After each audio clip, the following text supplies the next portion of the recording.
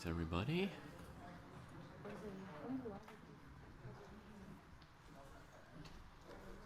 It's the exciting moments before the round. People are arriving, getting their stuff together, getting oriented at their boards.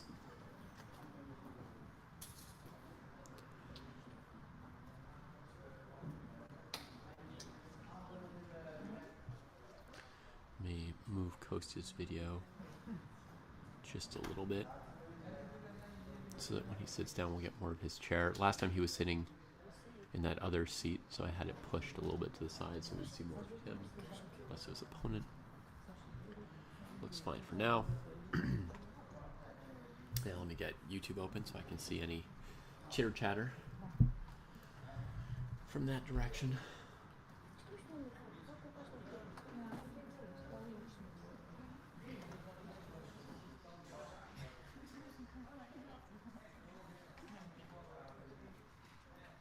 You feeling good?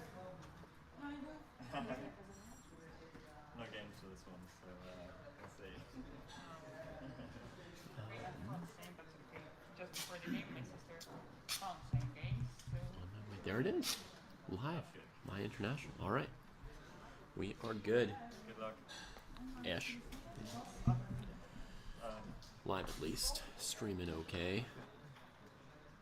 See if my mic is on. Yeah, that looks on. A little bit quiet though, perhaps. Let's check in on that.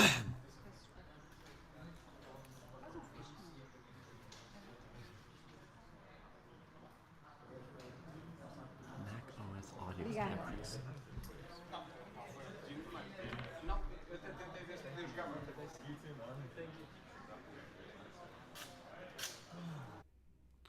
It's chatter from the tournament rooms, huh? Okay.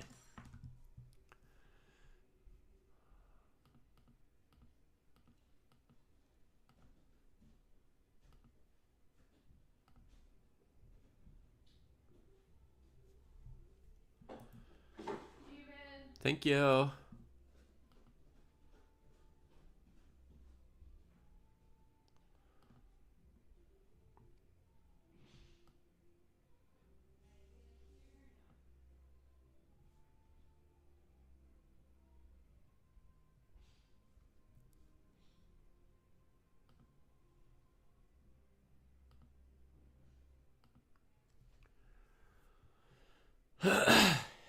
Hey, Gareth. Yeah, I'm feeling somewhat better, for sure.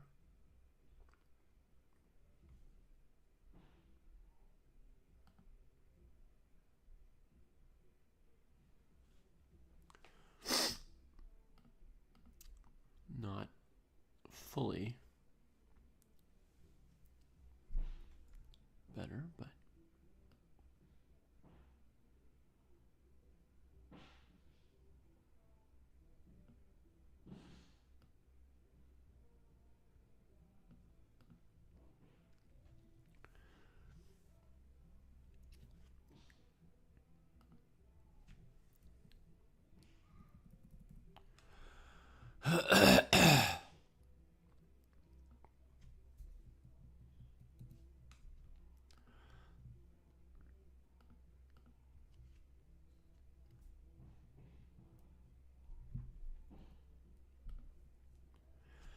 okay, one sec.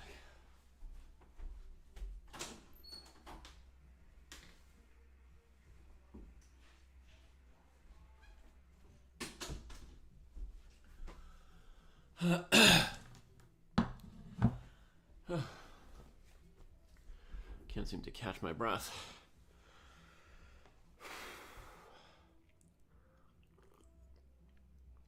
From the incredible exertion of taking a shower. Yeah, should not be that exhausting. All right, let's grab some chessboards here. Let's make sure let's make sure we got them on screen. It's going to be a little while probably before the games start, but I just thought it would be fun to get the stream started and watch the videos and all that. It'll probably be 10 or 15 minutes before we have any games, okay?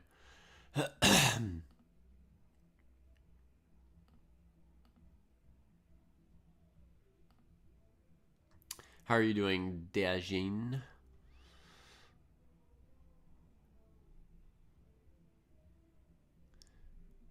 Okay, for Rachel and Anushka, I could scan for their flags because there aren't that many Americans in Portugal. There's Rachel's board, nice.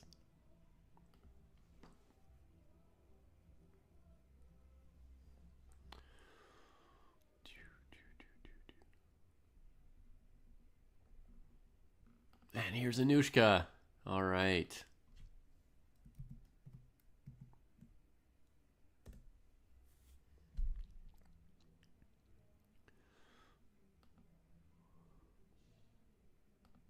She was close to winning her endgame in round 3, and eventually her opponent escaped with a draw.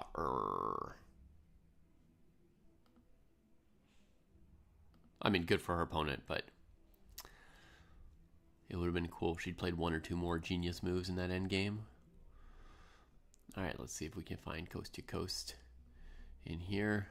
There he is. Coast to Coast had a beautiful endgame yesterday in round 3. So he's up to 2 wins and 1 loss now. And there he is arriving at his board. Looking like a cool person.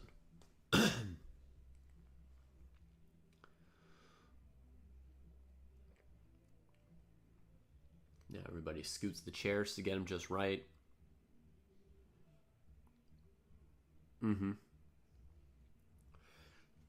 Yeah, their videos weren't working yesterday because of internet in the playing hall. Neither of their videos were working yesterday.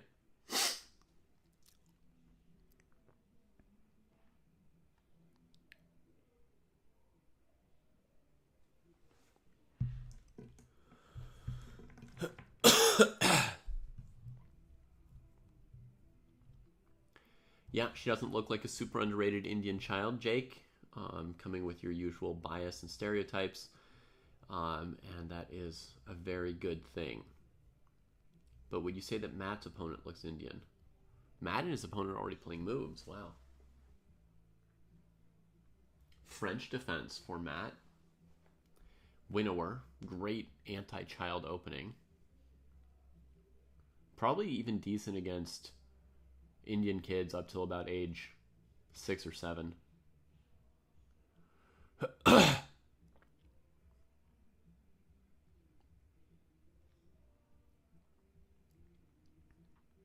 you trying to watch multiple channels at once, Dajin?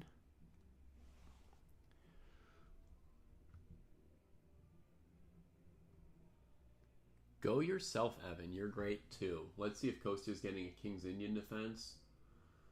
Oh, it sure feels like it. There it is, King's Indian defense. Hey, guys, in more personal news, I finally lost a Blitz game yesterday. You know, I'd been on a streak for about 3 months of not losing a single Blitz game. I haven't added 10-minute delay yet because last time around there was no delay. It looks like this time there is, so yeah, I can pause the videos if you like so we don't get ahead of ourselves with the boards and we can just hang out. I just thought it was fun to watch them doing the whole arriving at the board thing.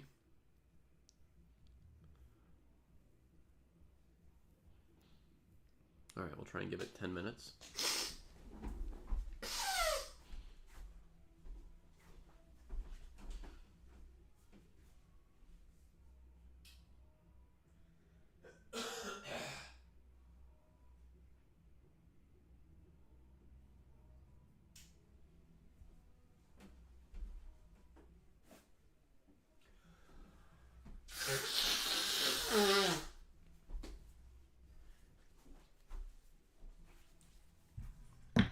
Excuse me, obviously I'm still a little bit sick, though I feel relatively great compared to yesterday.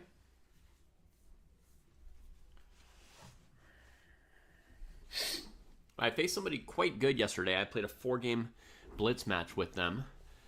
And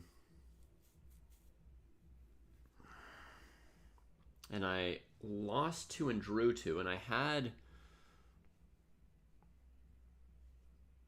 maybe 3 good positions, and just couldn't pull them through in the end game. My opponent was very strong in the end game. We played a bunch of end games together, and yeah, they mildly outclassed me, so I had to be satisfied and come back stronger another day.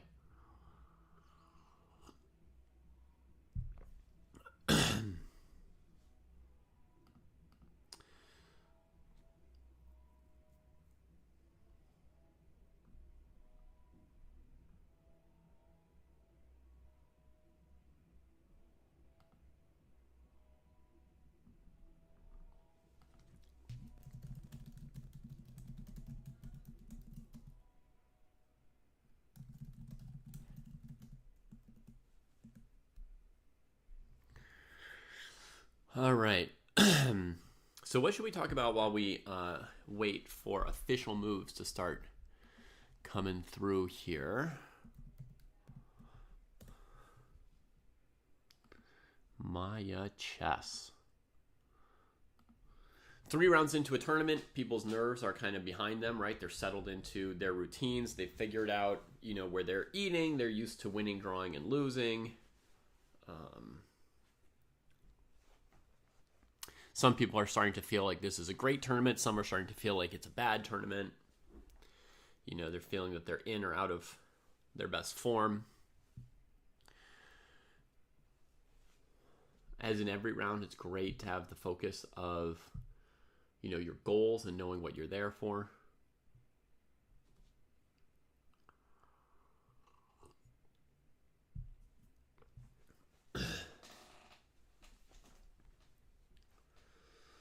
I don't know exactly what Kostya's goals are in this tournament, but I know for the other 3. Do I ever feel like playing international tournaments is a suboptimal use of travel? I mean, if I thought too long on that, Jake, I might conclude that people shouldn't play chess. I feel like that's where you're trying to lead me. And before I agree with you, I'm just going to not think about that.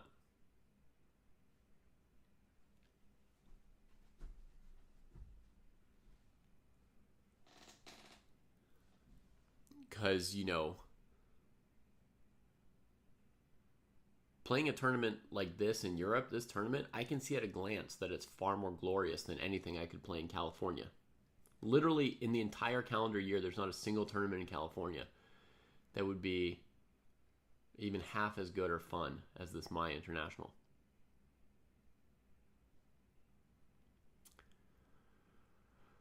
Hey, Pizza Racer, good evening to you.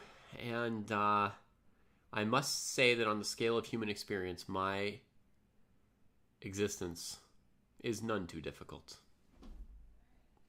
For example, I don't even have to do this commentary, right? I could just crawl into bed and rest some more if I were so inclined. Hi, Legion. Okay, good late afternoon.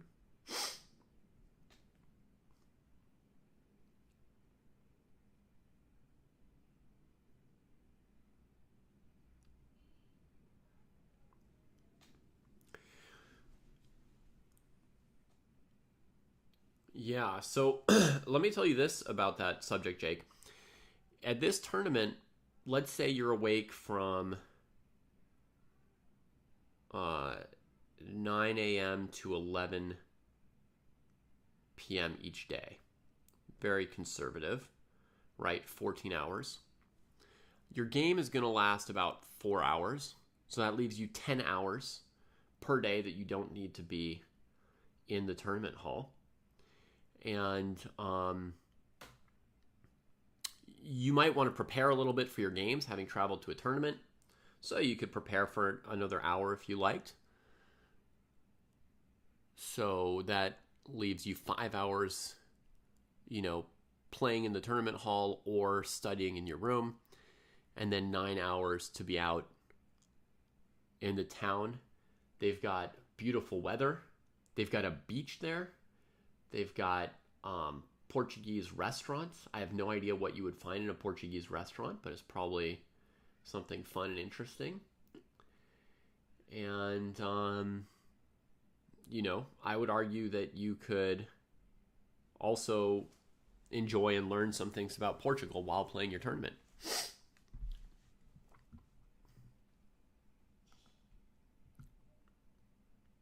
Kostya's had 2 wins and 1 loss. So he won, then lost, then won. You grew up on it. Oh, interesting.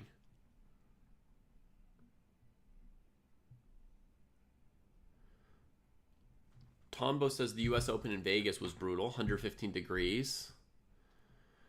So you don't want to go outside. I thought the U.S. Open was like in Wisconsin this year or something. Like Madison, Wisconsin or something like that. But maybe this was a previous year. Half-mile walk to the bathroom is brutal. If you get into time pressure and then you need to go to the bathroom, it's awful when the bathroom's far away. Oh, that's cool. An analysis session live with boards. That's great.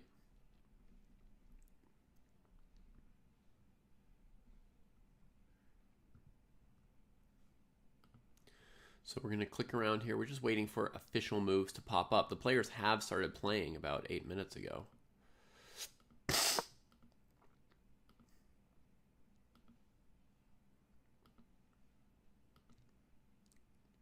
We've got black on 3 out of 4 boards today. Here's the first move from Ines Acebo. She's beaten 2 experts with black and lost to Grandmaster Yevgeny Postny with white in round 2. Now she's got white against Kostya, so she's looking to, you know, win a game paired up and sort of kickstart her tournament.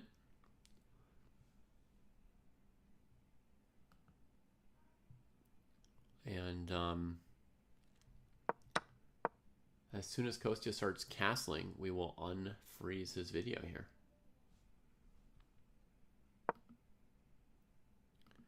Move starting to come.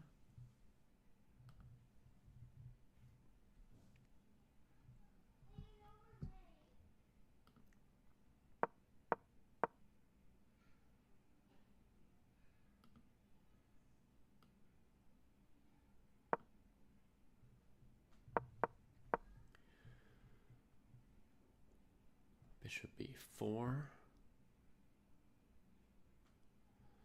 Hey, Joao.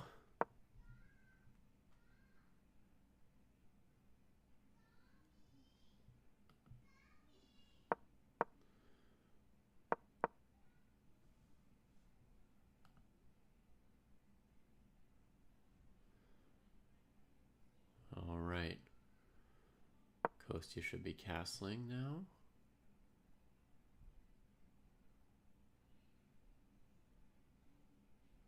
Any moment now.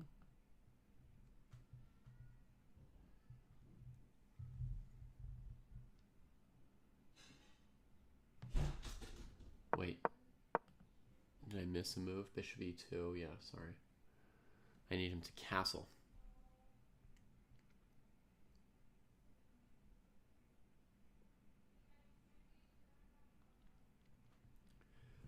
She played bishop e2, and now she's playing bishop e3, I think. Bishop e2, bishop e3 variation. I forget what black's supposed to do against it.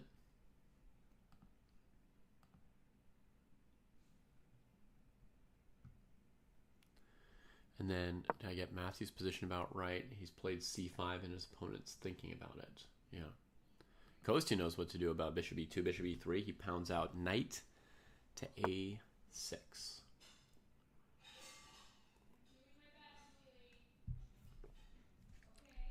Click the Zoom link and I'll join you for a second.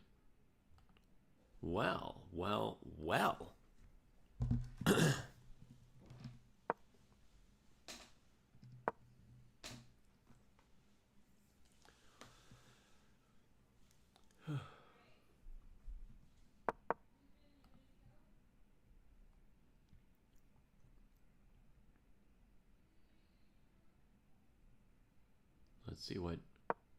Let's see what Kostya says.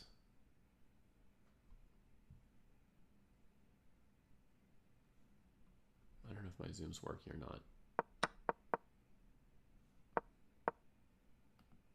Oh, I hear lots of moves clicking. The opening is ticking on all boards now.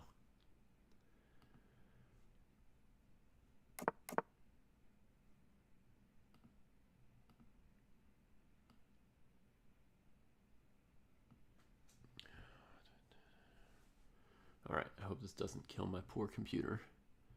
I hope it doesn't kill your computer either, bud. Hey, dog.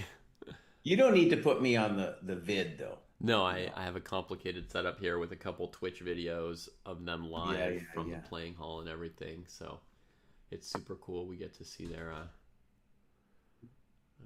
boards and pieces and everything. Once again, Kostya seems to know some moves by heart. Very impressive. I think it's a hard pairing, dude. She's kind of cute, and I think she's Kostya's style, too. She's got them glasses. She's got the little bookish thing going on. That's got to be rough, dude. Yeah, it's got to be rough.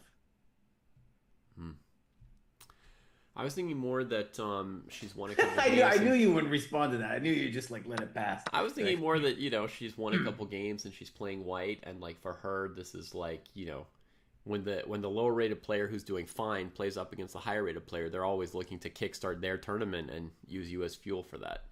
Oh, of course she wants to win, dude. Yeah. So. But and Kostya's so brave. How does he play the King's Indian defense game after game? It's just terrifying. Well, he's doing fine. There's nothing wrong with King's Indian. It's the mirror image of the French, and so it's gonna be fine. It's gonna be a little spooky, but it's gonna be fine. She's also blitzing it out. Yeah. She knows some theory too. She probably prepared for the King's Indian defense. It's like the final nightmare of a King's Indian player. This knight a6 thing, our good friend Eugene Perelstein was one of the key people behind this knight a6 move. He played it against me at the World Open.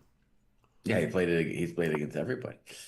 And in any case, it looks like she is very okay with this. But this is not a variation that she's playing that's going to knock him out. There's going to be no knockout blows here. It's just going to yeah, he can play queen e7, e8. He could play ed, knight c5. All of these things are fine. I mean, white's always a little bit better, right? But it's going to be fine. Good.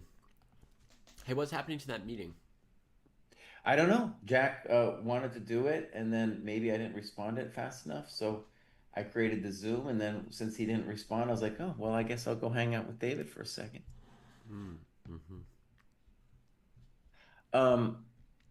So one of the things I was, streaming earlier, I wanted to ask you, so we're looking at Matt and Kostya. Is Matt's board just something we can see, or is there also a live link to that? I've got live links to it. He's playing the actual French as opposed to the sideways French. Do you want me to send you some links to the boards? Okay, sure. I bet other people might be interested in the links too.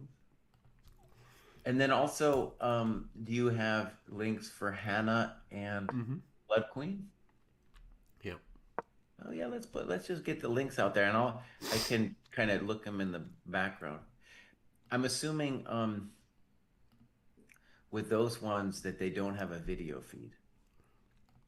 I don't have their video feed. I think they do have video feeds that a commentator is using on their Twitch channels. But I don't have room for 4 video feeds or anything, so I'm there. I sent you on Discord all the boards. Rachel's playing a c3 Sicilian. That's an opening she loves. She's happy to end up in like IQP positions, which happens a lot with the c3 Sicilian. Okay. Then we've got Anushka. She's playing the Najdorf, which is something that I had her start 6 months ago. And she's got the, the English tech raging theory at the moment. Yeah, I saw, she doesn't have a FIDE rating yet, but she's kind of holding her own around 1700 performance or something. Yeah. And then Matt, the French is his thing. It's a good opening against a little kid too. I mean, I could see from the video that he's playing a little kid. They might all be playing kids, but at least we know Matt is. I wouldn't want to play a little kid, dude. No, no, no. But if you did, the winner would be a good choice. Okay. Well, especially the winner that this kid played, because he's not. He didn't go for it with Queen G4. Mm-hmm. Now, this Queen A5 move is pretty dynamic, where there might be, there's this very interesting line that say Bishop D2 and then Queen A4. Mm-hmm. And if White doesn't know White has to be very dynamic. He has to find dynamic ways to go after Black when that happens. I don't even remember what it is. I just remember that White has to do something pronto or he can be worse pretty fast.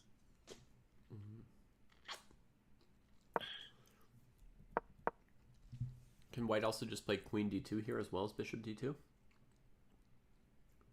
Yeah, I maybe you could even be very frisky and play A4. I think this is a big decision here for White.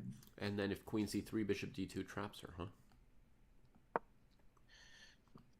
I mean, yeah, maybe you could play Queen B2, but in general, you don't even want to think about that.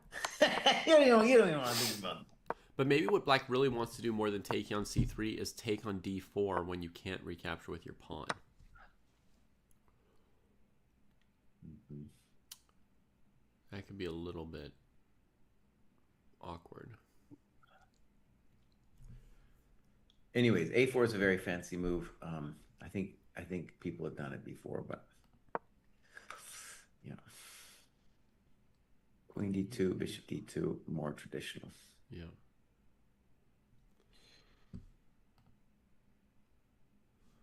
So Kostya plays the Knight G4 stuff, and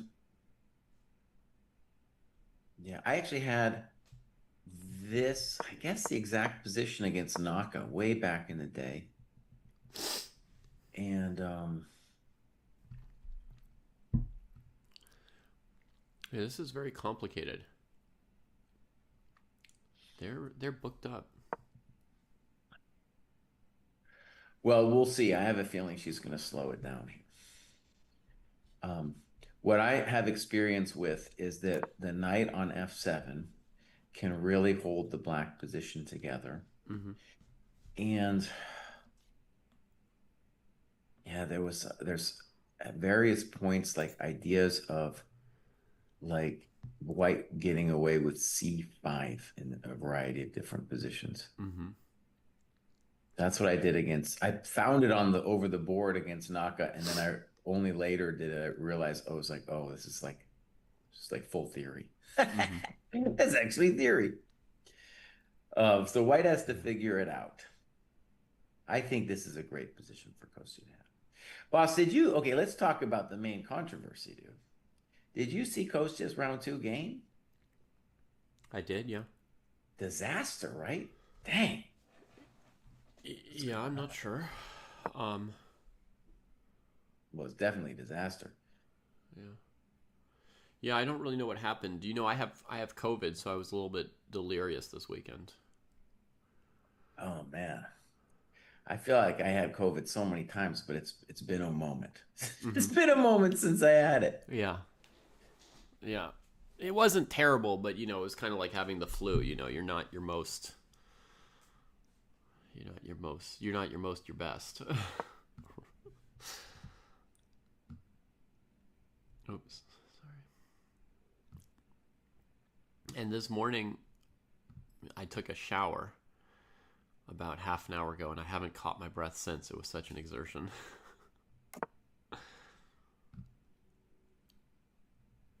Anyways, game, it was weird because Kostya had a great position as Black, and then he thought forever and then sacked his queen. I mean, it was totally unsound. And then all of a sudden he's losing. And then it's like, oh, the GM norm is over.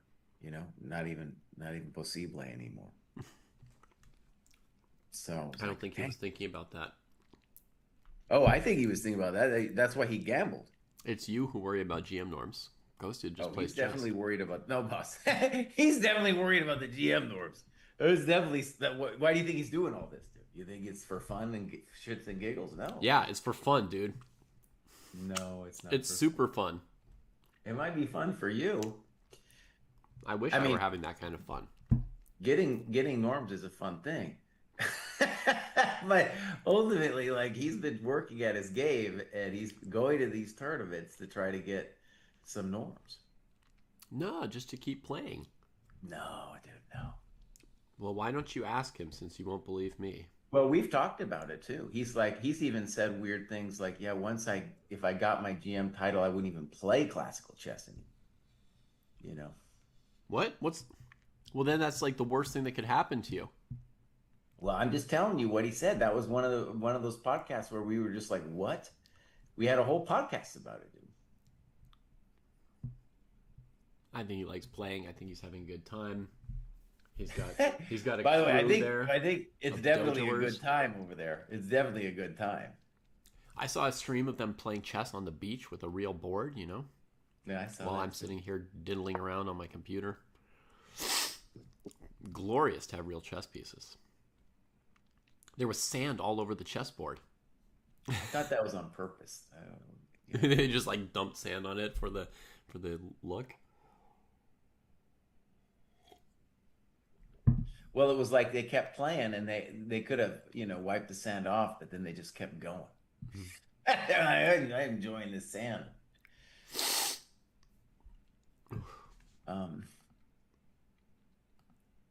Yeah, she's tanking. I didn't look at Houseline, aka Matt's games too much. Mm-hmm. C4 was just played. I'm pretty sure like Queen A4 is the one that's the most interesting instead of C4. Mm-hmm. But the kid now, I think it's important for white to play A4 now to prevent Queen A4. Occasionally, Matt has a French player's sense of tempo. He had a game the other day where he played just with his pawns for the first 9 moves, didn't move a piece. Mm-hmm. This game here, he's not touched a minor piece yet. Yeah.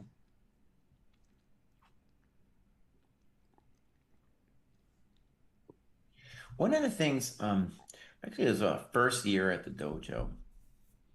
There was a guy who we haven't seen since. I blowing on his name, but I actually knew him from way back in the day. He's like my age, and he specialized in this Queen A4 stuff. And what was interesting is we sparred it out a bunch, and like my intuition, like looking at this position, was that if you give white enough time, he will be able to create drama on the king side.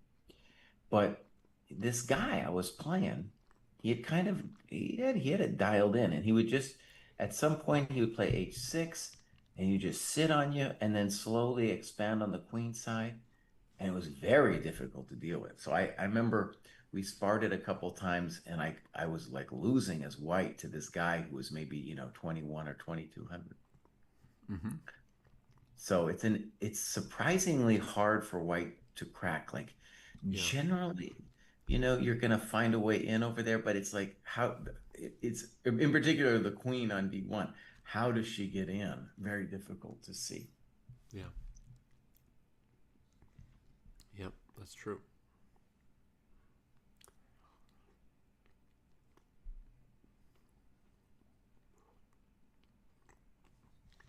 Did you play 2800 Quest today? Yep. What's your rating now? I got up to 2749. It was looking good. Mm-hmm. And I collapsed back down to 2700. Yeah. Mm.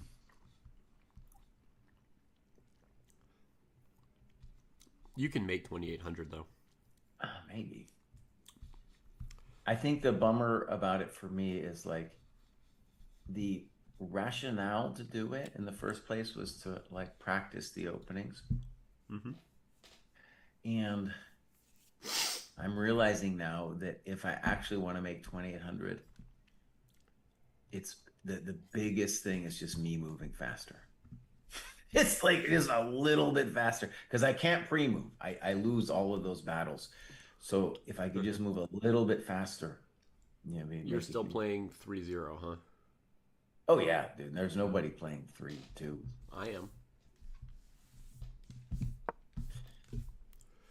If you're at 2700 and try to look for a game at 3-2, you're gonna end up playing like a bunch of like 2000 players and stuff, dude. Gotcha. Also, though, it's like the 3-2, you actually have to think.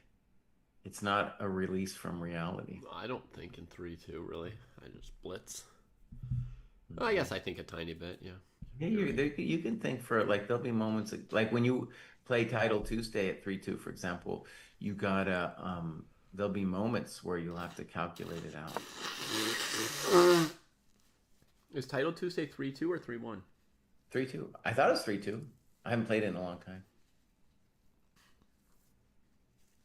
Now Anusha's got a hell of a position.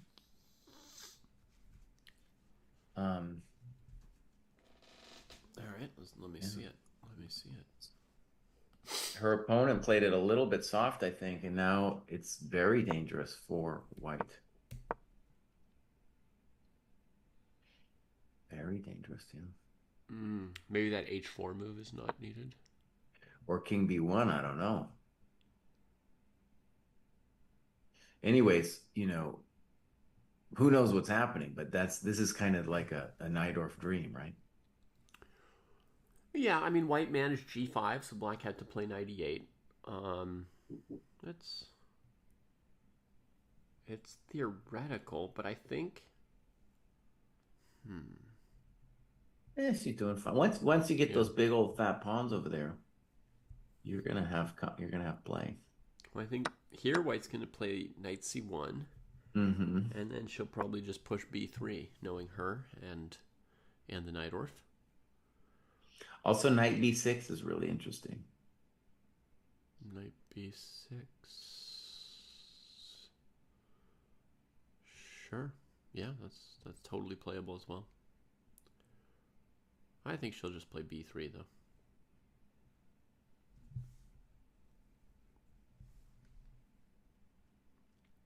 Okay, chat's saying that Title Tuesday is 3+1 now. When you said Title Tuesday was 3+2, I was thinking, aha, Jesse, that's how I'll be able to keep playing 3+2 when I run out of opponents. I'll just play in Title Tuesday and they'll have to play 3+2 with me. But no, it's 3+1. I can't move that fast. I'll literally flag with the 1 second increment. King and queen against king. I can't do it that fast. I need 2 seconds.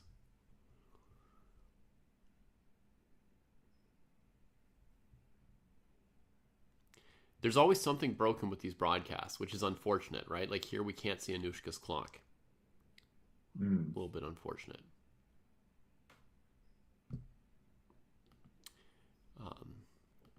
Sometimes the game just loads of ideas for her. By the way, I think B3 would. I'm not sure how white responds on B3. I would have to think about it. But also Queen A5 isn't dumb. A3 at some point also isn't dumb. Just to be like, well, if you play B3, then I'll aim for knight C7 to B5. Yeah.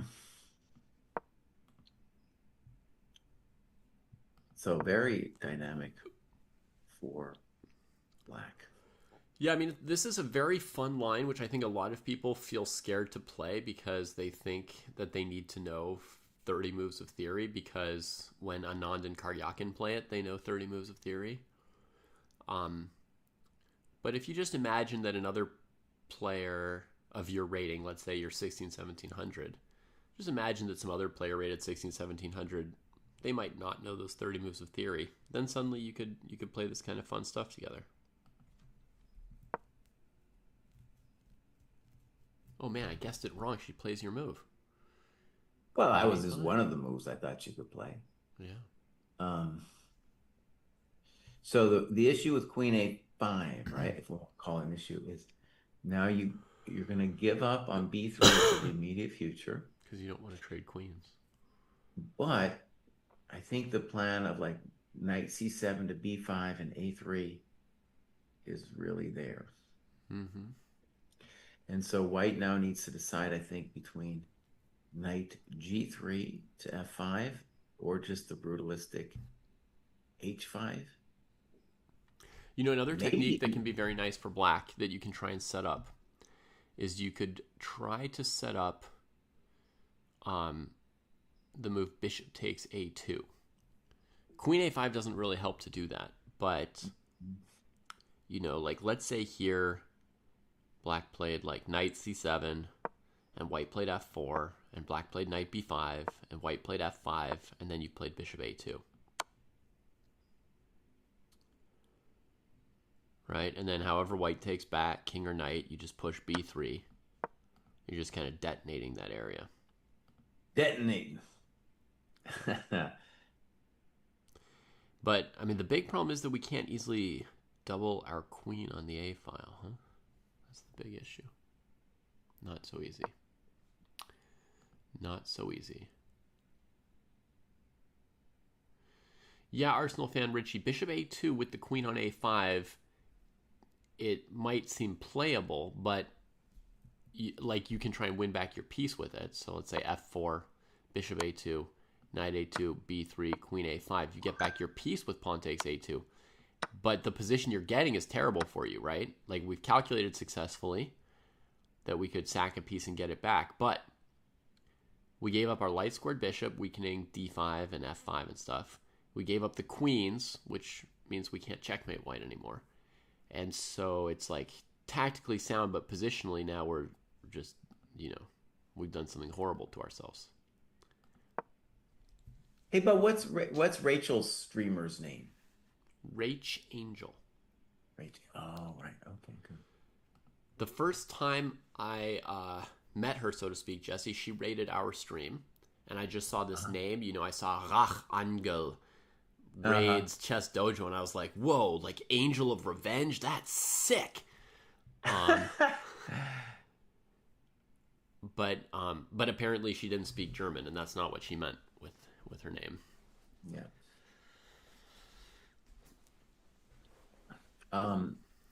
And what do you know about her?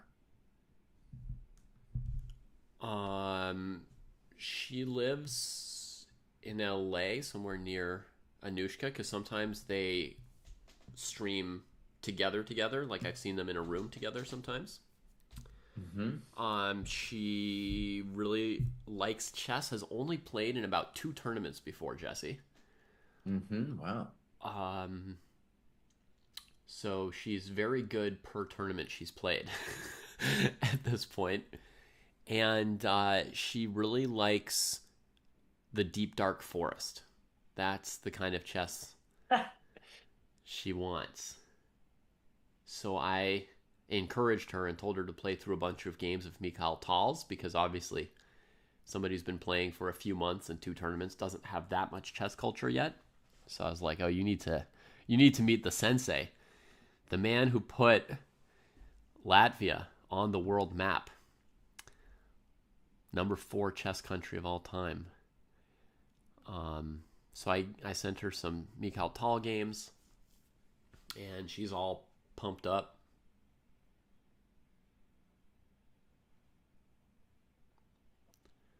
She's willing to play endgames too, unlike me when I was a young enthusiast of the Dark Forest. A3 from Michael Quadri. Dude is begging for that endgame, but that's a major concession, isn't it, Jesse? That's just nasty, yeah. Isolating that A pawn and that C pawn all at once is pretty positionally nasty. I would say black can play that endgame. Well, what it shows too is that dude was just full of terror. He was just full of terror, man. He's like, yeah. Nah, buddy, I got to go to the endgame. I can't take this. Yeah. I think that's pretty close to lost, honestly. Yeah. Because the black rook is going to end up on b8 very soon. And then the king is going to be hosed. White and white still has to fix their knight. The c pawn will be all weak. Yeah. Yeah, it's a disaster. And not only that, but once the queens come off, then black can answer any knight g3 with g6. Oh, right. So when white comes here looking to do stuff, we just play g6. The downside of g6 is creating a hook for your opponent to h5 you, but that doesn't matter when with queens off the board here. You just keep doing your thing. Yeah. And your thing looks a little bit like this. That's a little bit like this. Yeah, something like that. That's brutal. I mean, it's like Instacart. Pleasant position for Anushka. Now, Anushka likes endgames and imbalances. So she should be pretty happy to get a good endgame, I would say. She should be.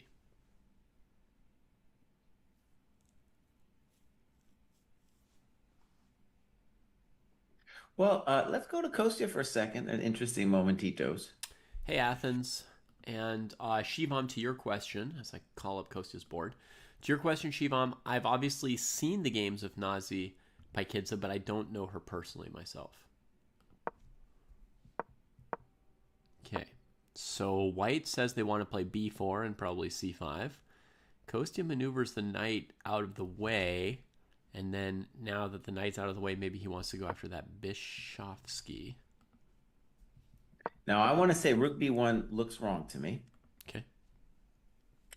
And we just stressed white's challenge. Like, white has to find some kind of c5 to make c5 work.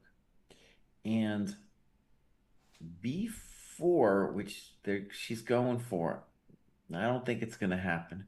Also, after rook b1, now Kostya, by the way, big thanks for both players. So she thought for 8 minutes, and then Kostya thought for 7. Mm-hmm. And he plays the natural knight f7. I think he could have considered g5 too. Yeah, somebody in chat's asking why not g5, and I think after g5, bishop g3, he would want to play h5, but the knight is blocking it. The question would be like, can you get away with g5, bishop g3, f5? f5. And I don't know. That's pretty hectic, right. Dude. I imagine he thinks that he can't. If d takes e5, there's f4, right? So let's play e takes f5 to save the piece. And then for black, maybe e takes d4, knight takes d4. Or g4. Or g4. Oh, just g4, boss. Oh, just yeah, g4, huh? That's pretty good. And then we're winning the d pawn.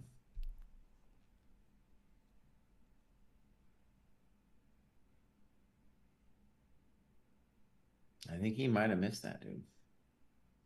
How could that just win for black on move 10? Because rook b1 was soft. I'm telling you, this is a hard position for white, dude. It's a hard position for white. Maybe he's playing the King's Indian. He's not supposed to just win. Oh, dude, I lost such a terrible game this last tournament where I played one soft move against a strong GM, and I was lost, dude, pretty fast, dude. And I thought a nice, very nice prep, and then just one soft move. If I played the right move, oh, dude, I could have been bathing in glory to this day. I've been bathing in glory. But you already have the GM title. What further glory do you see? I could have maybe won that tournament. That would have been a huge tournament to win. I was in position. Would you say to some extent the point of going to a tournament is to win it? Oh, yeah, I want to win. Well, especially if you're not trying to get a GM norm anymore.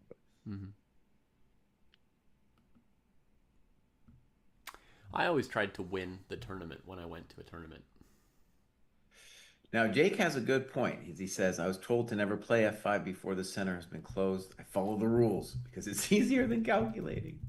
That's true. That's true. Never play f5 before the center was closed. But calculating is good too. If I was white, I would be thinking probably b4 now, or maybe d5 and then b4.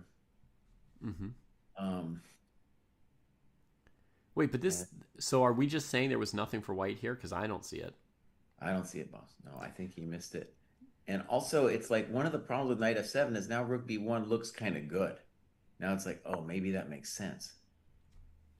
Because, right, if the knight on a6 ends up getting dominated, that's just a no bueno. Mm-hmm. Well, this knight f7, okay, has the idea of playing g5, bishop g3, h5. And that would be pretty poor for white. But why is it so bad, though? I'll just play either h3 or h4. Let's say I play b4 for her and allow it. g5, h5, h4, right?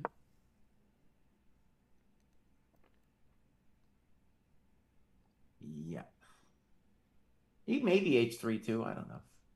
So g4.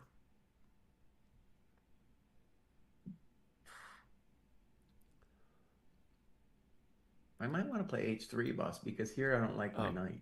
Yeah, because I think you have to go knight e1 after g4. But okay, you play h3, huh?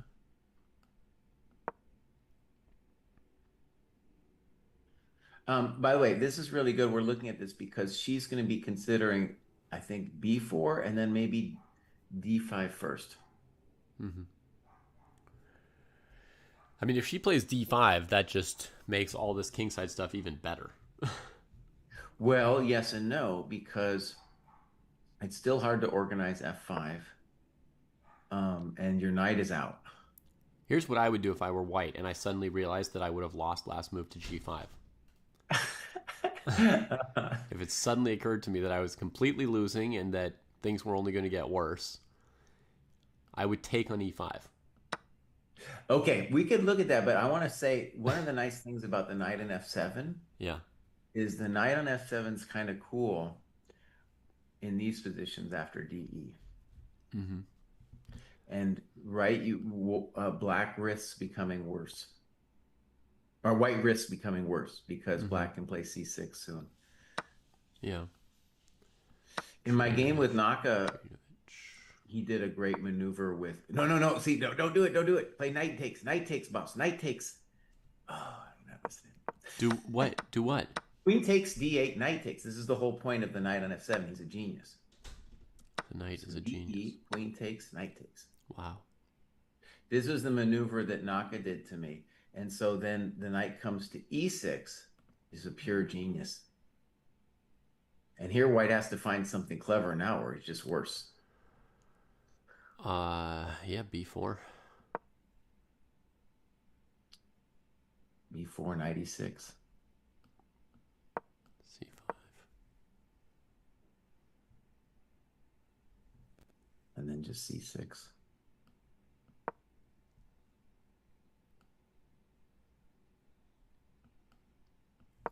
Bishop c4. No, this is just, but black's better. King h8, rook d1.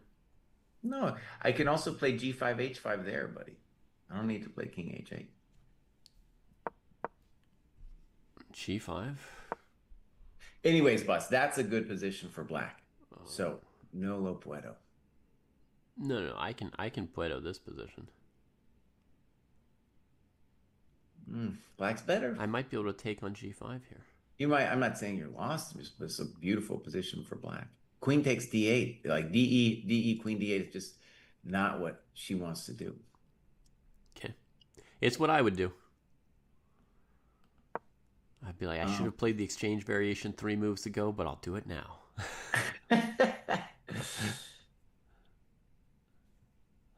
Ay. So Jesse, I'm making I spent like maybe 15 to 20 hours this weekend working on my opening repertoire. Okay. You know, I'm on this blitz quest that I won't achieve, but I'm prepping harder for it than I ever did for a norm tournament. So I'm making an opening repertoire, and it's like the end game repertoire. It's like every chance I get, I just trade stuff. Okay. That's it. Just a massive swap meet. Just trading. Oh, man. It's glorious how many openings you can just trade the queens in right away if you want to.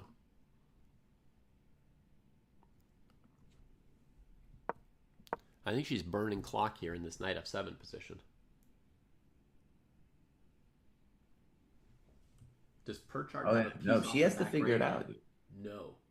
Perchard hasn't moved a minor piece off the back rank yet, Jesse, other than the windward bishop he gave up. I'm fine with the way he's played it here. I think Matt's doing great. But he needs to move his minor pieces too at some point, no? Well, the whole Hello? point of Queen A4, and I don't know he's thought a little bit, so I don't know how much he knows the position. By the way, this was a thing that Schulman pioneered way back in the day. And the point is like white actually can't start much drama. It's very difficult to deal with the blockade in the queen side. And surprisingly, it's not like when I first looked at this, I was like, dark square bishop, I'm doing great, blah, blah, blah. But no, it's very difficult. Knight will go to e7. If white plays h4, h5, black will play h6. Just very difficult to do anything. And if you go bonkers, it's very hard to go bonkers on the king side too after that. You don't want to give black the f5 square.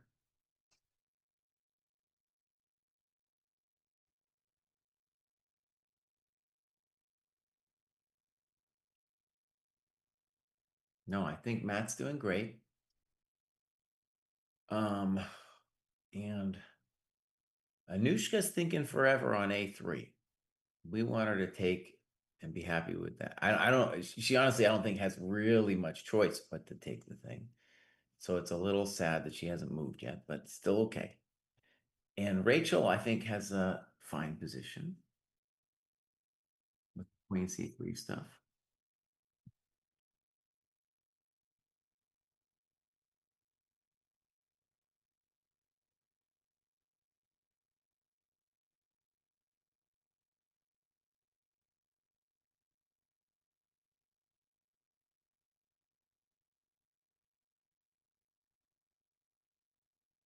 Yeah, she's doing great.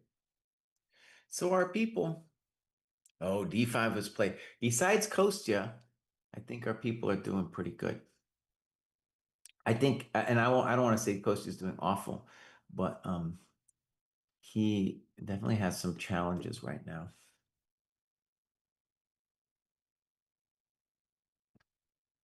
I think I lost David. Yeah, I lost David. That's okay.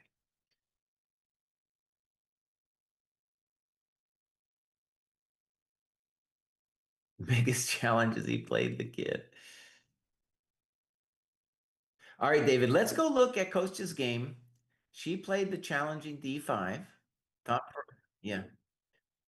Now,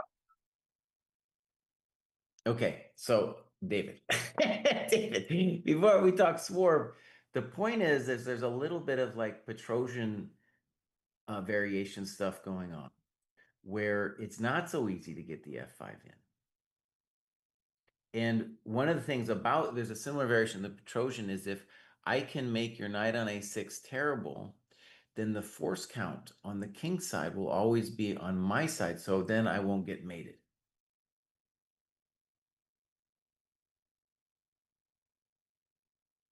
Oh, it's a big deal. It's a big deal. Yeah, I think if you're gonna play, if you want to go forward with G5, then H5 first, because that forces me to play H3. Okay, Kostya plays the solid C5. He's trying now. The virtue of this is he's trying to make his knight useful. The bad news is like DC, BC, B4 looks pretty good for white. Yeah, just trade. And she might try to do something slow with A3 or some kind of knight F3 to somewhere, but it certainly makes sense to play DC, BC, B4 because then you're guaranteed at the least to get the D5 square later, and you're still messing with the knight. Also, you keep options of playing C5.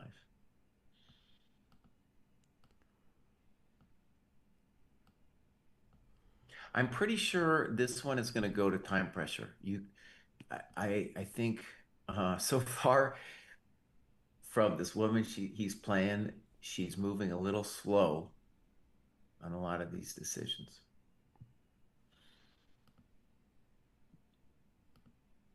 One thing that really only as an older person I've discovered, David, is that like in these positions, like a lot of times lower rated players will come up eventually with playing DC, BC, B4, but they take so much time on it that it's ultimately a negative, or it's a real problem. Mm-hmm. Whereas if a GM just looks at it and is like, oh yeah, okay, I feel good about that position, DC, BC, B4, and they just do it, you know, because who knows what black's going to do after DC, BC, B4? I have no idea. I just know that that's a nice position for white. Um, then it's a real hassle in the castle because, whereas I'm going to guess she's going to spend 10 minutes here. That's my guess, just on reading her previous times that she's thought on. Yeah. I'm trying to fix the audio on my system, and it's just not working. Oh, wait a second. Do you have that? Because there's an echo for us. Yeah, my sound is coming. I've got it set to come out my earbuds, but I realize it's just coming out my speaker anyway, and probably creating a whole echo. And I've got it selected, and why won't it do it correctly? Do you have a thing in OBS called application audio capture?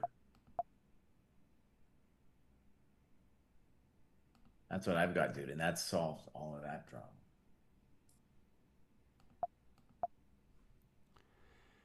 You just keep coming out my thingamajig. Ugh. If you down, I could talk to the crew while you figure out. I've got a thought. I've got a thought. It's because Zoom is overriding my system settings, probably. All right, say something again. Hello, I am here. Oh yeah, I win. David wins. Stupid Zoom, trying to trick me. Oh, okay.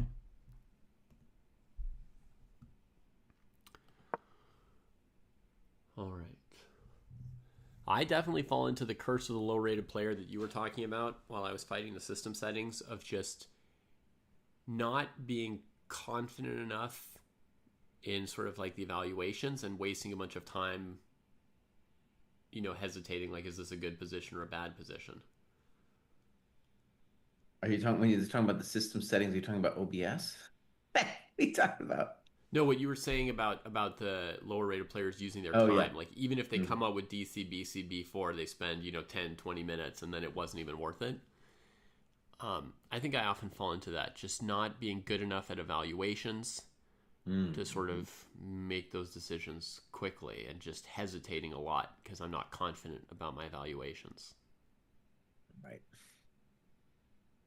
Now, by the way, another slower way that she could do it is play like 91 and intend to play F3 and say that it's a very similar position to a Petrosian variation, and that the knight on F7 is funky, and obviously the knight on A6 is funky. Right. The problem with that I don't like too much about it is Fischer has these old games where he's got the blockade on C5, and while we might not get mated right away for white, it's hard to do it's frustrating because you don't know what to do on the queen side.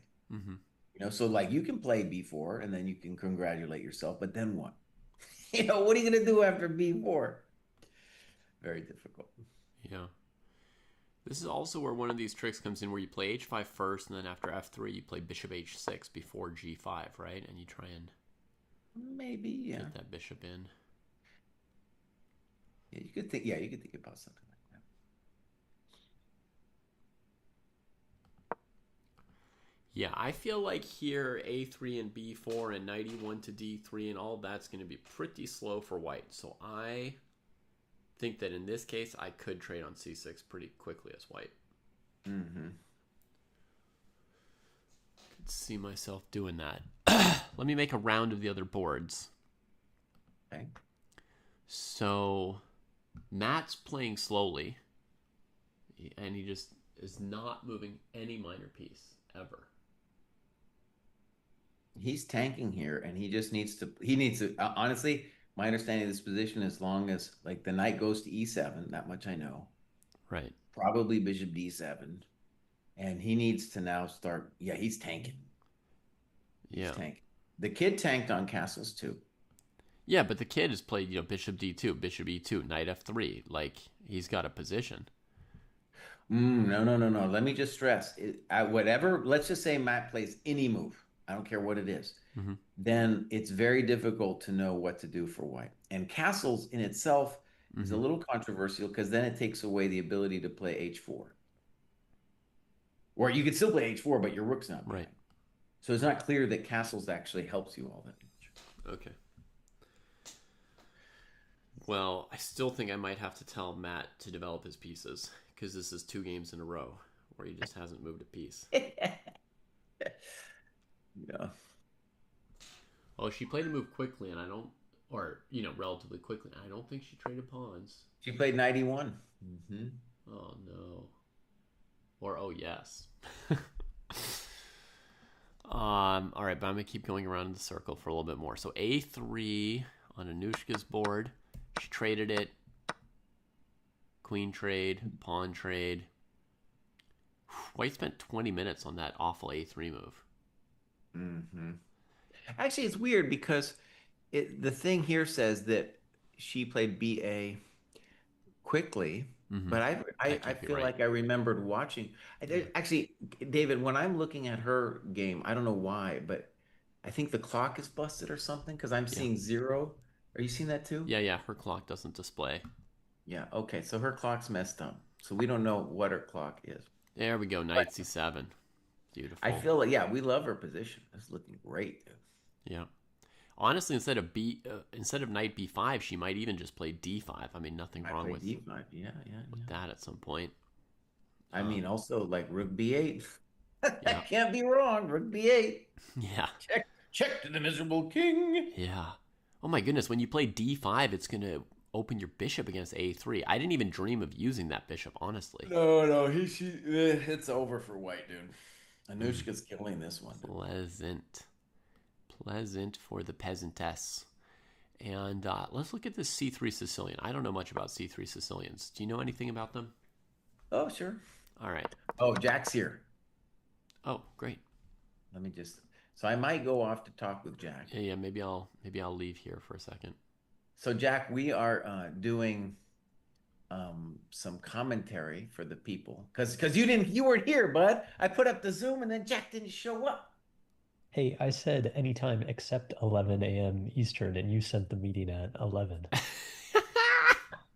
I thought you said 11 Eastern. That's what I remember. Hold on. His message definitely said anytime except sometime. Okay, sorry. Yep. Well, let's do a couple seconds more of commentary, and then I'll go talk to Jack. So, I think white should very strongly think about bishop g5 here for Rachel Angel. All right, let's see it. So this simple position here. Just simple chess, trade on the dark square bishop, try to get your knight to g5. Oh my goodness. I mean, that could all happen very quickly. And then g6 would be the follow-up for black after giving up the dark squared bishop. Well, I think black has to play something like queen d8 because now queen h3 has got to be game. Yeah. And then after h5, like exactly what Rachel is living for is moves like taking on e6 here. Yeah, something like that. You tempt her, she'll do it. Yeah. And you probably don't even need to be that fancy. Yeah. Yeah. That bishop's on c1. It's also begging to be developed here. Mm-hmm. Oh, man. So bishop g5. Black can't really play f6 because you'll take on e6, right? So... No, I can't do that, yeah. So they're going to trade once, and maybe then they could play f5. That hangs e6 again. Wait, there's nothing for black to do after your move. No. Queen d8, boss. You got to do queen d8. Queen d8. And then we could figure out, we could take on e7, we could think about h4, but we just know that we did a good thing just then, right? We know we did a good thing. Yeah. That's very nice position for white. So I guess then I would play h4 probably. Yeah, you got options. And if H4 if d5, strong. I'll just drop my bishop back around through c2. Mm-hmm. And if d takes e5, I'll probably just play d takes e5, right? And just, okay. That's the one that you would want to calculate, though. Because maybe they get away with knight c5. I don't know. That would be just something to think about there. Knight c5.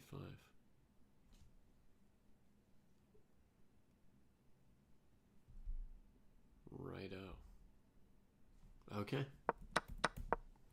So Kostya played h5, and I think white needs to play f3, and so reminiscent of the Petrosian variation. Right.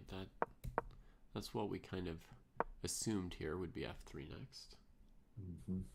Kostya's so good at keeping up the pace, you know. He's not agonizing about these moves. Yeah.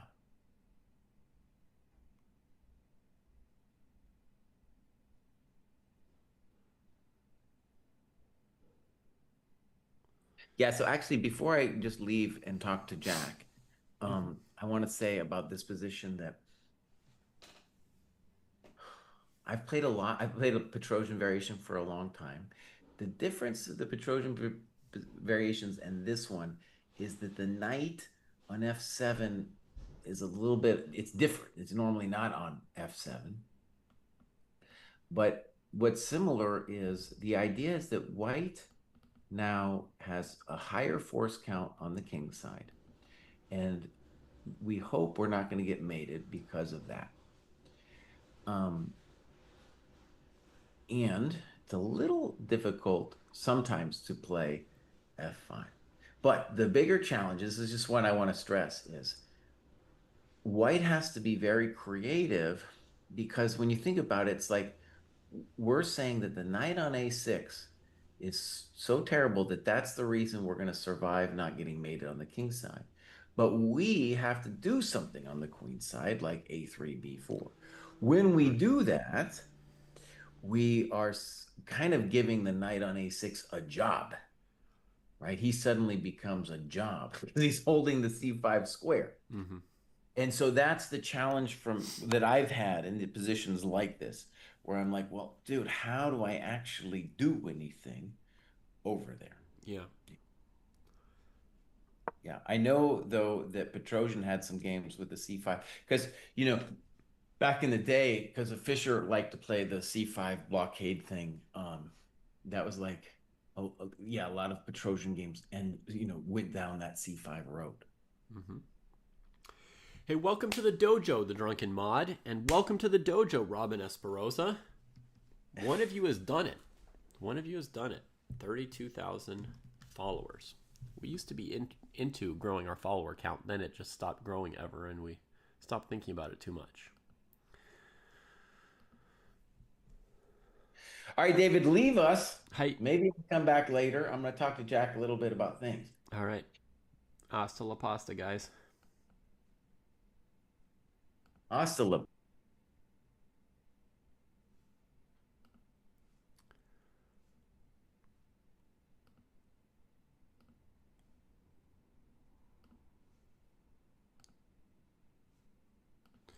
All right. So h5 from Kostya. White's pretty much got to play f3 here, but is thinking about it. Oddly. Especially since knight e1 sort of telegraphs that the plan is to play f3. She was aware that her next move was f3 already last move when she played knight e1. But here we are thinking about it. Matthew Purchard's first minor piece has emerged. Knight on e7. Gorgeous. Bishop on d2 sails out to g5. It's not really going to take that knight. Even if black had to take back with the king, white wouldn't take that knight. So this is where you see that it's good to play this opening against the kid. Because the kid doesn't have a plan. As Jesse said, it's very hard to come up with a plan here for white. But the kid really doesn't have any plan. So it's going to give Matthew time to get away with the queen and pawn moves. Still, I would love to see, knight c6, bishop d7, I much prefer a bishop here to a queen here. Vastly prefer it if possible.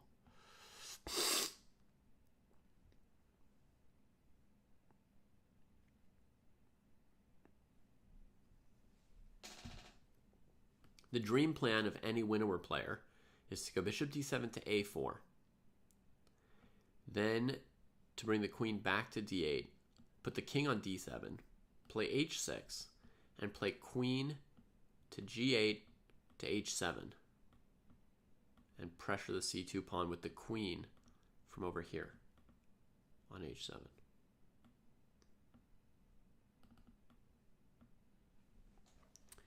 That is the winnower dream. If you know that, then you know what every winnower player's soul is attuned to, thinking about, dreaming of. All right, here comes f3. 5.5 minutes may not seem like a lot, but that should be 5.5 seconds. You know, she knew she wanted to do it. Like, we knew Kostya wanted to play bishop h6 here, and Kostya didn't agonize about it. He just played bishop h6.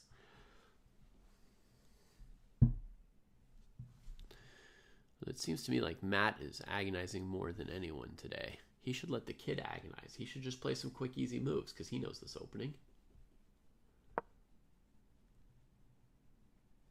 I'd say Matt is maybe a little bit lower on confidence than on skills. Some people are overly confident, right, compared to their skills. You need to rein it in a little bit. Some people are a little underconfident. Matt's a little bit underconfident, maybe.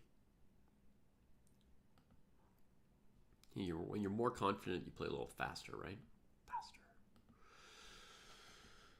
All right, so we got knight c3 was White's big choice here. They only spent maybe 2 minutes on it, so that was relatively fast. Check from Anushka, and then d5. Boldly hanging the pawn on d5. No, there's the rook on a5. Does she actually control that square enough? Wow, I thought maybe she's planning something like this with some crazy sacrifice, which honestly might even be sound. But actually, d5 is covered enough that she could just take it, which is probably more solid. But for argument's sake, let's do this, and then check, and then here, and then maybe take and take. And then the opponent's king can go to a3. That's a problem, huh? The bishop's covering knight b5 mate.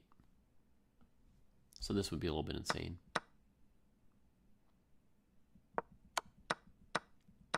Okay, so she would just take back with the knight, but White played bishop d2.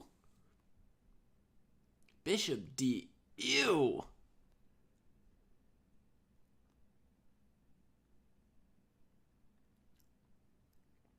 That's got to be 100 million% loss now. I mean, it's been getting bad and bad, but if we play a3 ourselves, right. But we didn't have time to because White was going to back rank mate us with their d-pawn. That's why I gave up when I didn't find a checkmate, all with checks.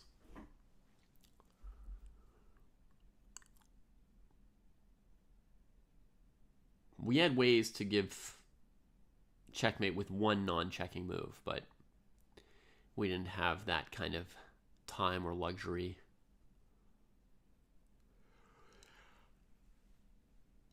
You can also go rook b2, king a3, rook b1, for example, and then just back rank checkmate them on a1. They have no way to stop it, except that they back rank made us on d8 first. Yeah. But okay, here, pleasant moves for black include d4. What's nice about d4 is it keeps your bishop on e6 forever, right? White can't mess with it. So, whoops, that move might be playable too, right? But once you do this, you're always going to be covering a2, which helps with checkmating. Then when your opponent plays knight d5, maybe we could get away with sacking our rook. Let's just have a look.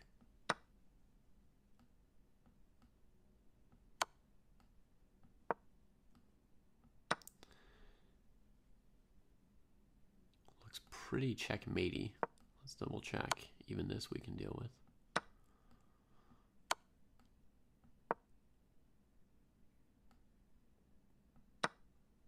And then we'll play like pawn takes and continue with the checkmating. Oh, it's just gruesome. Gruesome.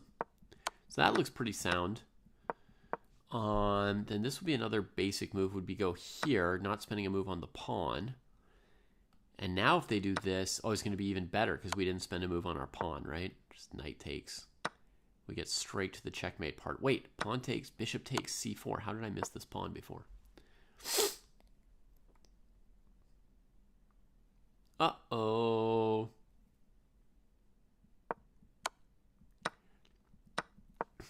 I mean, I hate to be cruel to Anushka's opponent, but Skibix is not the only person wishing they could find somebody to play a move like bishop d2 against them in their tournaments.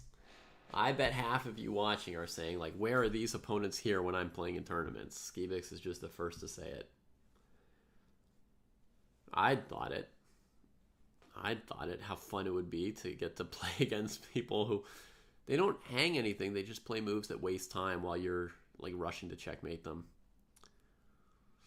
Even after c4, there's bishop f3. Yeah, but my rook's hanging on a5, and I want something more devastating. So actually this d pawn keeps the c pawn from ever blocking. Makes me like it more and more. So maybe I'll suggest this variation for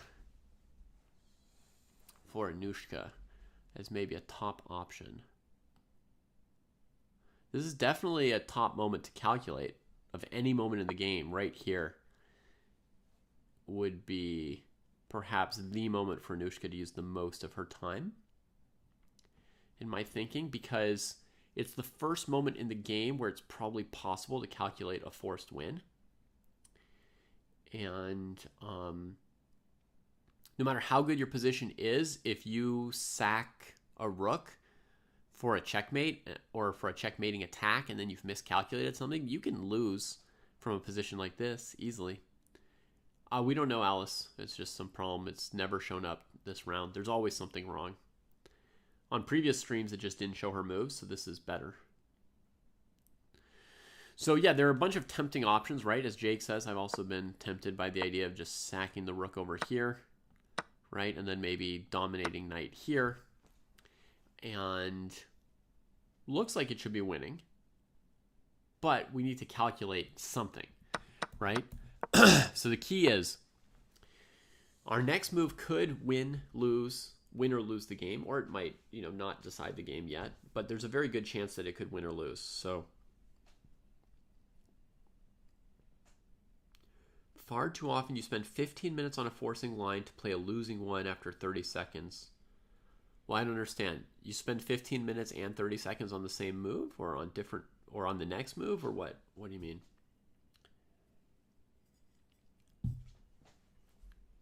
How long people should think and in which situations depends on rating and capabilities, obviously. You spend 15 minutes looking at a forcing line, then you give up on it and play something else that you've just looked at for a few seconds, and it turns out that loses. Right, so she should look at more than one line here. When I say that this is a position where she should think for like 15 minutes or so, she should look at more than one option and then play the option that seems best out of those options. What are we doing here? We're going here, here, here, here.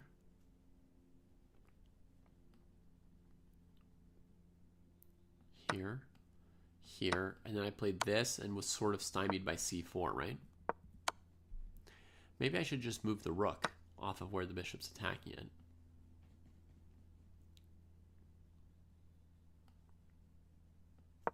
That makes bishop c4 possible.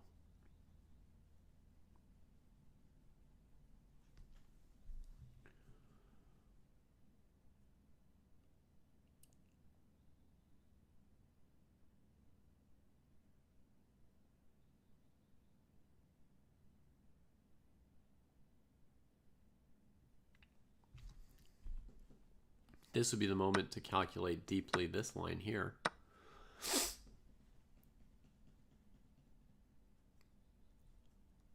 White might try and throw in king b1. We'd keep our rook alive on the second rank. Does white ever have time to take this? Looks like no, right?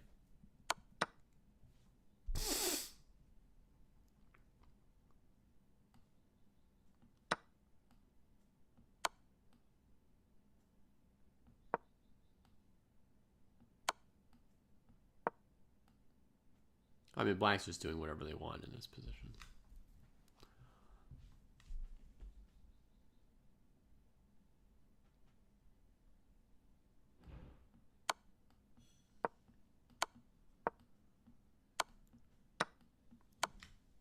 Checkmate.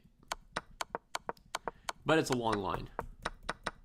The danger is, I would say the danger, and what probably happens to you, Robin, although I don't know exactly what your level is and all, the danger in a position like this as black is that you kind of think for 1 or 2 minutes about bishop a3, you don't see anything clear. You think for 1 or 2 minutes about d4, you don't see anything clear. You know, you bounce around too much. It can be a problem to tunnel vision on one thing, but it can also be a problem to bounce around so much that you never make any progress on any line. You kind of have to, you know, be aware of what your options are, divide up your time a little bit, but then make progress on one of them. d4, knight to b1. Yeah, I don't think white would play knight b1, Evan, but I see your point.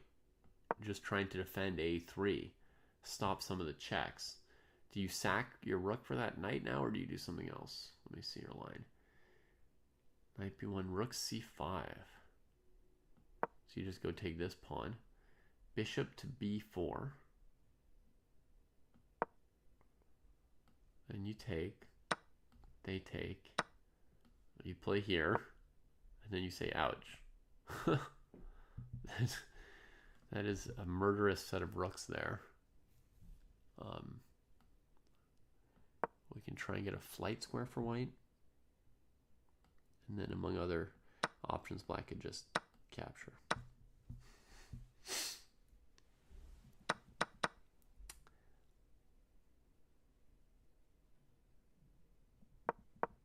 Interesting. So knight to b1. I guess also something to calculate.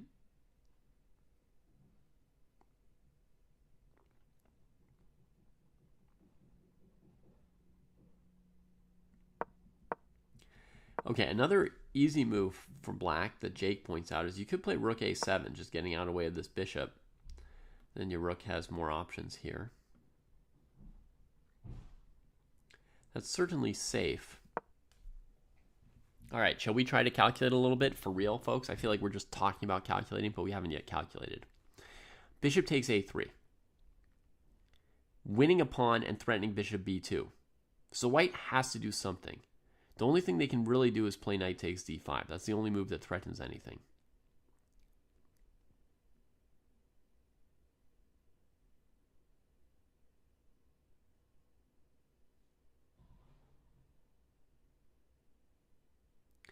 Now, if we go bishop b2, king a2, take on d5, and take on d5, there will be the pawn c4.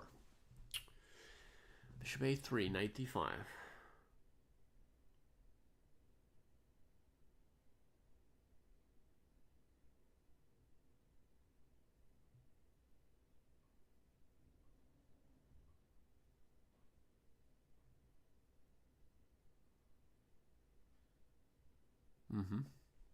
That sounds reasonable, Robin. Yeah, you just have to train yourself. You have to do that with puzzles at home or situations like this position here, right? It's kind of like a chance for us to do a puzzle. And then hopefully we get better at maintaining that thought process in our own games.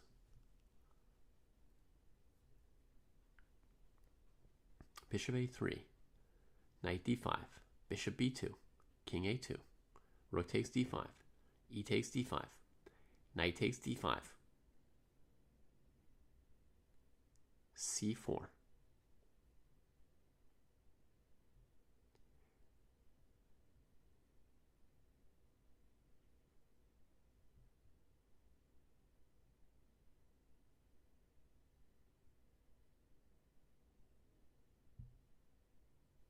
Knight c3, bishop c3, bishop c3. Not clear. d4, knight d5, Bishop b2. Bishop a5. Bishop b2. King a2. Knight d5. Pawn takes. Bishop check. c4 anyway. Pawn takes c3. En passant, rook takes d5. Oh no. I'm going to look in a second, Tata Super. Anushka did make a move, but we're going to wait a moment to see what it is. d4. Knight d5. Bishop a3. Bishop a5.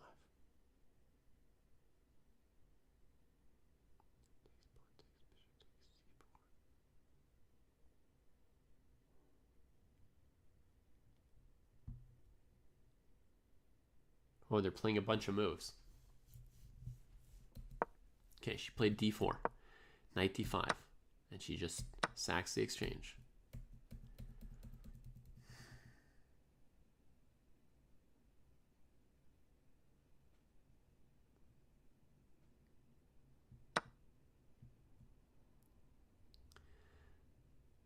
She takes with the bishop. The knight was more obvious positionally, so this is a calculation move. She threatens bishop takes f3, and if bishop takes f3, she'll regain her exchange and be up 2 pawns for nothing. So white defends f3. Now she can grab another pawn on a3, threatening devastation on b2. White will have something of a defense with knight d3 to keep the game going. And that's where you might wish you had the knight on d5. Oh, bishop a3 is enough, but is white knocked out? No, right? Bishop a3, knight d3. And then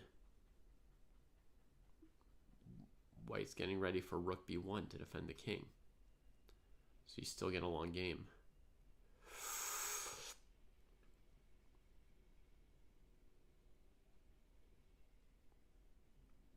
Yeah, knight c5, rook b1, and the game just goes on.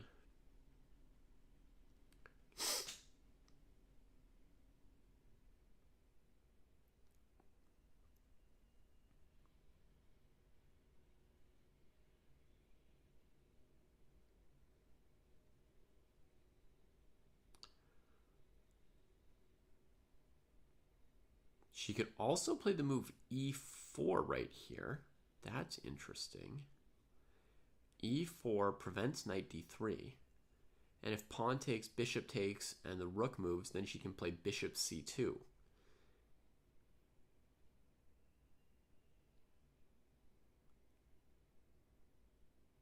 And then the knight on c1 continues to struggle.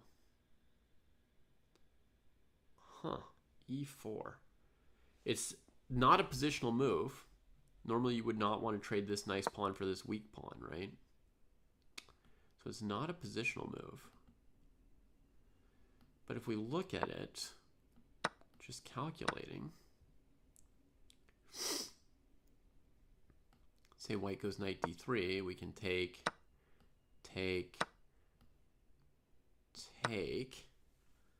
For the moment, we've got 2 extra pawns, which is pretty good. Okay, we've already got a move from Anushka. I'm a little bit surprised how fast this is going. Bishop a3. So she takes her second pawn. Now knight d3 is forced and comes quickly.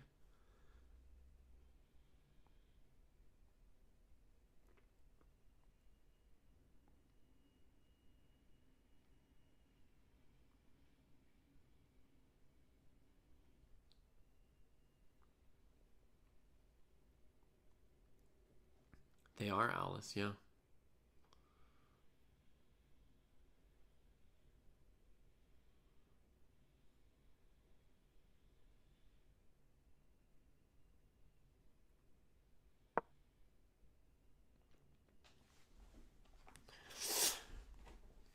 Thank you. We've actually done like 6 of them. 6 live sessions. Streaming. We just haven't published them all as videos yet. And actually each session would be 2 or 3 videos because we're chopping them up.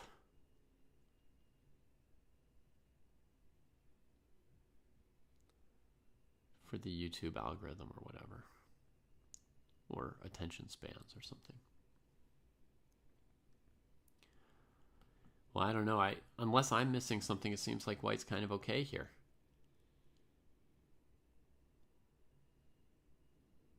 You know, they play rook b1. They get an open file for the rooks. They start trading some things. I'm not pumped.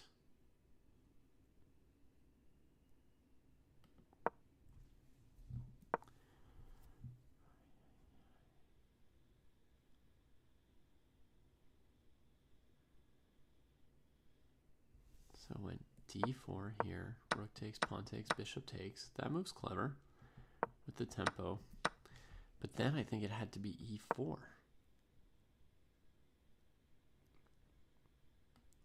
I mean, e4, we also have to calculate moves like this.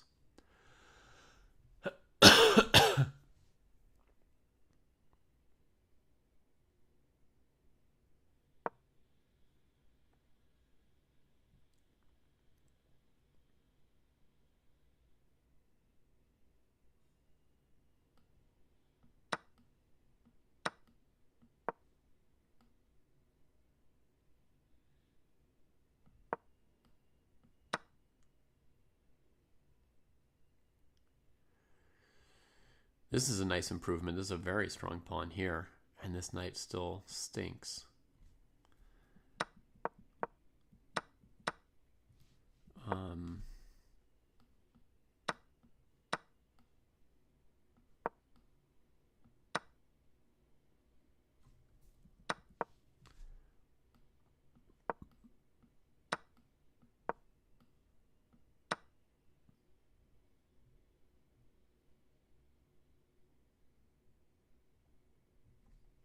Kind of crushing. Kind of crushing. I think it just needed the e4 move there.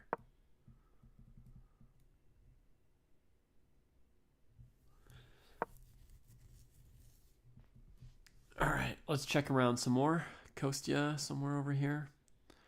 See how he's doing. Bishop h6. White's going to have to play bishop f2, right, to stop his bishop from getting to e3. Does. Now f5. Trades. G takes. a3 looking for b4. Rook coming to the g file.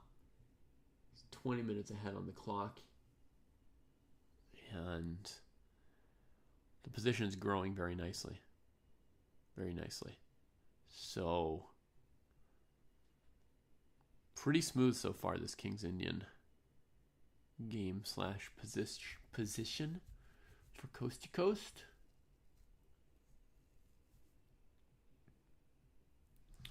Maybe if white played like bishop d3, he'd have to watch out for the move f4, putting the queen on h5. But he should have some move to deal with that, no? I don't know, it's her move. She could play bishop d3. I don't want to play f4 myself to stop f4, right? Because then white gets that e4 square for all their pieces and an open diagonal towards my king. So that's not my choice.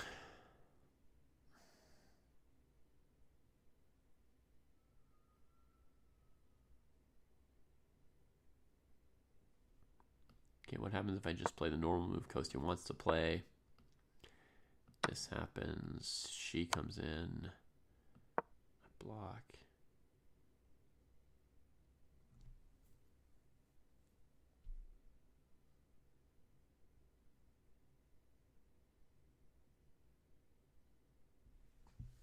What a mess. I mean, white's queen is bothersome.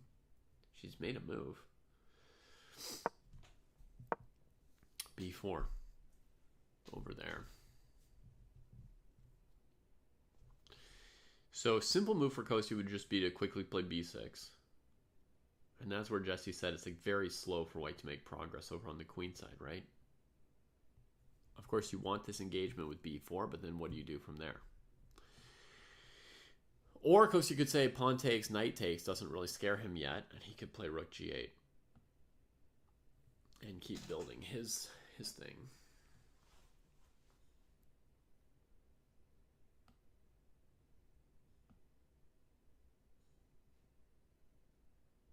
comfortable position. Very comfortable for black. Even a computer would prefer black's position, I suspect. All right, what's happening with Matt? Bishop g5, knight e6. God, I saw knight c6, and for a moment I was happy. I thought he'd developed a piece. Knight ec6, knight a6. What the hell?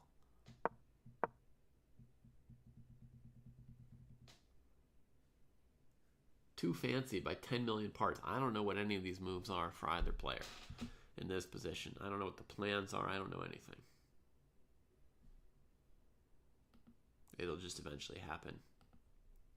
Someone says Rachel played a good move. So let's see. She played bishop g5 like Jesse wanted. Joao played rook e8. Not the move Jesse had suggested of queen d8. But this move looks reasonable too. We get a Tradovich.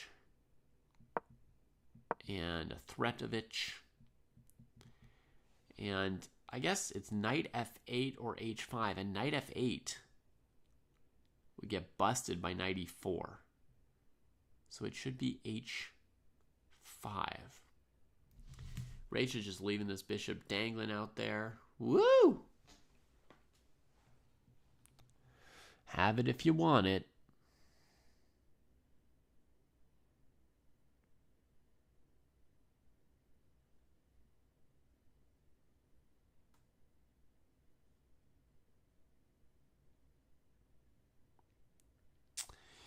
I don't know if any of the sacks on f7 or e6 work just yet.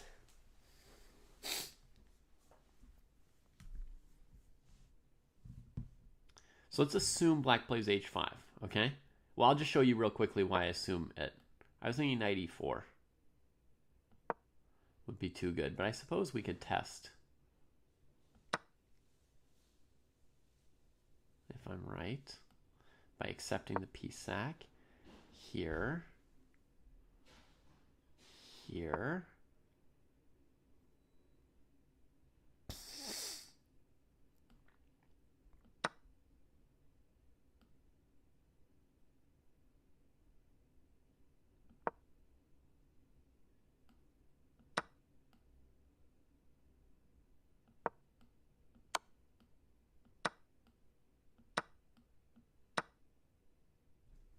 Not done yet.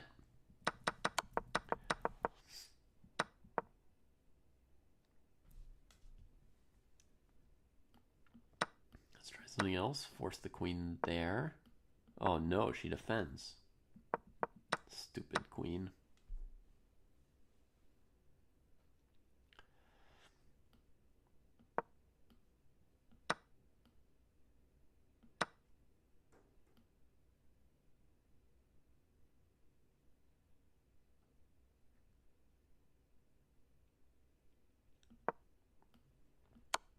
Look at this. We're going to use the opponent's back rank to get the square we need. This is just evil. Oh, that's evil. Oh, Robin, you ruined my fun. But you made my point that we need to be very precise to survive in chess. Oh. Nice move, Robin.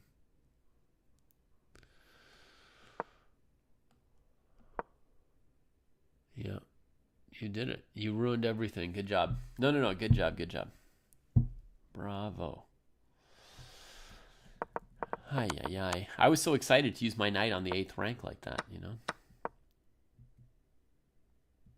Okay, so we haven't 100% proved that black can't play knight f8, have we? I thought h5 would be the hard move to crack. How come I can't beat knight f8?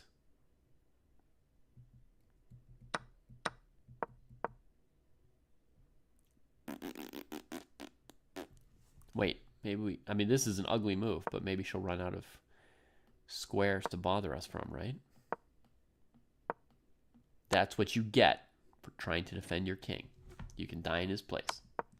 They do say that you can't get mated with a knight on f8, so we're trying to prove something difficult here. We're trying to prove that you can get mated with a knight on f8.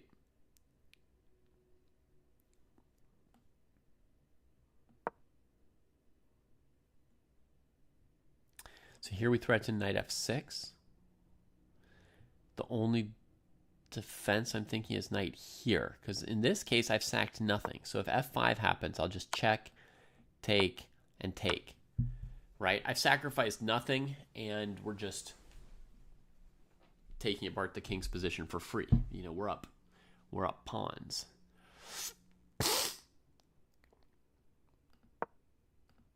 So let's go. I know the bishop's still hanging, but I'm threatening stuff. You see, I'm threatening queen takes f8 mate. If knight takes knight, I'll take with check. This is all going to be easy for white. So let's go knight d7 here to defend the square. We got to move. It was h5. That's what I expected. Now maybe we go here, trade the knight, and then play knight f6. But there's one problem. That move. Jeez. Why is it so hard to checkmate somebody these days? I used to do it.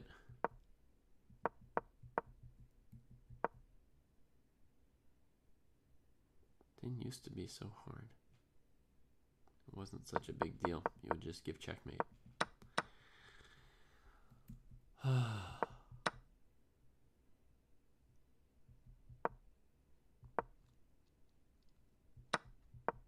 Unreasonable.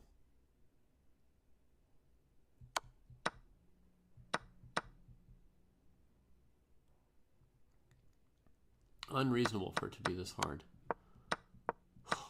Chess used to be a game of checkmate. Now it's a game of like trying to win a pawn in 60 moves.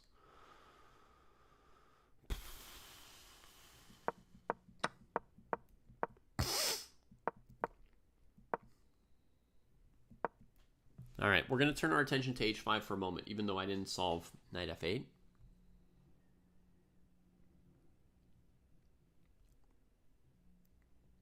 Now the question on everyone's mind is, can we sack on e6, right?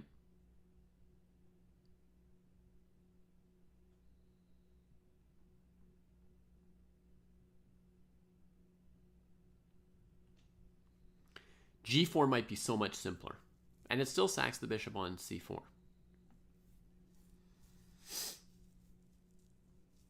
g4 is simpler until black plays bishop b7 and queen c6.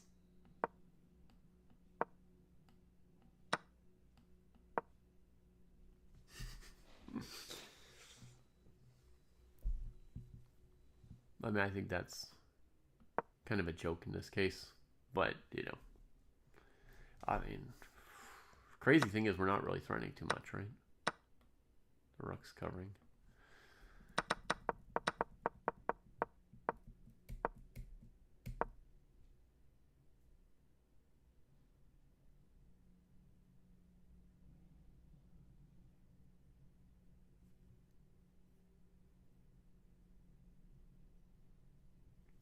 All right, so we're going to look at the simplest move first, right? Knight takes f7. Allows queen c4.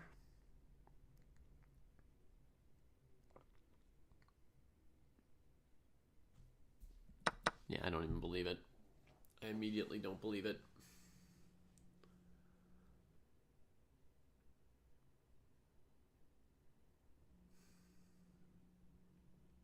Jeez, when did chess get this hard? Queen's Gambit.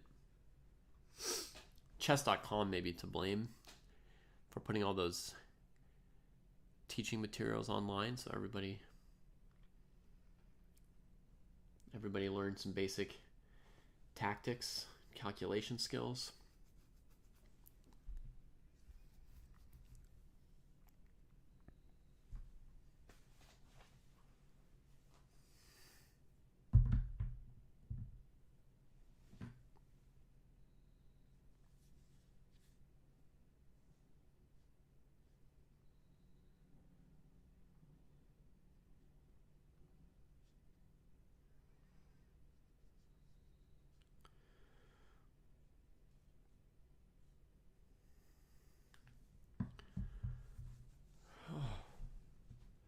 Right, we can play e d6 first. gets this in. Then we could try knight f7. And if king takes, play queen f3.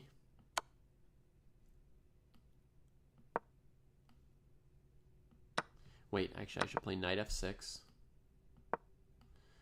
Queen takes, bishop b7. Trapping this queen.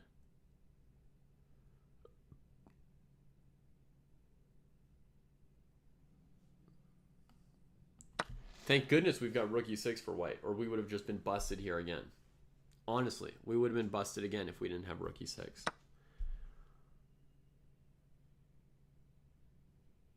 You know, queen a7, bishop g2 is obviously a mess. So is knight to g4. Queen h8, we're just stuck there. Nah, it's not great. Just have the queen stuck on h8. Maybe black still plays bishop g2, king g2, queen c6. Picks up that bishop. It's just a bit of a ragged position. You know, we're up in exchange, but I don't love it. But rook e6. Rook e6, that's clean. So alternatively, black could take with the rook here. And then we go here, I think. Now they could move the queen or try knight f6.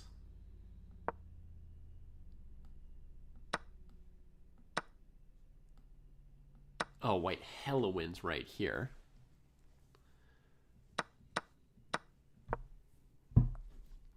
So no knight f6. So queen somewhere like c7 takes here. Oh, I'm already getting excited. This is what it's supposed to look like, folks. This is what happens when you play chess. Checkmate! Oh, you just have to work hard for it, huh? It works hard for the checkmate. Do, do, do. So hard for the checkmate. Do, do, do, do.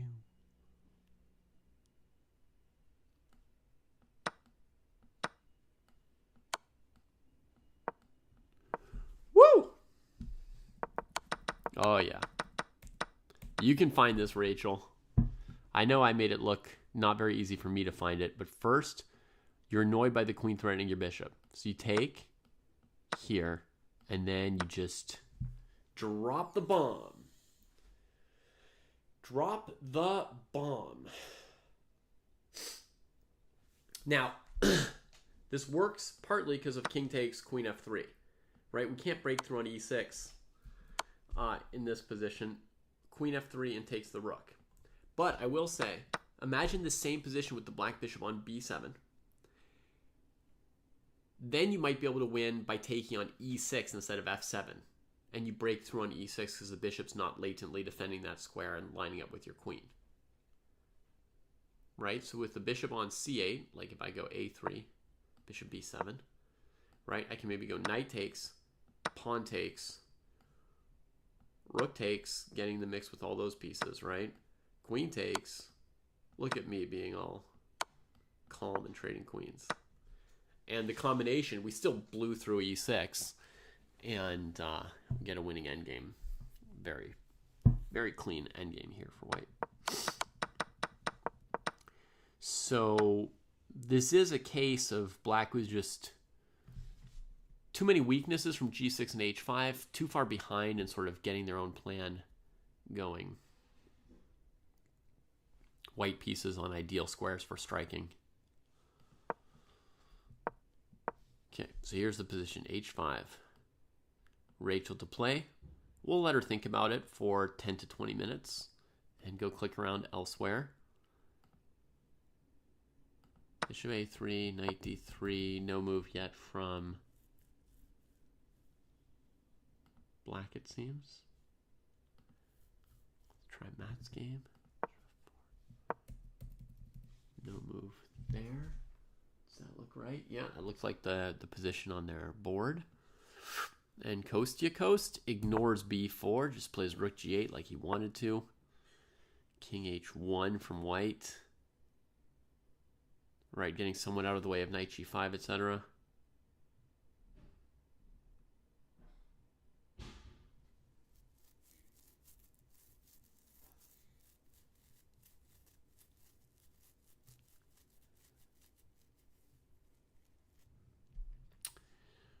Congratulations, Peace Annie.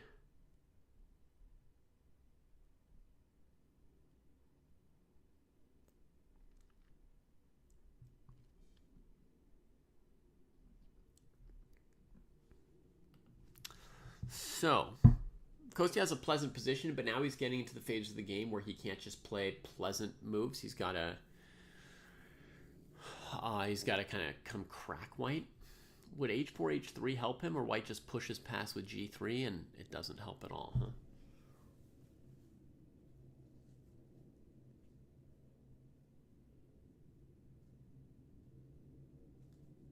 Could he check his queen on g5?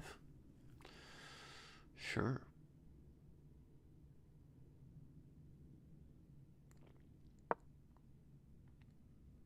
Queen g5 looks plenty good to me. Because from here I can go queen d2, trade into an endgame, bring my bishop in. So queen g5. It's got a little bit of checkmate, a little bit of endgame to it. Beautiful. Yeah, that keeps the knight on e1. These pieces are not great.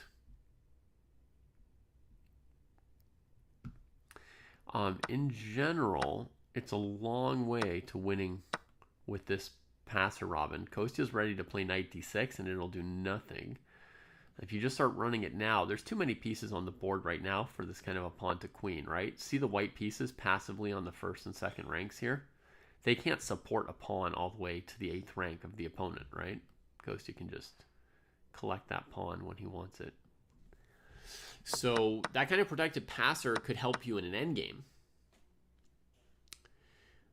Sometimes it'll win an endgame. Sometimes it'll just, be a source of strength that helps you put pressure on the opponent. But in the middle game here, with these weak dark squares, you traded your dark squared bishop. And that's why Kostya hasn't played b6, is because he thinks that white's dark squared bishop is too valuable to trade for this. This structure is an improvement for white, right? It's an improvement for white, but in the middle game, the dark squared bishop's too valuable. Normally here you'd play b6 as black so that white can't make progress. But in this case, Kostya can ignore it until white plays knight d3 and threatens to trade the knight on c5. Then he has to play b6. But when I play queen g5 for him, for example, now the knight can't go to d3 anymore.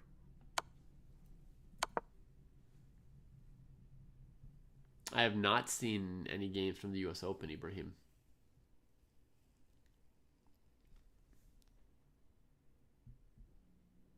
So that's partly the idea with queen g5, is partly stopping this knight d3 move, which is like a very important part of white's plan.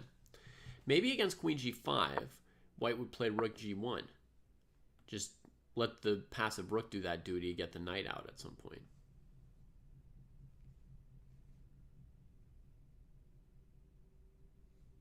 I'm not exactly sure how Kostya breaks through white's position here. Normally in the king's Indian, black breaks through the king side without too much trouble if white doesn't win in the middle of the board sooner. And here the center's reasonably locked and black's pieces look okay, but I'm not seeing an obvious way to crack through for Kostya. I'm not used to having this knight on f7. It's got its pluses and its minuses. I'm not used to giving checkmate with this piece. So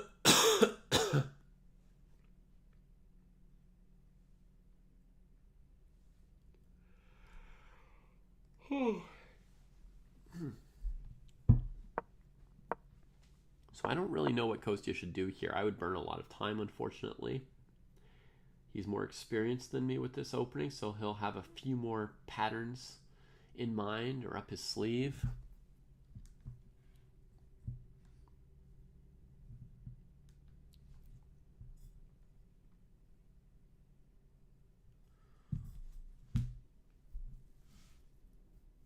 Bishop d7, rook g7, rook a g8. Yeah, perhaps. Idea of putting the pawn on f4, even though it gives up the e4 square in order to go through the f5 square for our bishops and knights, maybe. You have to be very careful on the timing of this move.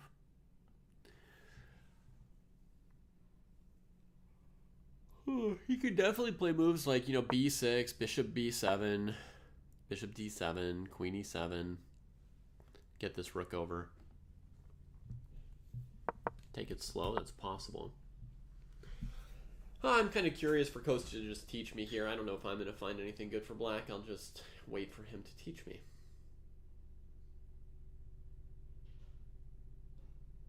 Often I use commentary as a chance to, you know, solve 100 puzzles myself and really work on my game, but I'm kind of feeble and tired, you know. So maybe I'll just learn something. Oh, chat says Rachel took on d6. 15 minutes of thought. Perfect, Rachel. 15 to 20 minutes there.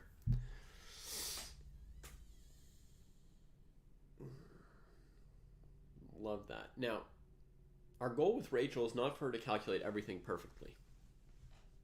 Our goal is for her to notice that she could play knight f7 or knight e6 here. And to have tried calculating it a little bit. She doesn't have to get it right. But I just want to know that she looked at these moves.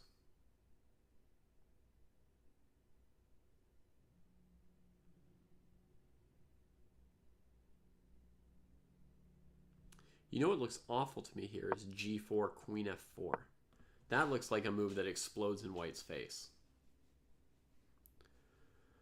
It's crazy in chess how sometimes one single defensive piece can kind of blow up the coordinated work of 3 or 4 attackers. But this queen f4 just kind of ruins white's position there.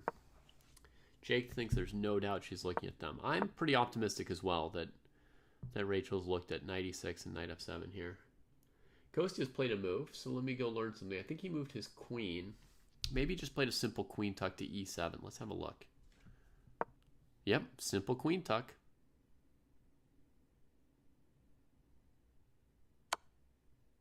Very, very reasonable. I think he spent some time on this move, 12 minutes or so. So like me, I mean, he knows more, but like me, he felt this was like a time where he could start looking at some concrete moves. And then I think he backed off of them. Like there was nothing that clear yet. So he's going to continue improving his position with moves like b6, bishop d7 and stuff for a couple more moves, I think. Mr. Perchard has castled queenside. And the position is a blocked up slog of a position, which is just what he wants, but it's very important to play faster than your opponent if you're going to create a position like this where nobody knows what to do. Let's see how Anushka's doing. We got knight c5, white trades off the rook. f6, getting out of back rank mate. Yeah, white's just going to be better in this endgame. Rook against knight and 2 pawns generally favors the rook. The rook's got an open file. Anushka traded off her last rook, so now she can't make threats against white's king. Yeah. Just couldn't calculate clearly that position with the exchange, where she chose the exchange sack.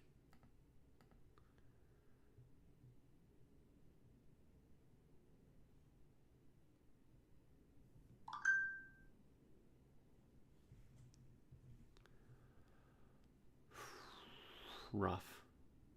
Well, I mean, she should still try to play a good endgame, hopefully.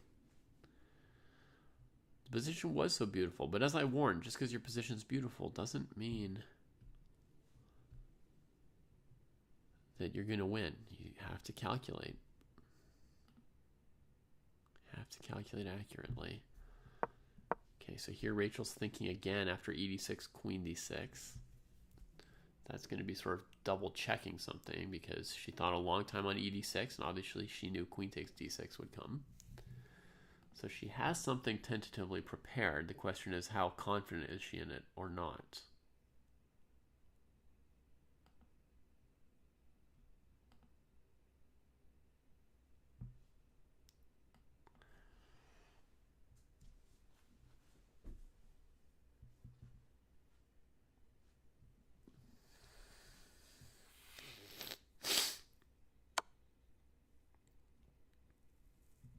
All right, we got to move somewhere. Sounded like a check. There it was, a check. Yep, king f7, good move.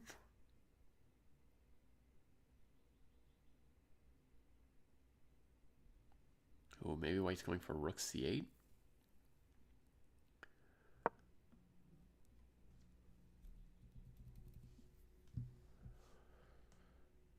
Rook c8. I suppose black can hold things together with knight e6. It shouldn't lose a piece or anything.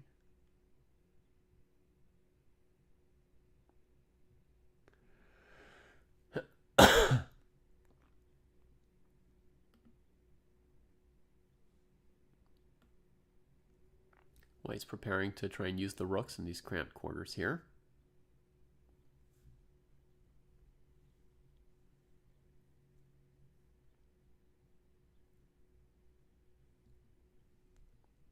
I suppose the knight's about as good as a rook in such closed quarters. Maybe it goes over here.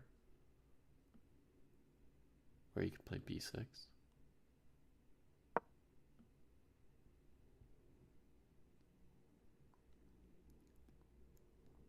Knight c7, quickly played. I love it.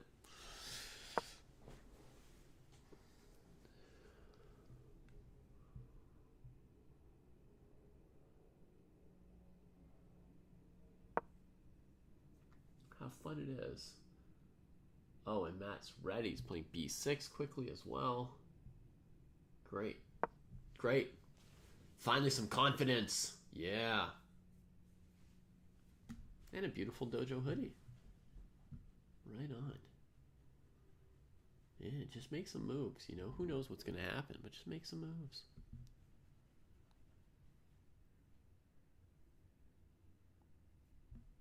Great. I'd be lost with white or black at this point in this game as well. I mean, there's just, it's a blockaded game. No plans for either side, really, that I can see. Or nothing, you know, clear or obvious. Yeah. Real locked up. I could imagine just going, you know, bishop f1, bishop e2, while black goes bishop e8, bishop d7.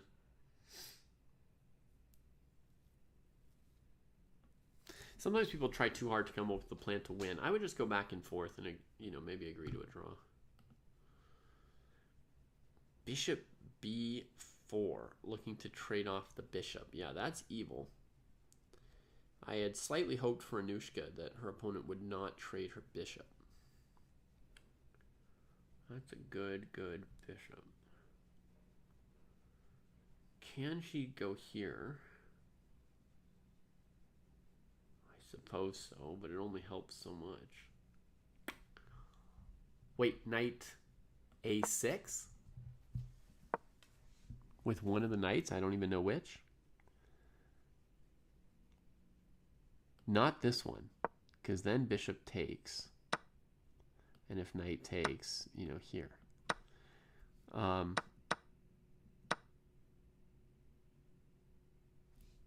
That's right, Jake. It's so far away to sacrifice a piece near the opponent's king. Just give up. Too much work. Okay, so I think it would have to be the other knight would come here. Now the rook's got to move, right? Somewhere like this. And then Anushka can come here. And for a moment, she's got the bishop here now. The problem is, if this bishop moves, there's rook b7. Ay, ay, ay.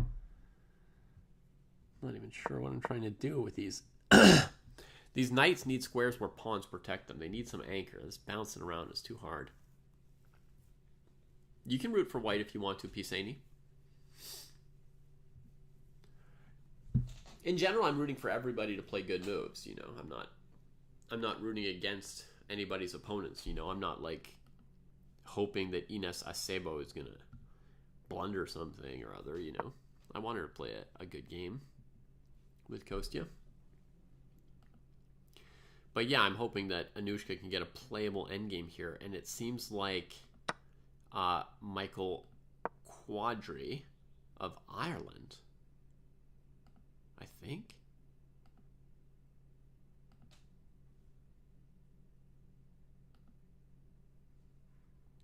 Well, there's no tooltip, but I'm going to assume this is Ireland. I think Michael Quadri is successfully trading off one of her bishops. And it's going to be harder and harder to play this endgame as black if you lose one or both of your bishops. Well, trade one or both of your bishops. Obviously, losing pieces would make you lose an endgame. Is it Italy? Thanks, Skibix. Italy. Michael Quadri of Italy. So if he's successful, and it looks like he's knows what he's up to, right? With this move, it looks like he's trading the bishops, and not going to leave Anushka with much of an endgame to play potentially. Click over to Rachel's board. She's made a move. Queen F3. Oof. So close, but so wrong.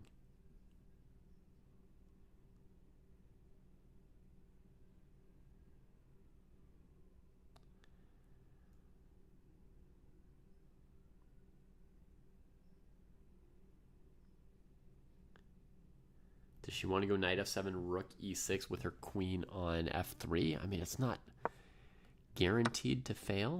It's better with the queen on h3, I would think. But what would be going on here? If rook takes, rook f7, rook g6, king f8, bishop takes, king takes. This is playable for white for sure. Not completely winning, but playable. And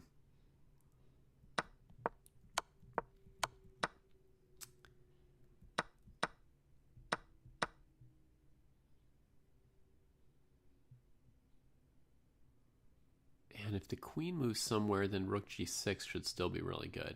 Yeah, queen anywhere, rook g6 is good. So this is still good for white, just not as good.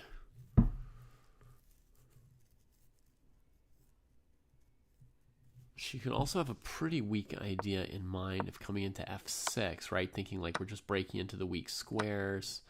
You know, the queen can't take on c4 because of the rook, but it's not easy to break through here as white with less pieces on the board either.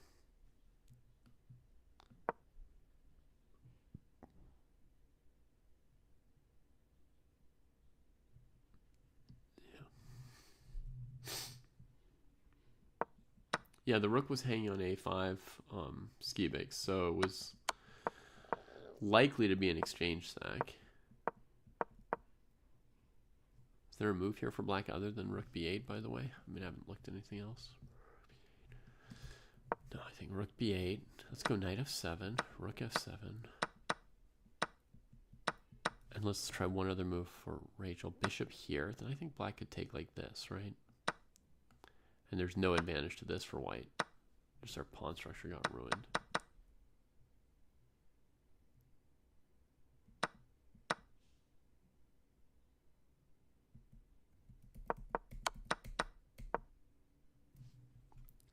Bishop d3 to g6. Yeah, I mean, we can do something similar like this pair. Kind of the same thing, but with black having rook and queen on the second rank, we're basically playing for a draw as white. We're trying to find a repetition. There's going to be quick counterattacks down here too. So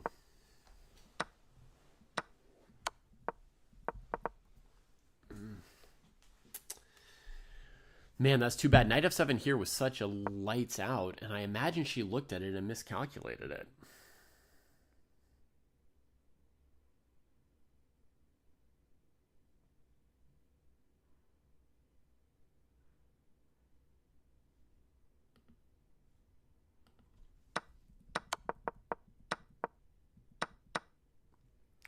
Okay, so you're here saying here, Skibix, here knight takes d5 instead of rook takes.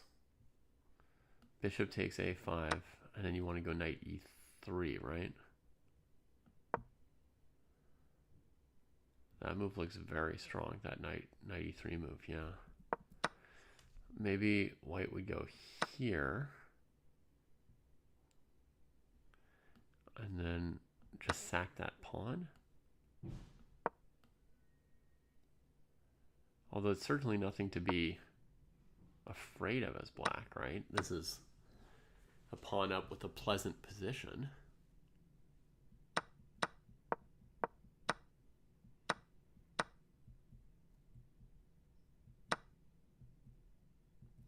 But this 93, that's a good find, because that is pretty killer.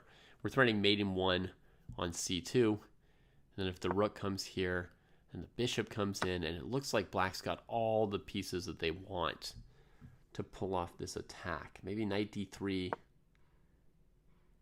can slow it down, but there's no reason to think that black won't eventually find a way through here. This piece is just so massive right here. And these pieces are all still passive. I really like that line. So knight d5, if bishop a5, knight e3, and if e d5, just take with the rook. And we're up a pawn. Nothing too fancy, just good.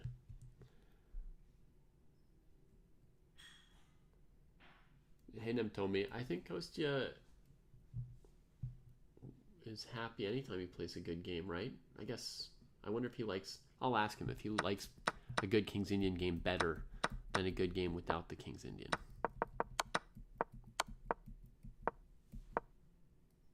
Knight a6 was tried. Oh no, there's rook f8 check against this knight to a6.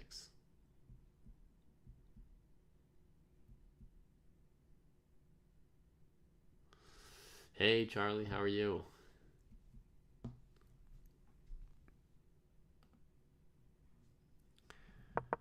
Rook fb1, b6, knight f1. Hey, look at that. The kid came up with a plan. Harass that g7 square. In fairness to Anushka, of course, I didn't see this rook f8 move either. I was just blind spotted by that.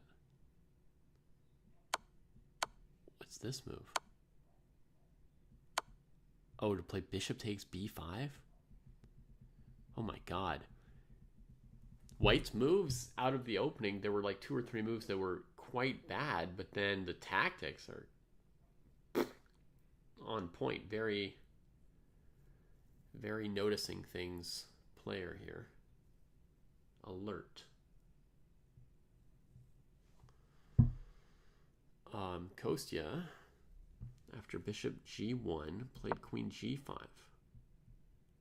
Huh, maybe he didn't play queen g5 before because of rook g1, but now he 2-steps it to g5. Huh. Look at that. Queen f3, rook b8.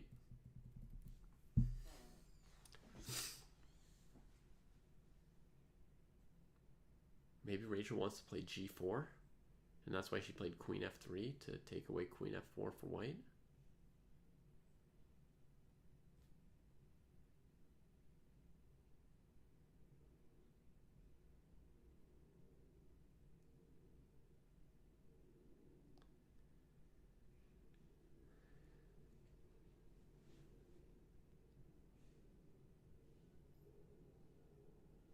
Okay, quick question for me. In my knight f7 line from before, maybe I can improve it slightly. Watch this. Last time I took a pawn, right? What if I developed a rook? Could that do anything? King g7. Nope. Doesn't do anything. I take it back. Never mind. Wait. What was I thinking?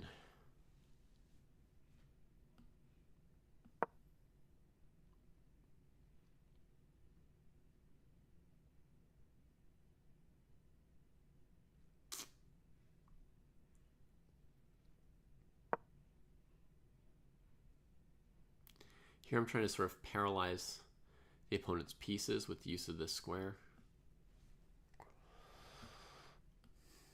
Expecting the opponent to do that, then you push them back a little bit and then bring this one in.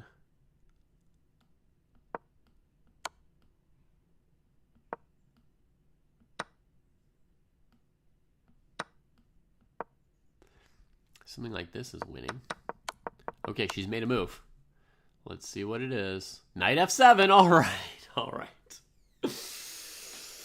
All right. I think maybe taking on g6 was easier than the funky thing I did with trying to keep my rooks active. Just get ahead a bunch of material.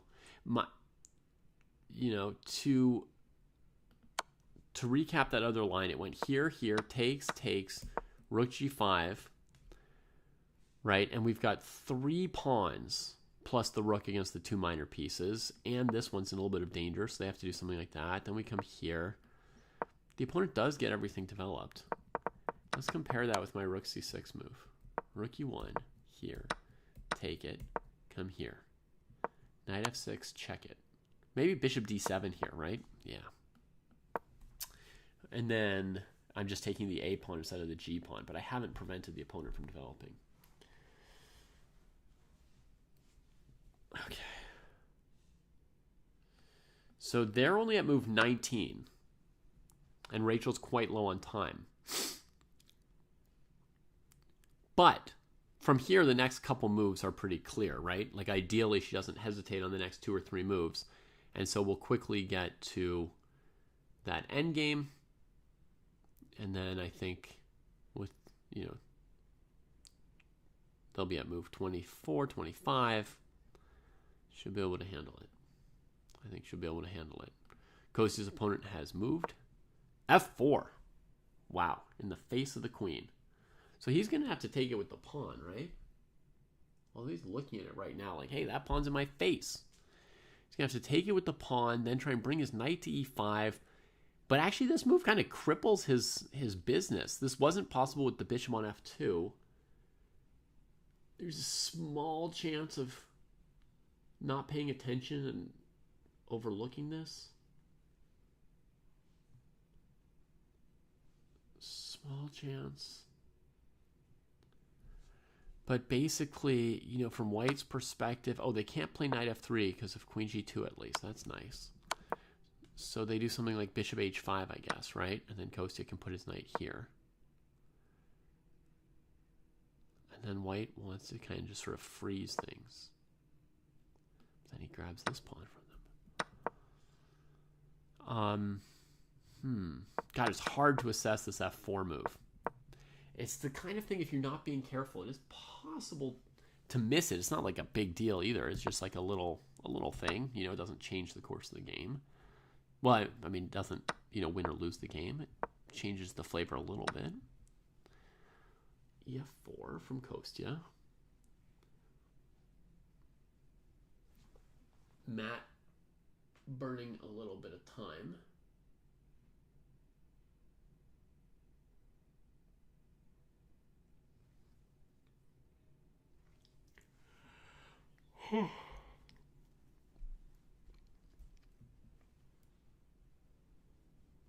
She played f4, but now she's hesitating on her follow-up. You'd think you'd have to be taking on h5. Then knight e5, then what? Knight b5 might be logical.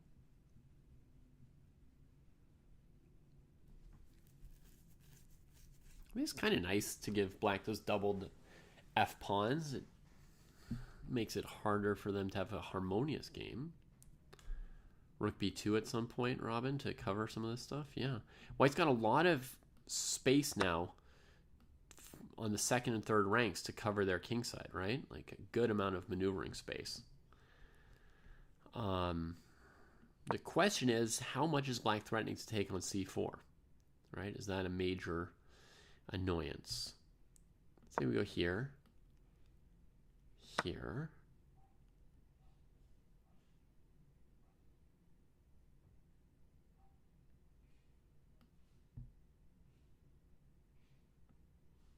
And I try to attack this piece. Woof, it hops in somewhere heavy. Guess I have to give up my nice dark squared bishop, and now those double isolated pawns become very strong pawns again. And I did it all for this. Why do we take on h5? To capture a pawn. Material.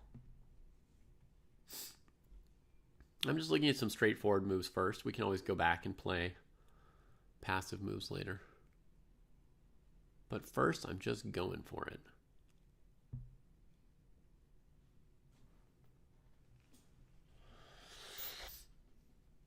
Let me just go for it first, and then we'll do something lame afterwards if this doesn't work.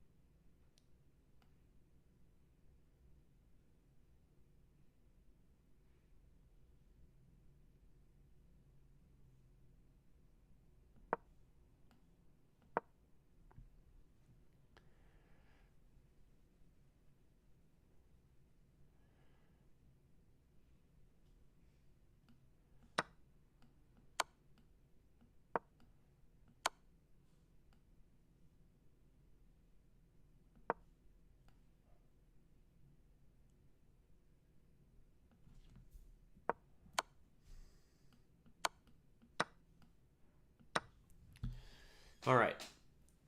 See, if you're white, your first choice is to do something like this. Just take all the pieces off the board. You know? Then usually you can't lose anymore. But I might be blundering this at the end, and weirdly, wherever I check, the king goes to g6. So close to finishing it off there. All right, we're going to need it a little bit different. Just a little bit. We're going to do it this way after all.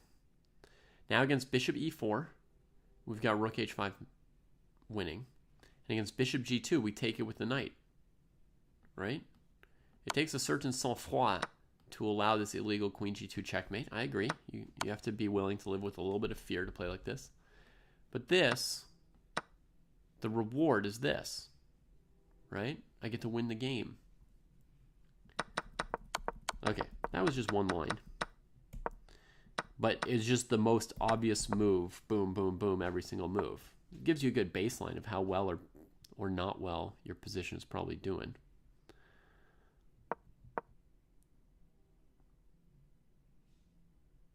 There's no huge advantage in calculating knight d6 here, because black could always play queen f6 versus knight d1. And yeah, we're probably going to just have to take this piece anyway. This comes here. Yeah.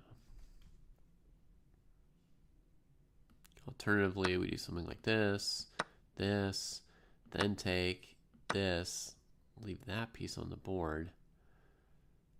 Now their rook is developed. This is more of a mess. White's not up 2 pawns like the other time. Knight's kind of passive. Black's got chances of making a big deal out of this pawn. Everything they have is active. If our pieces were really active, we'd be targeting the king, and that would be sort of the plan here, but no, that one was not as good. Knight takes b7 was somehow much better. Or sorry, bishop takes b7. This line was much more genius. This was much more genius. Oh, but I didn't look at queen d5 here. Oops. The whole thing loses immediately. Okay.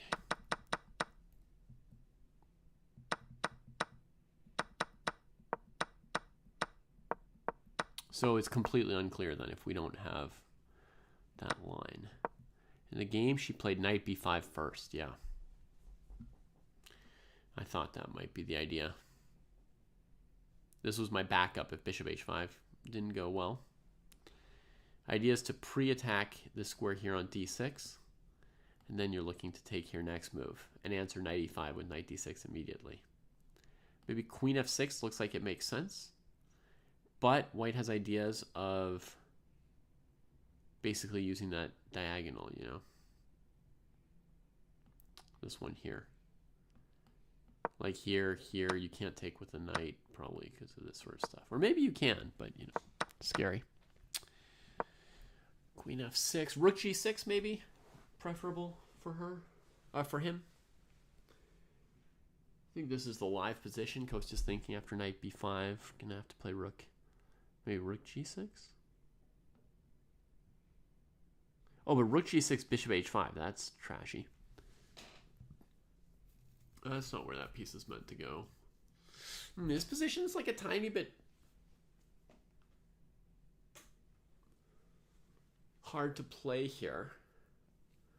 I'm just feeling a little uncomfortable since I started looking at these f4 lines. Since she played this move f4, I've started feeling like my instinct is looking for lines for white, meaning I think white has the advantage.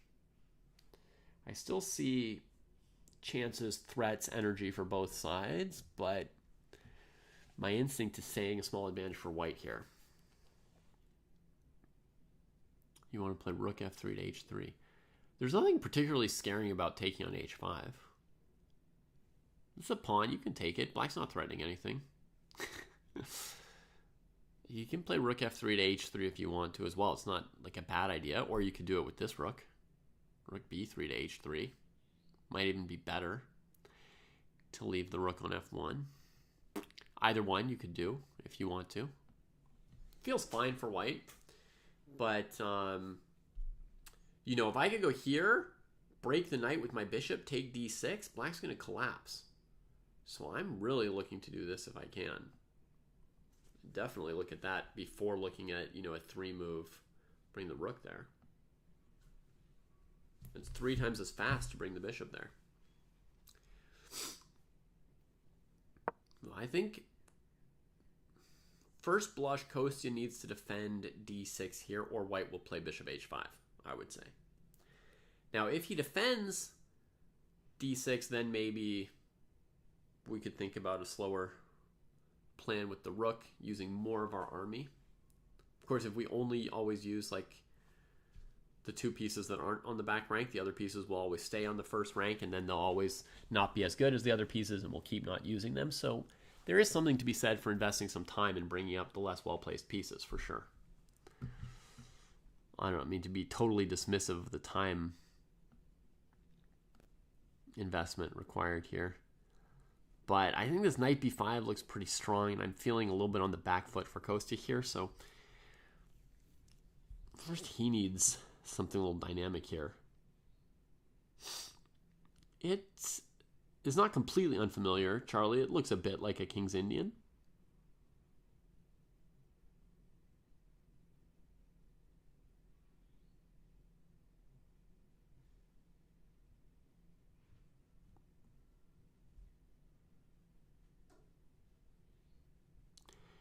By the way, one of the worst things that could happen to white is a knight landing on f7. I saw it in some line earlier with bishop takes b5. I looked at some line like here, here, here. Yeah, and in this position, for a moment, I counted it's like playing knight takes d6, knight takes d6, pawn c5, right? The bishop defends the pawn.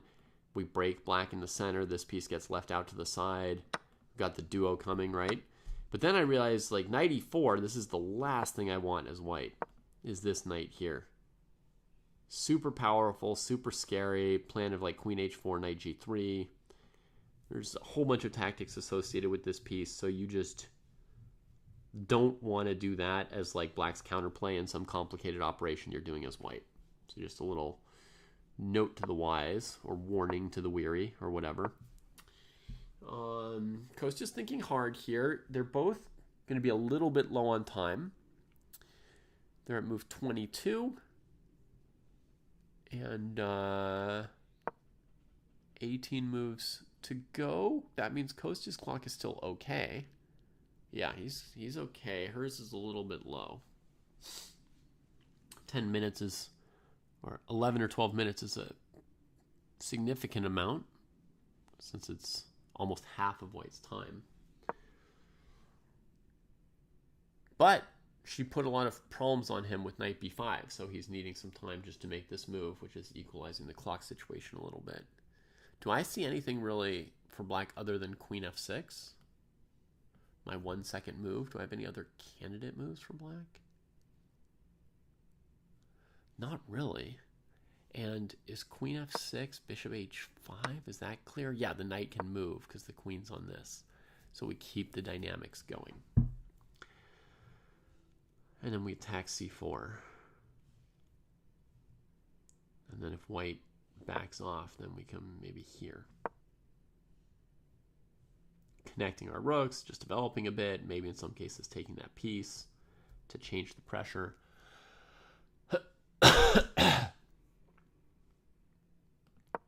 So queen f6 looks playable. I don't know if there's something else. I don't know if Kostya wants even better than that.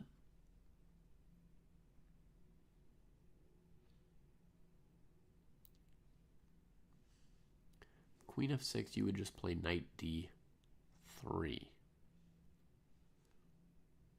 Okay. That is a move, yeah.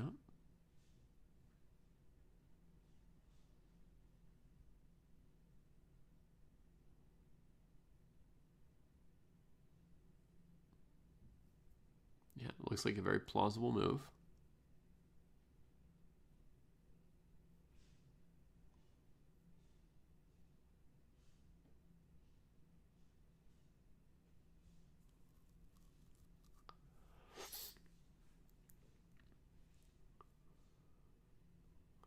Maybe then black should play knight g5 to e4.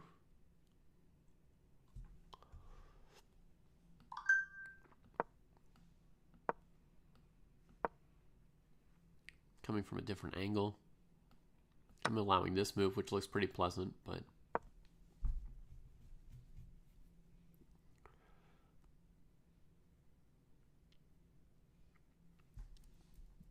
oh, excuse me. An important detail, maybe white trades here first. Threatening bishop d4. Force black to take with the pawn, leaving that knight off there in bad shape. And then here. And now it's a protected passer and the knight sidelined. And knight e4 or not, it feels like white should have a big advantage here. To me. Maybe I'm wrong, but it feels very good for white to me, that position. Kostya's working. Poor Kostya. Chess is also hard. If I were feeling strong, I'd want to be at a chess tournament right now. But weirdly, I'm feeling weak this morning. So when you're feeling weak and you have to do really hard work, that's tough. When you're feeling strong, there's nothing you want more than to have some hard work to get into. But here, once again, I'm feeling like just letting Kostya show me what black should do. Like, I can't find it. And then I look at Kostya and I think, oh man, he's working really hard. I don't know if I want to work that hard today. No, I don't want to work that hard today. Oh.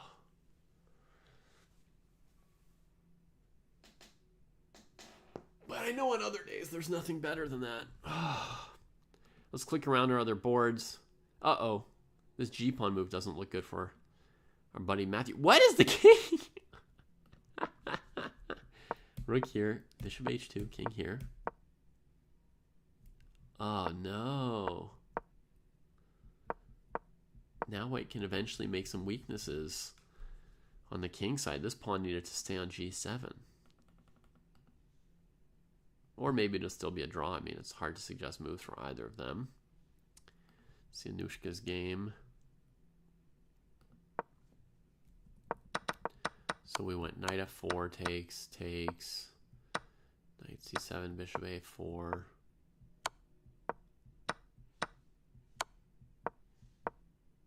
Trading another piece. Cleaning another pawn. Yeah, full extra rook. Yeah, that king rush shows no fear. King to a6.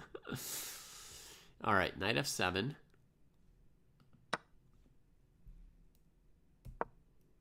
What? Just losing a full piece, Joao?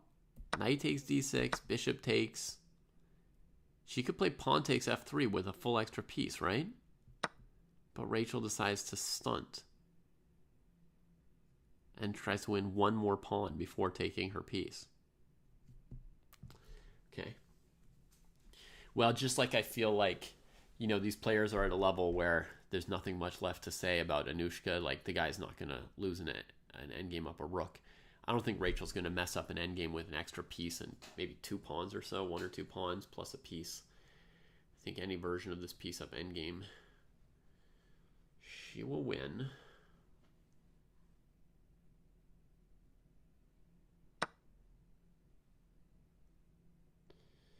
The game there's 2 games I have no idea what's going on. Kostya and Matt, right? I mean, they're just... Yeah, I guess why not for rook e6? It was a full free pawn, right? Might as well take it. So it just shows that Rachel is still alert when she's winning, right? With knight f7, she was calculating really hard, complicated lines. I have no idea why her opponent didn't take it. He just kind of freaked out, gives her a full extra piece, and she doesn't relax and play gf3. She stays focused on the game, so that's a very good sign, I think.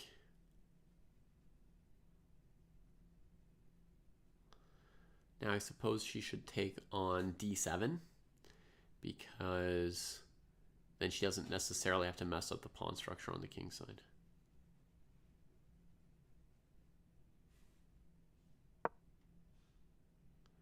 King f8 was a problem after rook e6. Right here.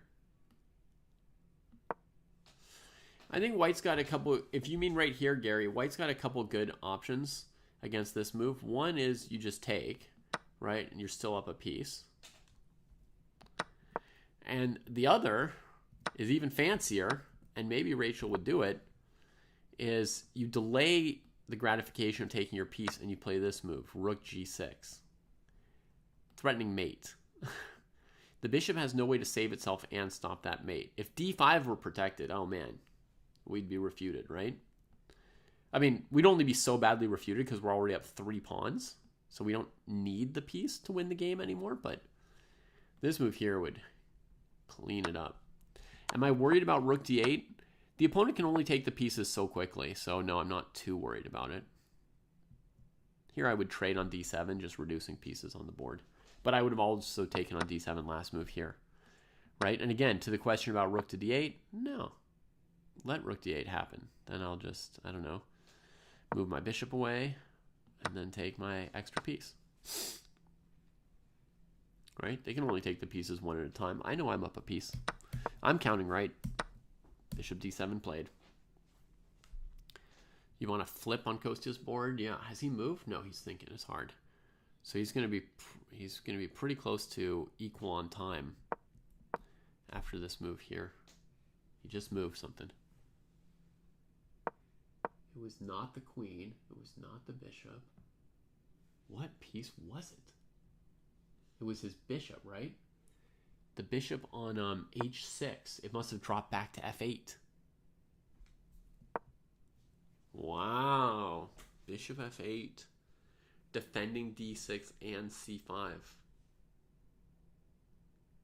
Right, because it was just looking into f4. It wasn't so active anymore. This way you don't put your queen on the diagonal with your king, and you don't free this knight because you stay on g2. And next he can go knight e5. That's what he wants to do. Some people would want to play bishop d7, rook a e8. King's Indian players want to play some fancy aggressive bouncing with their knights. All right, it took a long time for him to find this. I bet he didn't think of this as a candidate move in the first 10 or 20 seconds. This may have been the process of like thinking for a while and coming up with a fancy candidate, finding a more complicated move eventually as you get deeper into it, expanding your mind, creativity, imagination. It was a long time coming, but it was worth it because that's a great move from Kostya. I'm going to refill my water if I can walk as far as the bathroom.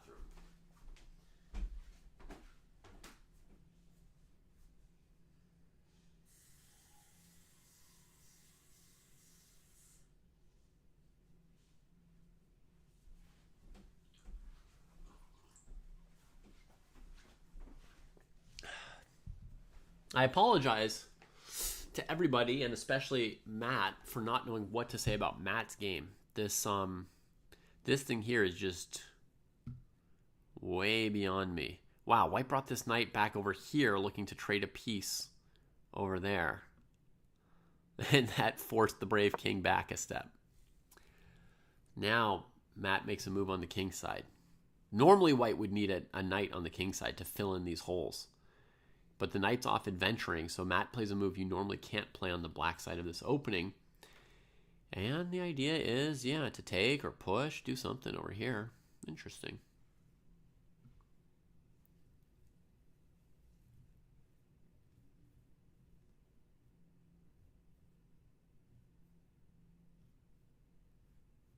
Yeah, normally g5 is terrible, but maybe here with these pieces trapped over here, maybe it's decent.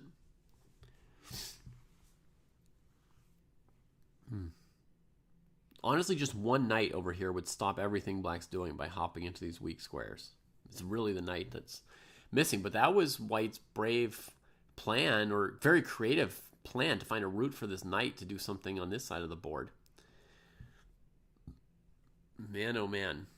Exciting. At some point, I have to think, folks, that they'll trade a couple pawns and or pieces, and then I'll be able to comment on the game. For now, I'm just kind of waiting for a position I understand. If that's okay. So that one ends. That one ends. So we got a win and a loss over here for Rachel and Anushka. And then we got Kostya with bishop f8. Oh, she's made a choice. She's trading on c5. She's going to bring his knight into the game. The knight on a6.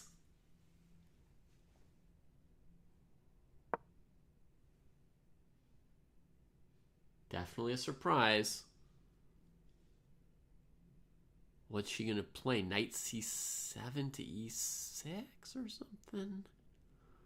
Nah, it doesn't do anything here. Just think in a moment. I've really got the videos and the boards pretty well synced. Let's see if we see rook g7 from Matt. Oh, yeah. Bishop g4 blocking that. Didn't you want to play g4 last move, Matt? Wasn't that the whole point of your move order? And then go gobble? I don't understand that. Why the doubling? Blocked.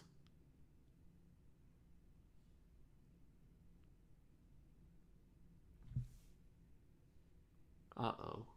I really thought I have finally a comment. Matt's going to prefer when I had no comments. I think g4. Discoordinating white stuff.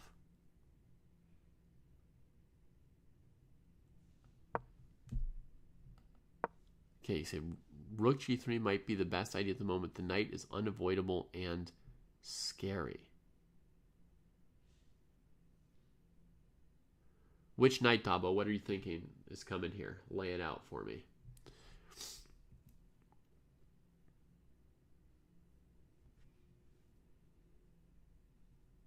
Got some weird little bumps forming on my face. Before the insane takes.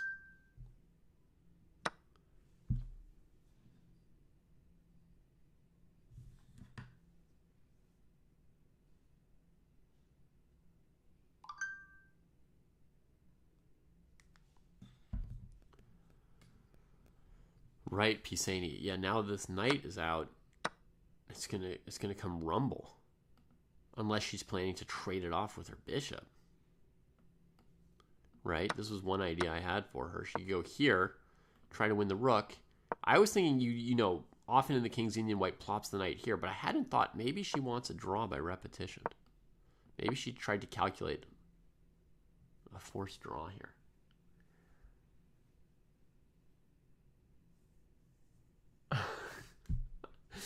That's funny, Nemtomi.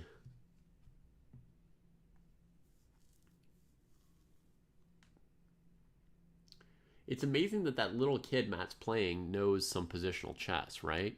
Like he understands this sort of blockading feeling over here of putting the pawn on h5, freezing that. He came up with this idea of the knight maneuver to b4, super creative. I mean, he's been confused at times in this game, right? There have been times where he moved around in circles aimlessly, but I would have moved around in circles aimlessly with white or black this game. And then there are times where suddenly he knows a thing to do, and that's the part that's impressive, because there'd be few of those points for me. Matt challenges the knight on b4 with everything he's got. Who do you want? Who do you want? Okay, so Dabo's saying that instead of trading on c5, right? With bishop f8 defending this more, so bishop h5 is not as critical because knight comes to e5, that here would be the moment to do the rook plan. That's what you're saying, Dabo. That makes sense to me too. Pawn takes c5 is just giving c5 to the knight, but Kostya's thinking a long time about it, so she's clearly not just, you know, a blundering fool, right? There's obviously something to it.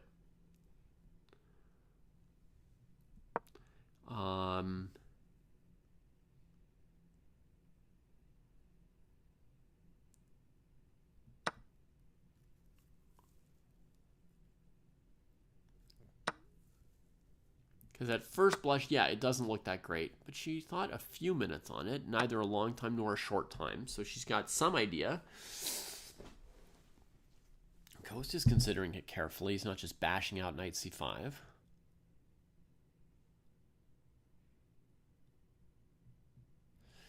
I mean, is this a forced draw, this line that I put here?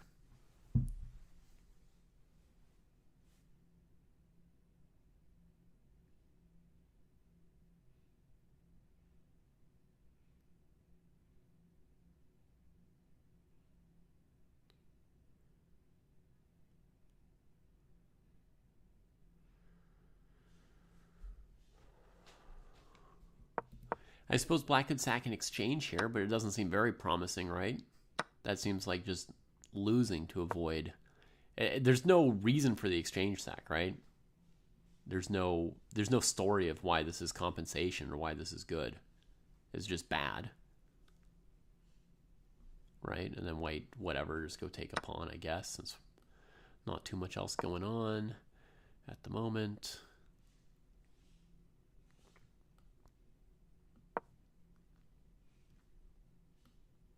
Trade off the good light squared bishop. I was also threatening queen h5.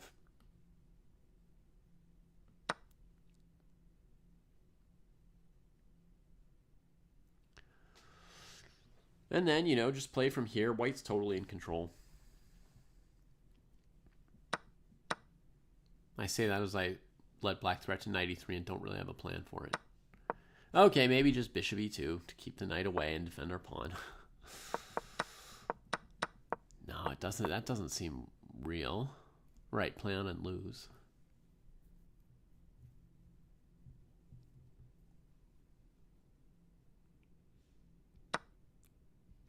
I mean, the exchange sack is something you would do if you were playing somebody rated like 1,000 points lower than you in a tournament, and they were giving like a repetition to get a draw, and you're like, this person's so bad I can just lose a bunch of material just to keep playing and then play them at odds. It's really like there's no chess reason to play that exchange sack. So one possible reason for pawn takes c5 would be that she wants to simply force a draw with that knight c7 pattern. Now that said, if I'm in Kostya's shoes, I mean, I don't think I've got a good position if I don't take with my knight. In theory, this should not be very good for Kostya, right? To have the knight stuck on a6 and have this anchor pawn gone, which also anchors pieces on e5 against this diagonal, right? Because white could play this move queen d2 here, looking at queen f4, queen c3.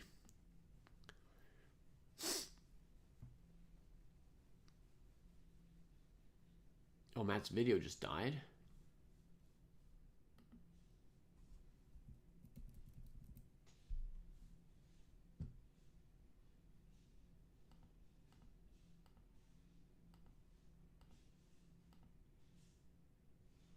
Video is unavailable now.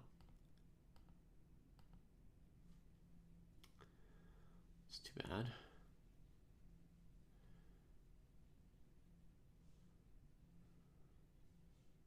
All right, Kostya brings the knight to c5.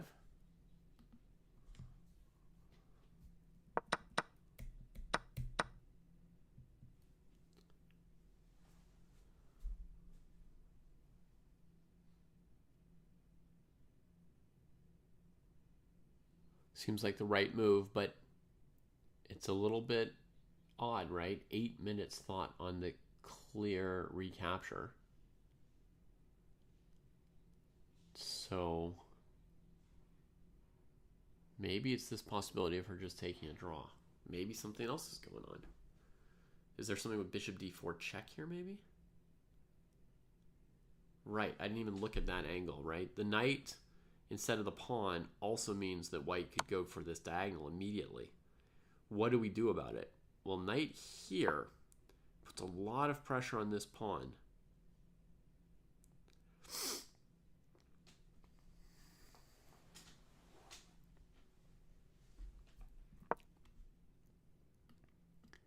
And bishop g7 leaves the pawn less well defended, right? Now bishop h5. Takes here, check. Everything falls apart.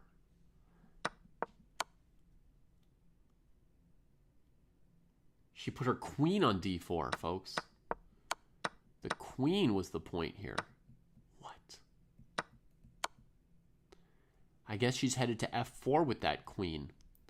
Looking to trade with coast to coast. Ay, ay, ay. It's definitely not a good position for black, right? I mean, that's clear. The center's wide open. And black's got a bunch of pieces on the first rank, and white's starting to get out of the first rank. They just have a little more space to maneuver. Kostya's definitely in trouble. She did not go for that knight a6, c7 thing. Knight c7, a6 thing. She's trying to win. And Kostya wasn't spending his time thinking how to avoid that draw. He was just assessing how dangerous were bishop d4 and queen d4 here. So his position, I think, has been bad ever since this f4 move that she played. I think that move hurt his position. You know, not like, as I said, not like instantly the game's over, but that might have hurt his position by, you know, between a half a pawn and a full pawn. Like, it could have done some real damage, that f4 move.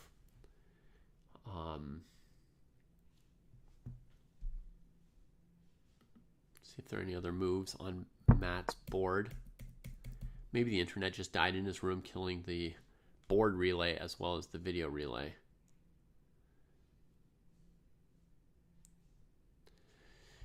Skibik says, shouldn't you start your attack with the least valuable piece between queen d4 and bishop d4?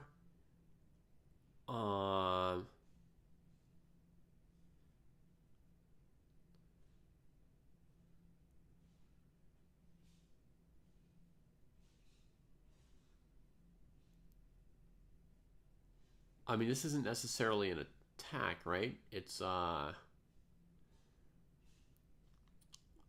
just white's building their position. This depends, Skibix, on which piece is worse placed right now, which piece is going to do more from the square it's on, right? The bishop d4 is going to apply more pressure on this diagonal because it's a cheaper piece. So, like, you can't block it with the queen, and if you've got a knight there, then there's more pressure to try and win it than if there's a queen there. But I think the idea with the queen is to take on f4. So she's trying to flex the fact that she has an advantage by pushing against his willingness to trade pieces and play an endgame, I think. But I don't think that's maximum. I think in this case, these pawns, the two f pawns, are worth less than the h pawn. I've even been thinking of playing f3 for Kostya, bishop takes f3, f4 this whole time. I just don't have time to tell you guys everything I think of because, you know, your chess brain thinks faster than you can speak. But I've been thinking of playing f3, bishop f3, f4 this whole time to let the bishop out and open up some room. So I don't think this f-pawn's as valuable as the h-pawn. Therefore, to me, you know, bishop d4 and then maybe like bishop h5, those kind of moves made more sense than queen d4. That said, she's playing a very good game, so we have to give her some, you know, respect or whatever, right? We have to give her some respect, some confidence that the moves she plays might be better than the moves that I suggest or think about, right?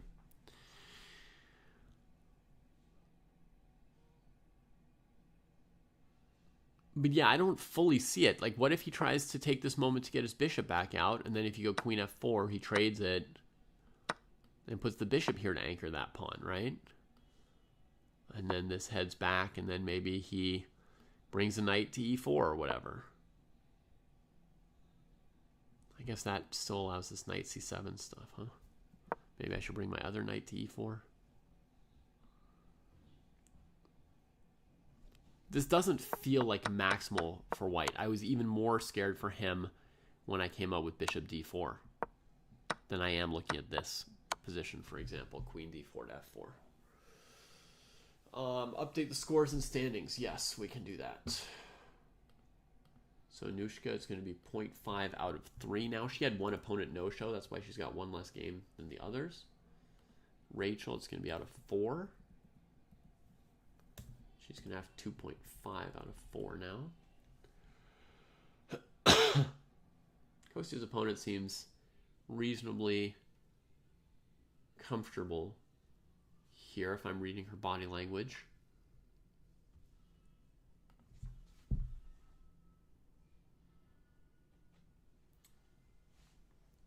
Seems like she's enjoying playing. In the tournament standings, it counts as a point. Yeah, Dabo. But I'm just putting games played for now as a simple way for people to keep track of the games everybody's actually played. It's just simpler. I think it's a slightly simpler way. There's no obvious answer.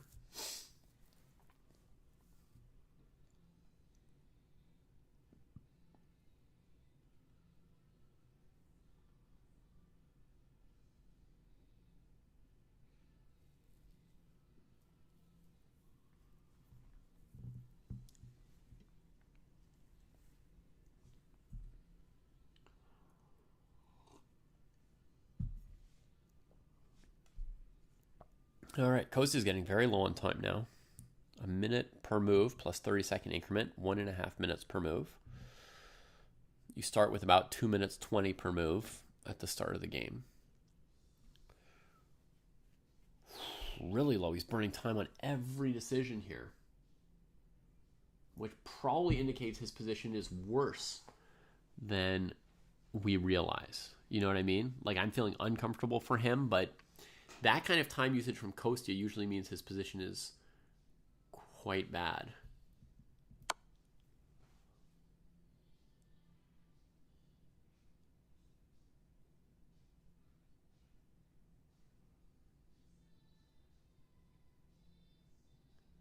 But then again, sometimes I burn time like that in a position that's not that bad just because I want to win so much. So my position's far from winning. It might not be lost, but I'll like burn all that time because I don't want a position that's you know, drawing or slightly worse or something like that.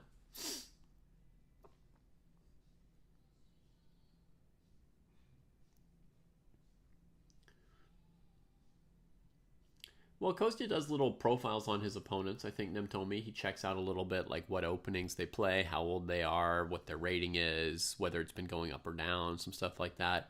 It's not bad to have some knowledge of your opponent when you go into a game. Depends how you use it, but I generally always made little profiles of my opponents when I played, if I had time. So a 1 game a day tournament, I would have. No move yet. I feel like the clock is accurate on their board. It has to be said that a lot of times some piece of the relay is not working. You know, the board, the clocks, the internet, the videos. I think the Wi-Fi in the playing hall is not very good, which of course Wi-Fi in a playing hall is not supposed to be super good. Or I mean, you know, for certain reasons you don't want amazing Wi-Fi in a tournament hall sometimes. But anyway, there's often something not quite working. My sense is that their clock is being relayed correctly, actually. It's felt consistently like the time I expected there to be on it. So she had a plan. She's playing confidently and comfortably here. Queen d4. She plays queen f4 immediately after Kostya's long think on knight e5. He wishes he could move this h5 pawn back to h6 here. That would be beautiful for black. Would change the whole game, honestly. Then he could just play bishop d7, b6, etc. Not worry about anything. But here he can't hold his position. And his pawn on h5 is hanging, which would put him a pawn down if she ever has the time to grab it. I guess the knight on e5 is going to try to always strike back if he takes here. Bishop here in this position would allow the trade and then knight d6, right? He can't give up that anchor. So he can't hold the position here. He probably has to trade the queen pretty much. I guess there's a world where you could play queen g6 if you really didn't want to trade, right? But white just builds up pressure, right? They build up pressure.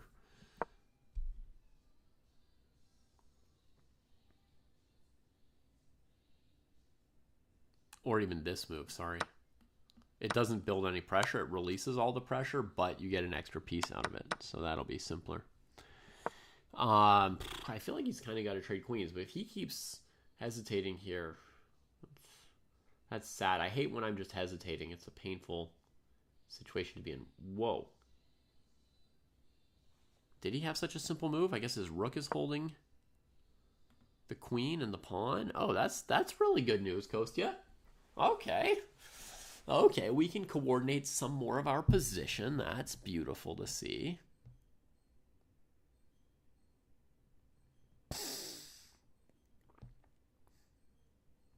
Now, if white trades on c5, he'd have to throw in a queen trade on f4 to defend this knight. But that's not the end of the world, right? You throw in the queen trade. Takes back. Takes back. Maybe white can win a pawn because the rook's covering this now. But you've been released from defending this. You've got the bishop pair now. You come busting out. This might be annoying. But you can get rid of that rook. Oh no! You got to be kidding me, bishop g4.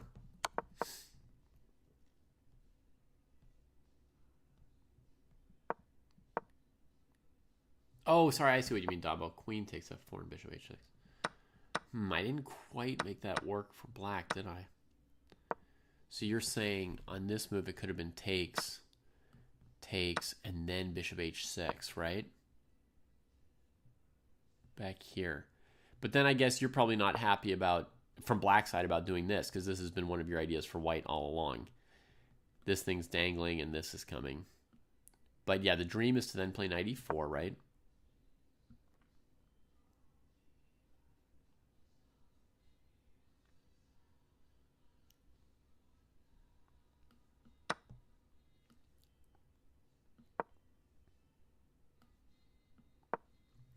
But it's just rough here, right? Black's working with less pieces than white, and down a pawn, and the king kind of weird. Bishop f8 might have been his best move when he played it.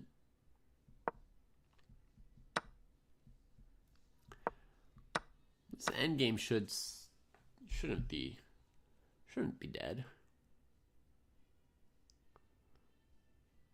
This position's as good as he's had in the last few moves.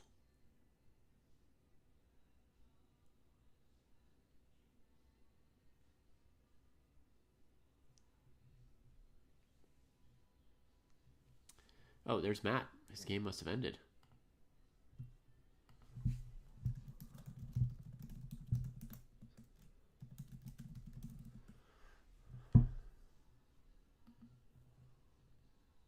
Matt's relay cut off. So we are seeing that it finally ended in a draw, which is pretty logical.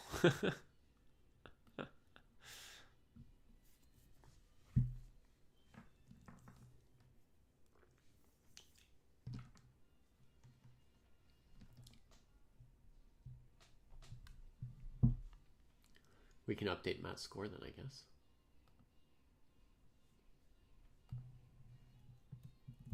Matt's going to join us on stream for a moment here.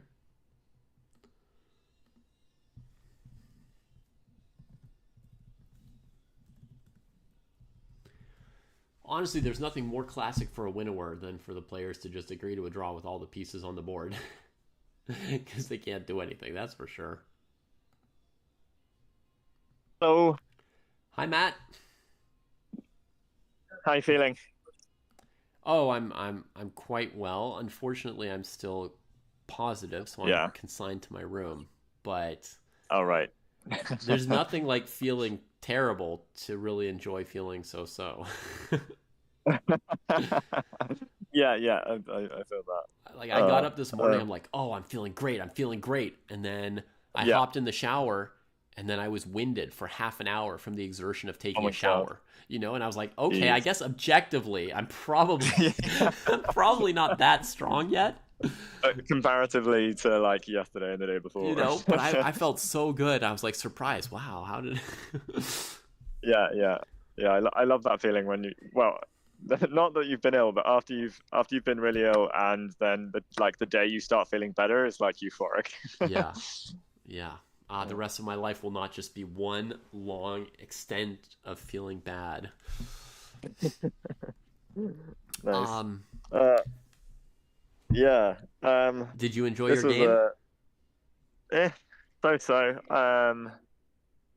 Yeah, I was wondering if I could have broken through on the king side at some point with like picking his f3 his light squared bishop with g4 and then rook g5, Mm-hmm. but it looks that was the only thing that could really see or I was thinking of. I feel like he wasn't playing it like I wasn't sure about bishop g5. Also, like going back to the first instance of like when I castled, and I think maybe my knight c6. I was like, well, it's going to be a closed position. I want to try and keep my knights on the board, but that said, his only active piece is that dark squared bishop, really. So maybe I'm fine to just take that because his knight's not really doing much. He did eventually reroute it, and then I was like, oh, I think if I did have any opportunities as soon as he got it to the b5 square or Mm-hmm.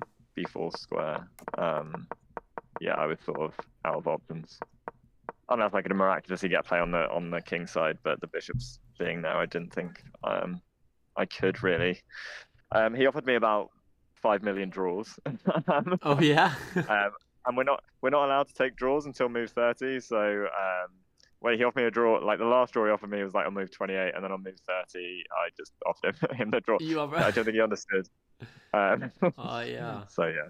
Thanks for the raid, Blue Aqua, and welcome to our show. We're currently watching games from the Maia International in Portugal, live on stream, and Matt is with us on an audio call here after just finishing his game here. So, yeah, I think with Bishop G5, to answer your questions the best that I can, with Bishop G5, I don't think you need to evade the bishop to avoid the trade. You could just play a normal knight BC6, and if he wants to trade off his bishop pair, so be it.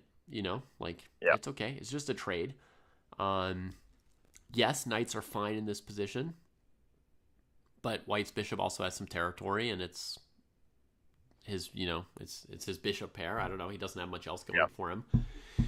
Yeah. So if he gives it up, he gives it up. C'est la vie. And then, the only opportunity that I ever saw for you in the game, because I spent the whole game just thinking, like, I don't know what to do for either side. I'll just tell you that right off the bat. He was like, he was so not annoyed, but like he was there. Like, I mean, he was really good. He used his time. He was thinking, but it was clear he just didn't know what to do. And like I don't think the queen b8, like getting on the b file doesn't feel like the plan either. But then again, I can't really do much because I've got to hold those entry points. So yeah, I mean, if the point of playing chess as black were to draw, right, then this is kind of impeccable because the guy never had like anything to do in the entire game.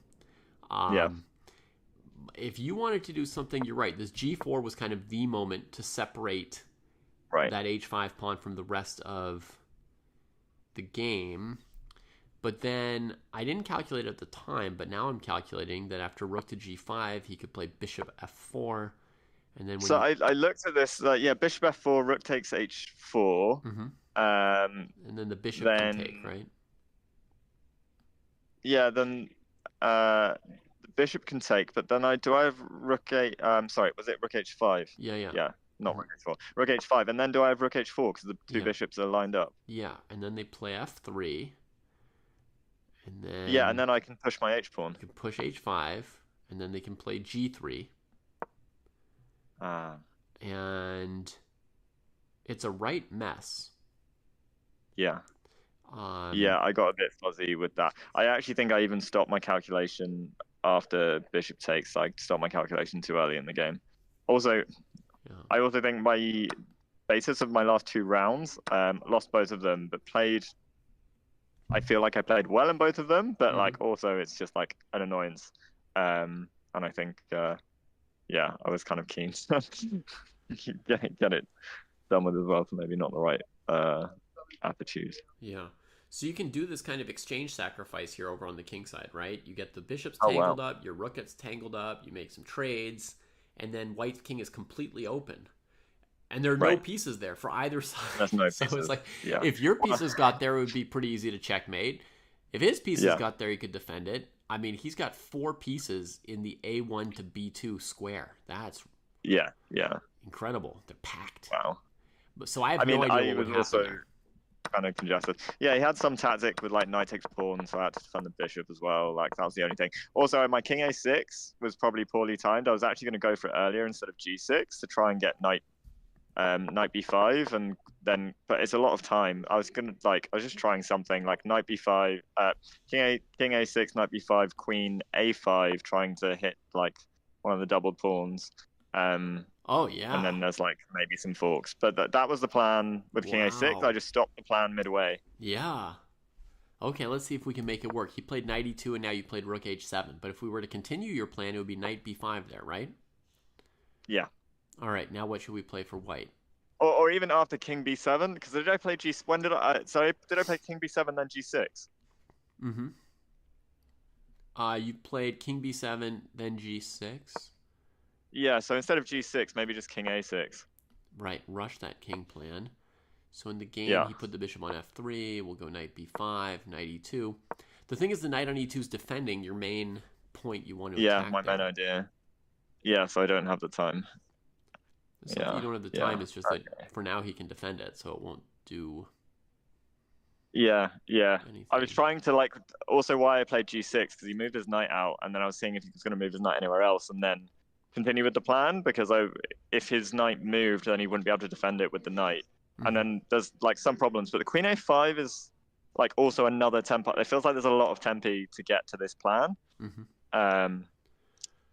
So yeah, he looked like surprised when I played king a6, and in fairness, I didn't actually look at his rerouting his knight all the way to a2 as well. Like that was my bad.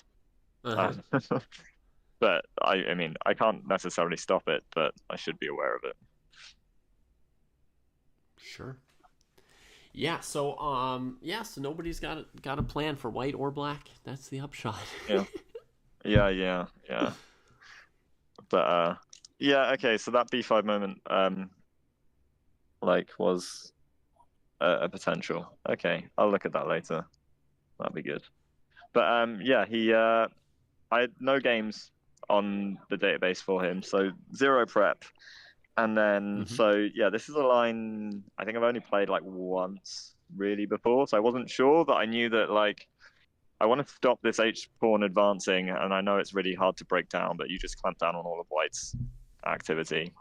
And then I was just hoping that he'd make some positional concessions, but it's really hard in this kind of position anyway, that like, I don't know, I feel like it's kind of hard to make a mistake.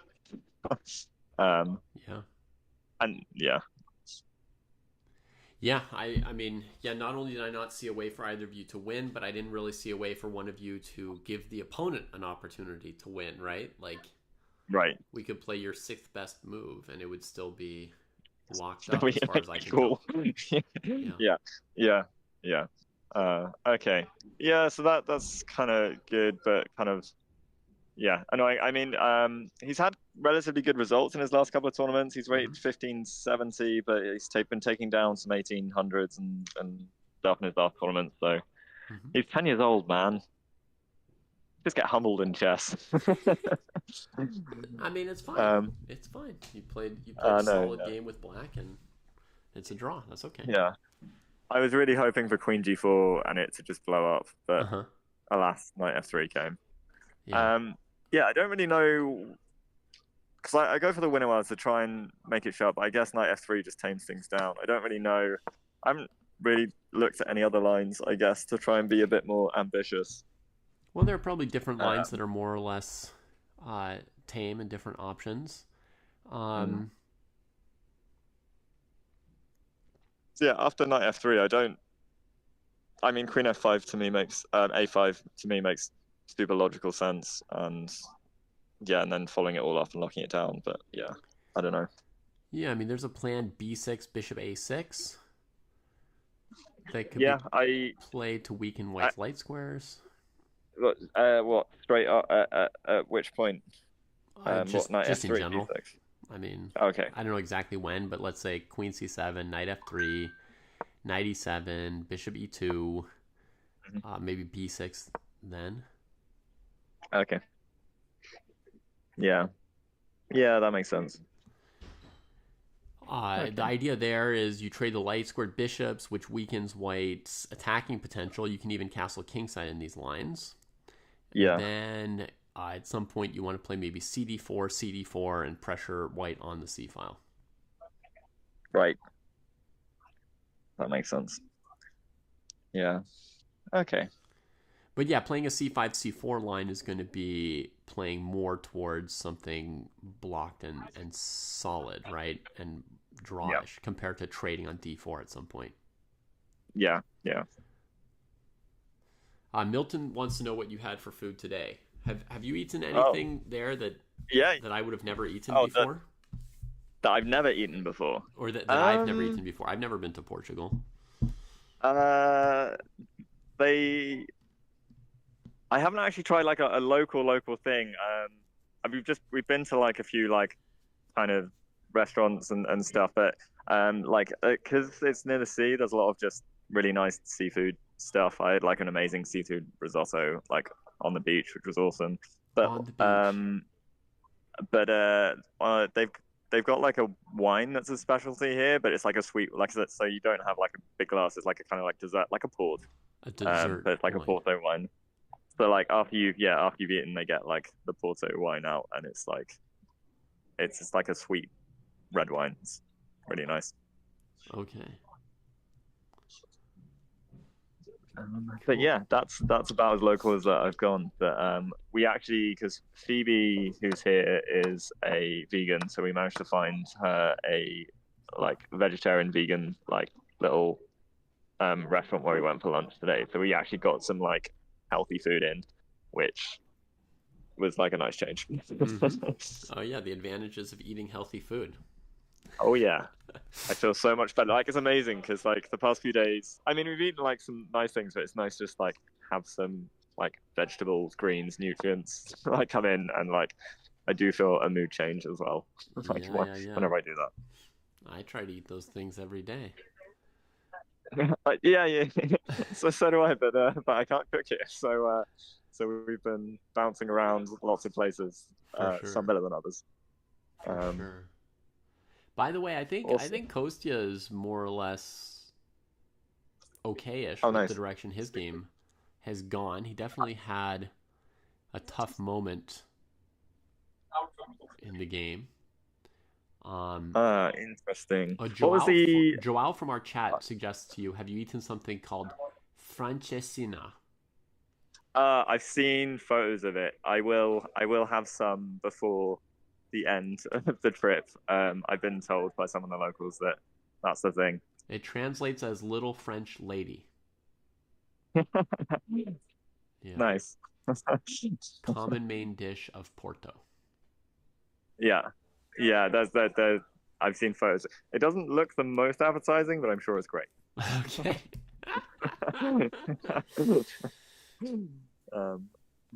But yeah, it sounds good. What was how did Kostya's opening go? I think he wasn't sure what he was going to get. He played a King's Indian. He got a complicated line. At some point, I thought everything was going very comfortably for him. And then his opponent was able to break up his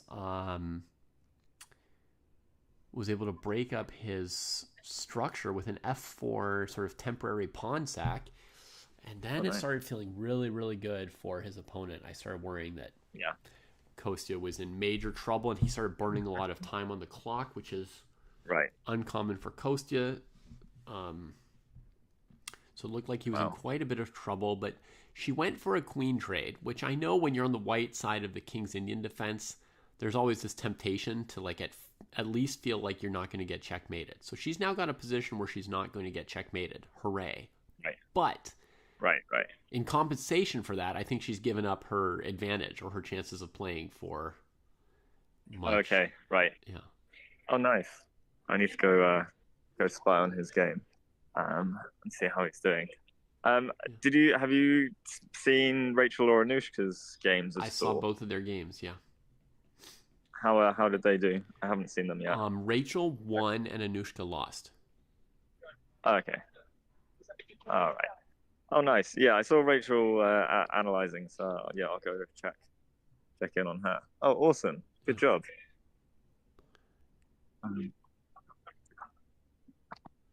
Awesome. All right, I'm gonna go check on those guys and see where they're at.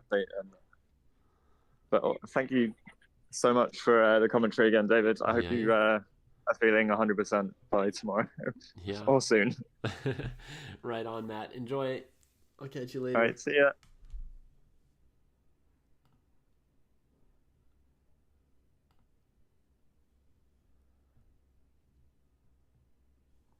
Gary asks if white is still better by trading this knight to weaken this square here. Then black takes back with pawn. Now, Gary, I think pawn takes knight's also possible, right? The point being to get a more simple position like so, right? Something like this, this, this, this. Fairly simple position. You know, playable for either side. Maybe rook c1 gets a little something going for white. But let's look at the main line, which would be here. Then you want to come here. This pawn's threatened, actually. So you might not even need knight e6 here, right? Like if I go rook c8, rook b7 would be very good for you, Gary. And if I go rook b8, then knight a6 looks pretty good. Maybe not completely conclusive, but I'm thinking maybe rook b7 with the idea of this kind of a position looks, but this d-pawn might just carry the game right here. Black can't get behind it because we always have bishop d5, and rook g6, my trick was to attack this bishop before you could take my pawn, and then on king g7 I go. Yeah, on rook b7, there's complications here with bishop c8, and now rook b8 was my intended outlet. That's how I was going to save my hanging knight. I might have miscalculated it.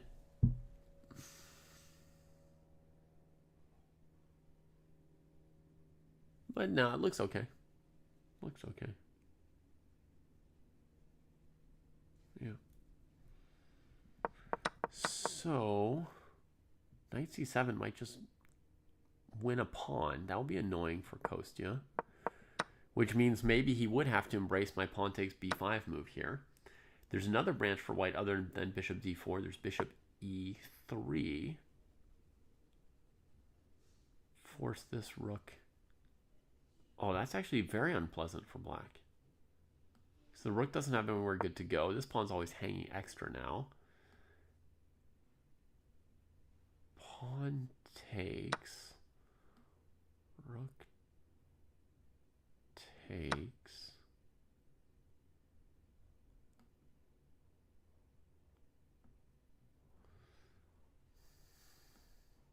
Whoa, this bishop's hanging now.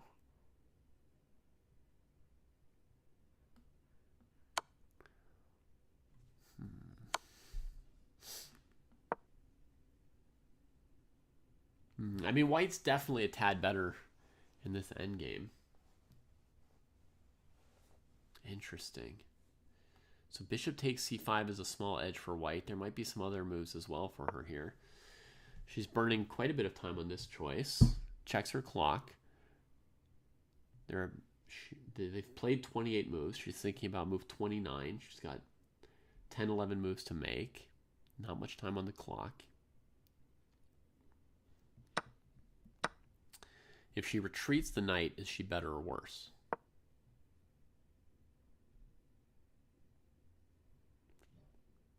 Yeah, just vaguely positioned. No one's obviously better or worse. I guess I would slightly prefer white even here. Just a little more space, a little better coordination than black's rook on g5, one less pawn island, right? 3 islands against 4. So I would still prefer white a tiny bit. So I guess white's just minutely better no matter what.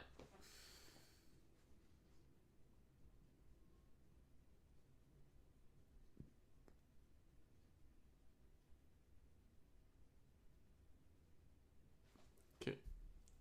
She did something or other. She gave the check. I was just looking at this move and thinking Kostya can move his king in response. There's a fancy bad move, which is bishop g7, knight d6, bishop d4, knight f7. That more or less loses for black. But I think Kostya probably wants to play a move like king h7, keeping the rook open to retreat to any square it needs. And then I don't know that this move does anything different.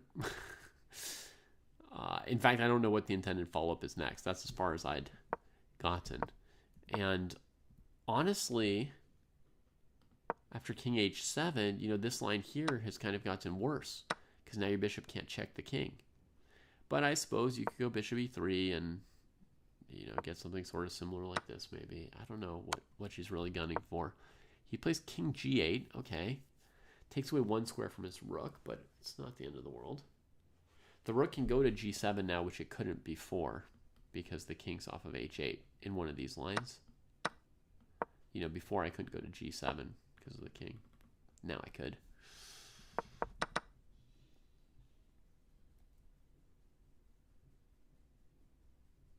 Yeah, bishop d4 makes her position worse as far as I can tell. I'm not sure what she played it for. It just kind of burns her tactics.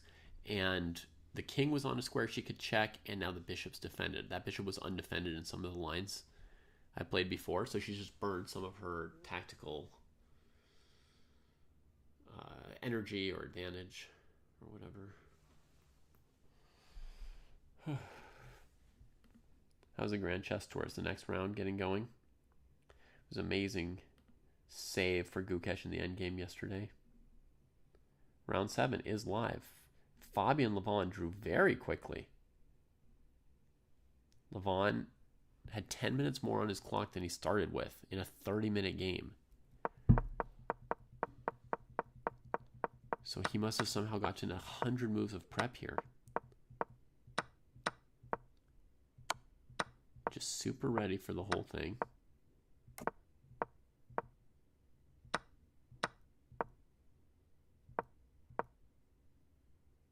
Wow, prepped this. And now maybe you could start the game, but he's still blitzing the whole thing.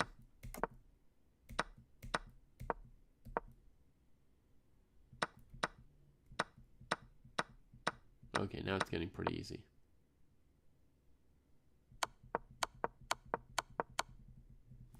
Wow.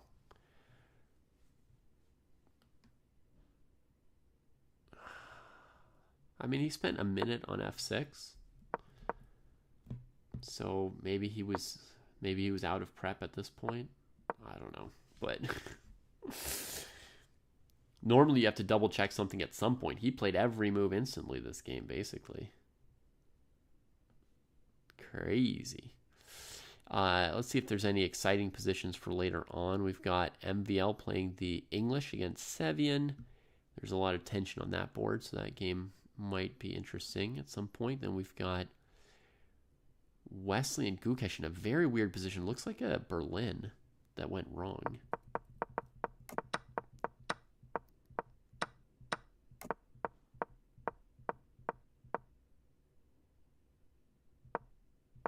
Oh, wow.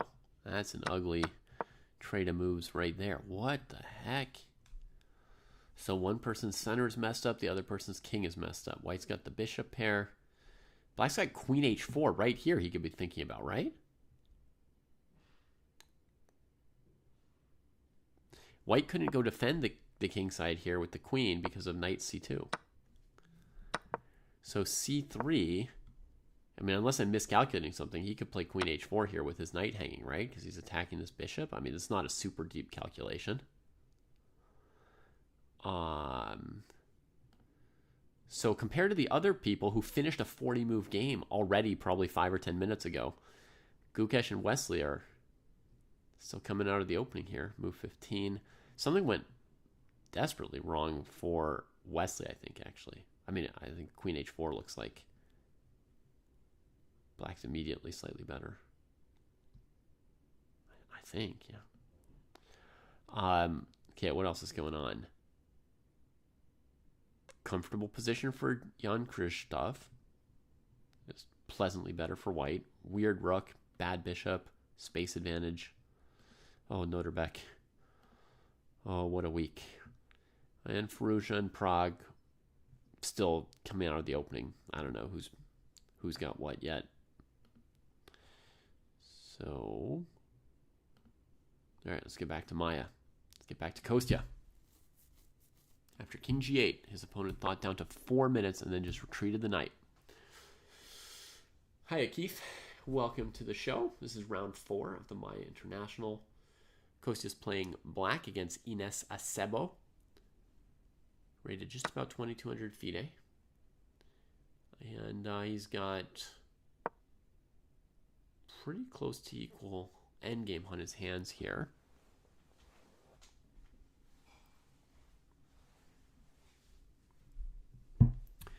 Is White now threatening maybe a very boring and simple bishop takes, pawn takes, rook takes, just to pluck a pawn?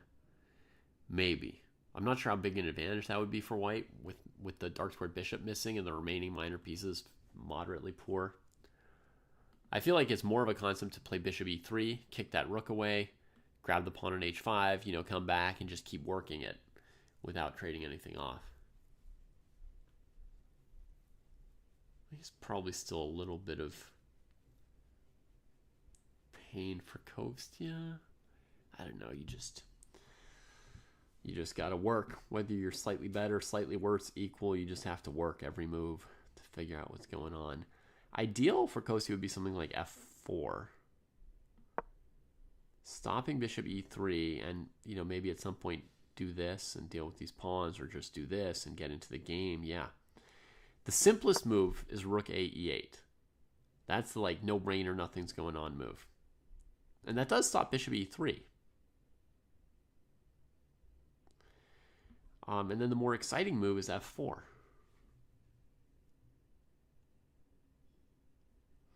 You could also play h4, say that pawn's the pawn, we're just going to move it forward.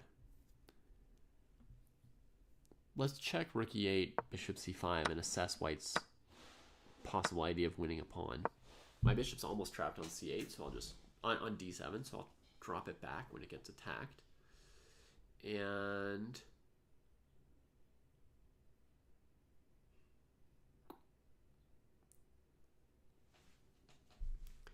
what's White likely to do then? Something like this.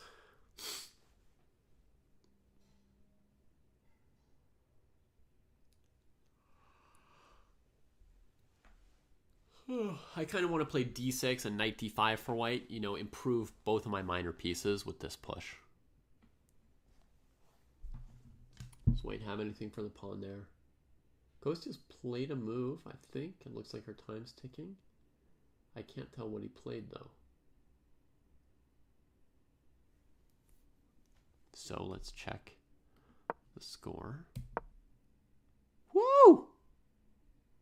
Big old move. Holy cannoli move.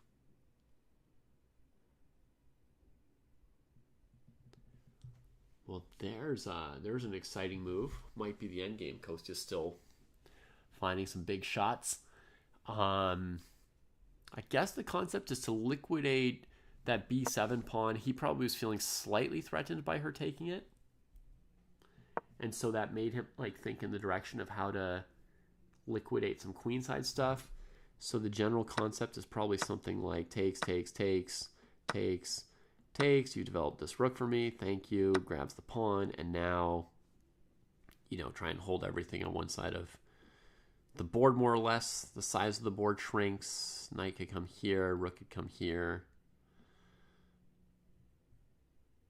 A trade on c5 is going to be obviously drawish at this point with opposite colored bishops. Nobody's got a big enough advantage to dream of winning an opposite colored bishop ending right now.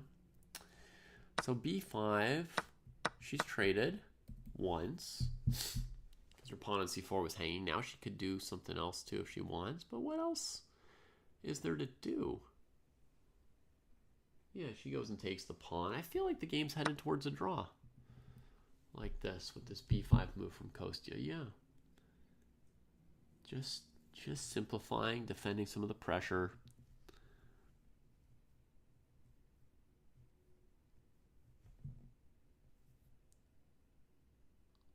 Oh no, he did not trade. He didn't play the simple move, Kostya Kost. Okay. Maybe Proust was wrong. He tries to put some kind of complications on her still. 3 minutes on her clock, 4 minutes on his, 8 moves to go. So it's definitely a nervous time in the game. There's a general degree of pressure from the clock situation.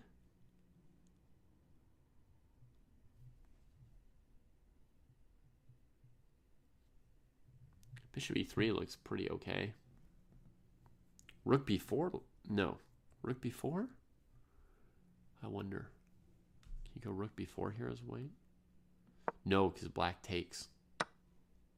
Yeah, you can't recapture your stuff. So bishop e3, which I think she just played. I'm assuming kind of a drop back. Is he going to play quickly here and put some pressure on her clock? It looks like it. He wants to. Plays f4. Holy Kostya. Dang, hitting all the spots. We talked about f4 before. Oh my goodness. What's she going to do now? Bishop c1, holding her pawn and pressuring the isolated f-pawn forever, right? I mean, he's still got some work to do. He's down a pawn, but all his pieces are good now. She can also trade off here. Could be the moment. And then what? Knight c7, knight e6. Just playing for a draw, but if that's what she wants, it's not a terrible option. Could she also do this and get some tempi? Knight c3, takes, boop. Gotta cover here. Maybe this move, because rook g6, bishop h5, right?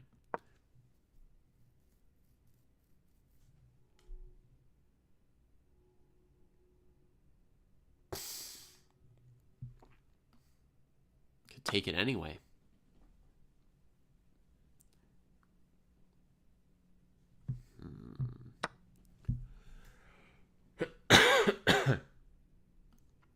This move's possible too. Here, rook c7. So I'm thinking maybe here.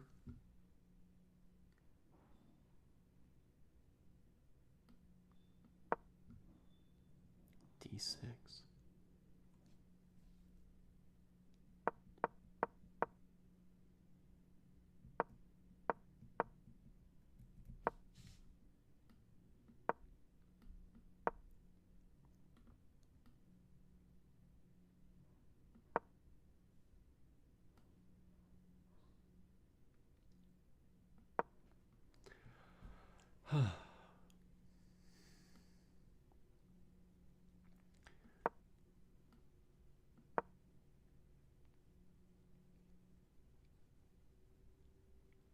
And we can see white still has enough resources. She spent a while on it though, and she went back to c1, which was the simple move. But her clock bled a bit. But Kostya doesn't have like any pawn on the board that looks like it's going to be the hero that wins this endgame. So he's going to have to do something with, you know, funky piece play. Bishop f5, he comes out. I would expect rook b4 from her. And then he's going to, what, trade and play knight d3, or trade and play bishop d3, or play bishop d3 without trading? Without trading, maybe? Look at that. Fantastic move. You can blunder that with 6 minutes to go to time control, 1 minute on your clock. I can see that now she's nervous. She plays rook b4. If he's going to win the game, it's going to have to be some kind of weird like piece tactic like bishop d3 in the next 3 or 4 moves.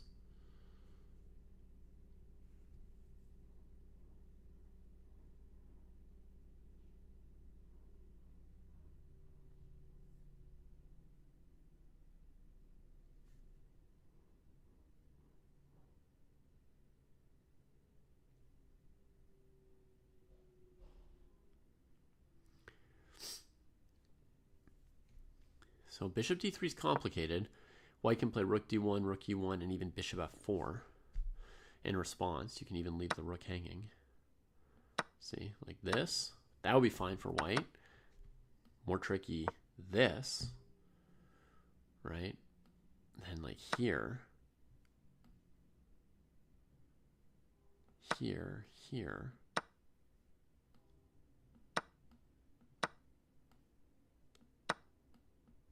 And this miracle for white, right? Could black maybe get out of the miracle with this?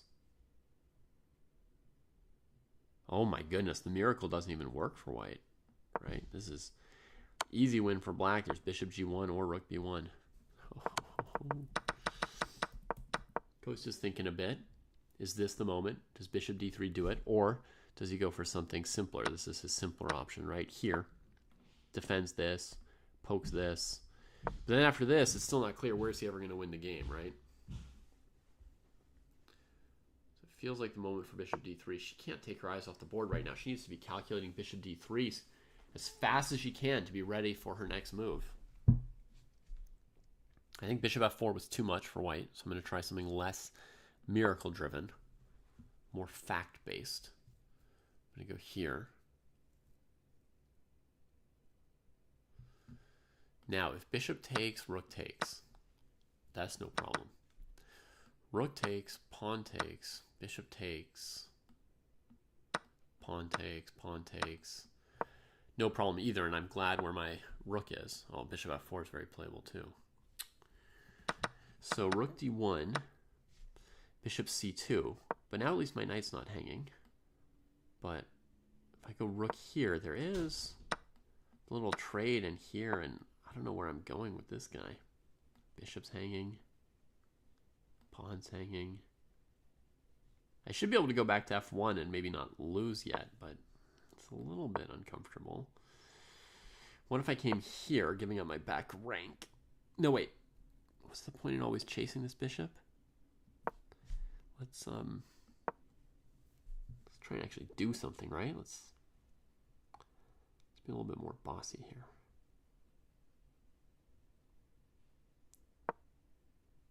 Yeah, that looks fine.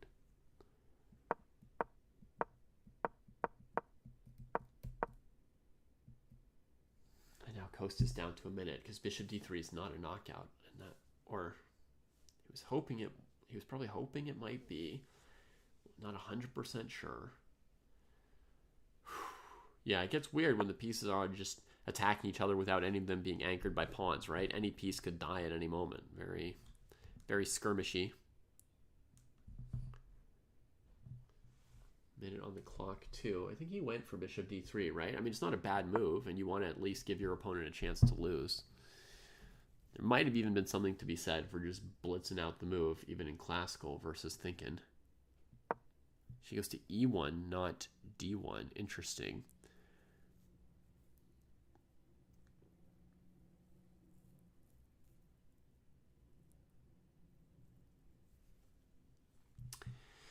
So black could trade on b5, then play knight d3, trade on c1, and take on a3, equalizing the pawns, but it's a dead draw opposite colored bishop. If Kostya wants to win, he could also go rook b4, pawn b4, bishop b5, pawn takes c5, pawn takes c5, and play with 2 bishop pairs. But then the pawn on f4 drops at the end, so he's a little bit behind, right? That looks like this, folks. Right? The problem with this line is that after this, white's just up a pawn. And if anything, their pawn's like a little bit stronger than ours. Hey, Rachel! I'm not going to ask how you're doing, because I know how you're doing. But I'm glad you got to enjoy today's game. I got to see a little bit what the C3 Sicilian's about. Kostya chooses rook e5. Wow. Man, oh man. What a move. What a move. I didn't see it coming. If white with the hanging rook takes here, now Kostya has something to win a game with, right?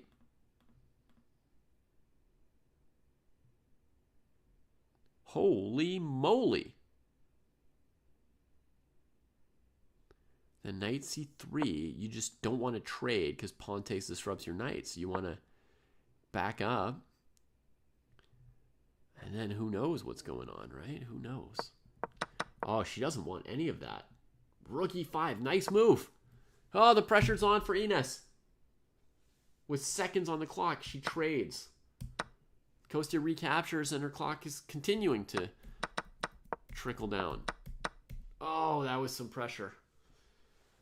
Now what to do? Maybe d6 here? Is that possible?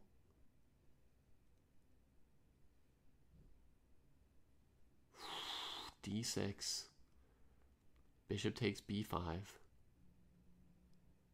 Rook takes. Bishop takes d6.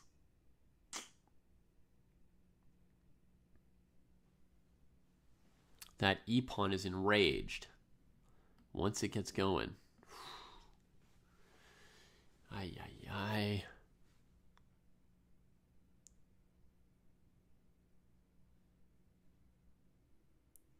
Her rook is so bad, maybe she'll trade the last rook. No, she did something else. Probably knight c3. But then he goes rook a8. And it's awkward for white. Yeah, I know I feel like I'm almost regretting for her that her great position has turned into this terrifying scramble against the clock and like getting beaten in this endgame down a pawn, but I kind of feel both sides of a game. Sometimes it comes and goes.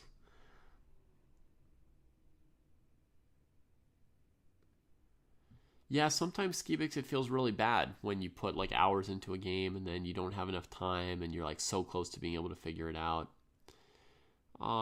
You know, other times it just seems reasonable. Maybe he won't go to a8 because then d6 gets a tempo. Maybe he'll go to a7. Is he thinking on this choice? He is. He definitely does not want to trade on b4, I think. I suppose there's some world in which he does, though.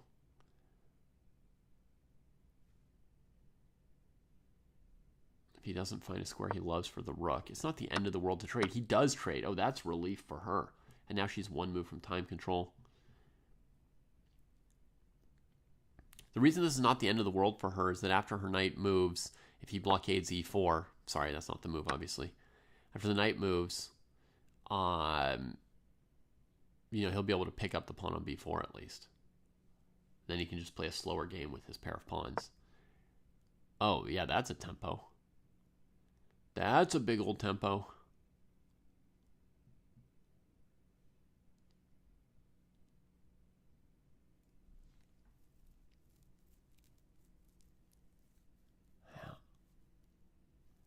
And the knight's got d4 and d2, and the bishop wins his pawn back, and yeah, he gets to play a whole endgame here. Good choice by Kostya, actually. Just keep the pressure on a bit longer.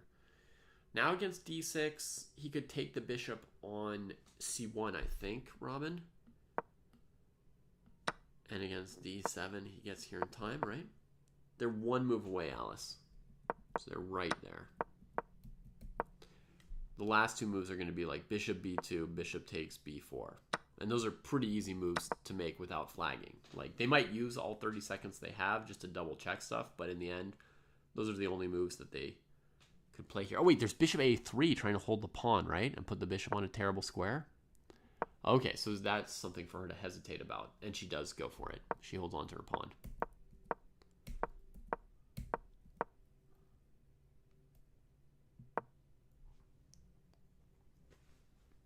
Yeah, that makes things a little bit harder for Kostya as well. I mean, it's harder for her as well with her piece like this. But for the moment, he's holding the blockade.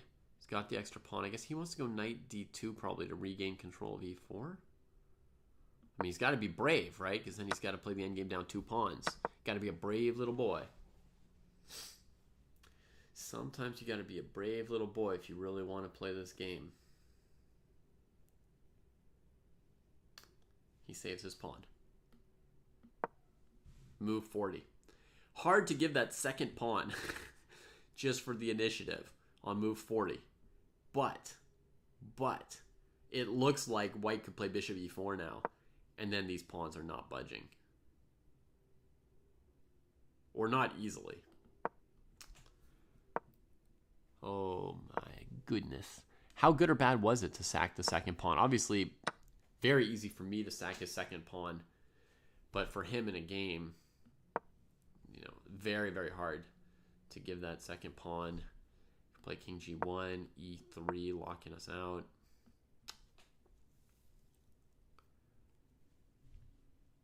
But we bring a piece back in. You have to back up.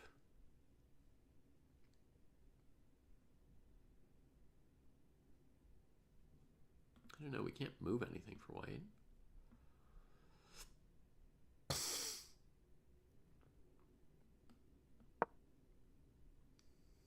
I'm going to put 2 pieces on blockading squares.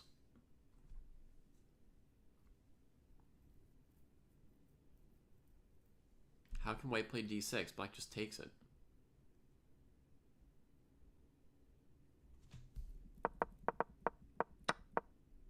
You're saying in the game position, h4, d6?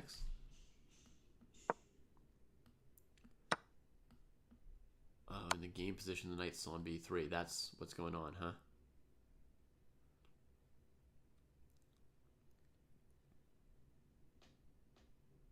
They've got a new 30 minutes to think about the situation after the time scramble. So d6, definitely a good question.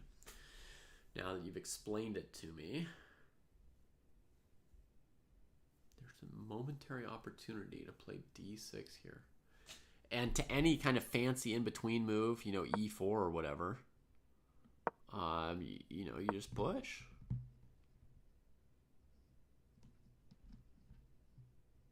And that puts the opponent like way, way, way on the back foot. You know, maybe keep pushing. Just taking over all the territory you can and then deal with this stuff. h4 is d6 winning. That would be awful for our dear Kostya Kost. He did not deserve to lose this game. I guess they both played so many nice moves, I was kind of feeling like a draw was a reasonable result here. I find myself not wanting either player to lose today. I don't know. I'm a person. You know, what goes on in here is weird. You never know what's coming. In theory, I like chess to be decisive. In theory, I want my friends to win every single game they play.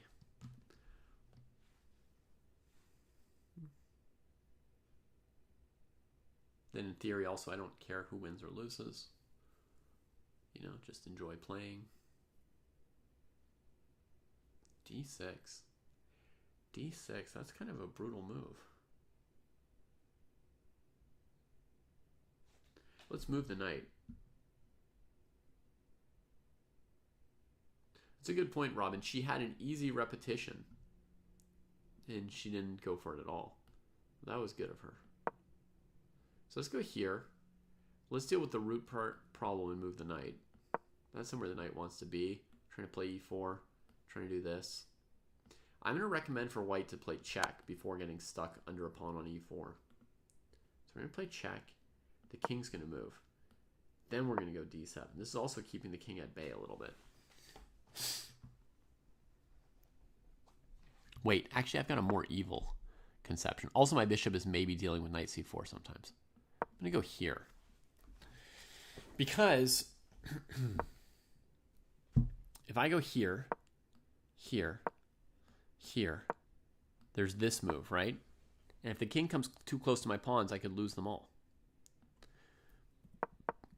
So let's play b5 with the evil plan of unveiling the queening idea and the hidden attack between the bishops at one and the same moment.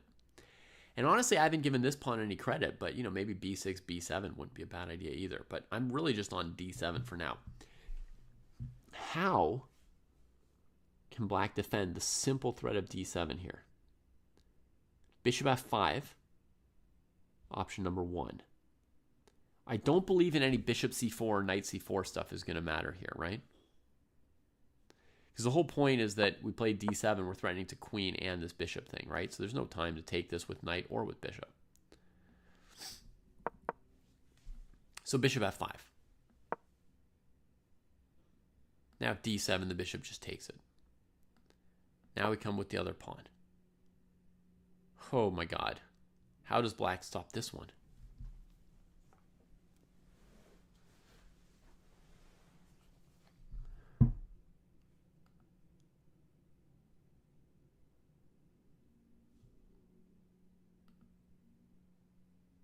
Knight d4 is more solid, you think? Okay, we can try knight d4 instead of knight d2. Before we switch moves, though, Gary, let's just make sure that we're not missing anything here. Any resources for black here? Doesn't seem like there's anything, right? Like, we can run this pawn, but it's not as fast as the b pawn. Yeah, I think we can safely switch to a different move. So let's try knight to d4, right?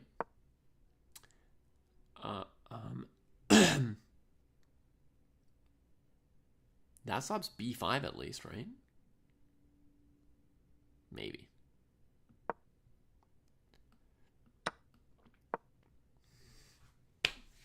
b5 could still win, maybe.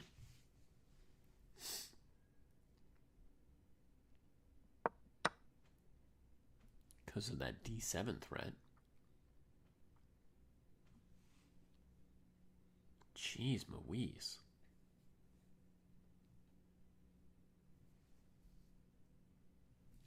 So bishop takes b5.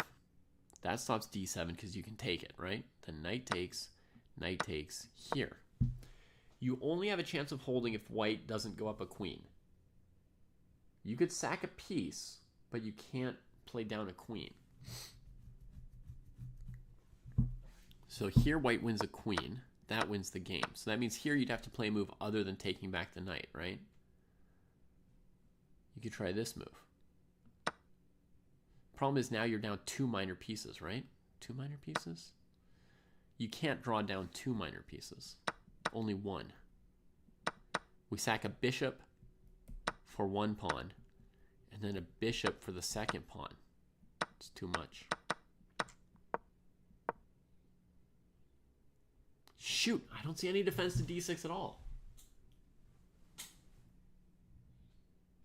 And she's already gone. She's played a move. Did she spot the killer? Oh. Oh, that's brutal.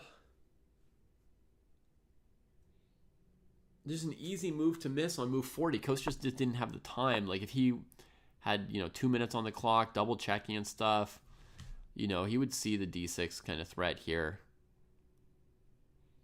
Play a move like knight to d2 or knight d4 or whatever. But low on time, yeah, it makes sense. You just save your pawn. And then this. Oof. I would say, from our calculations, there's something like a 90% chance this move just wins the game. Bishop d6, bishop d5, take the knight. Is there anything there? Down a piece. Not so much. They just made time control hockey chess, dude. This is move 41 she just made. He had less than a minute they each had like 20, 30 seconds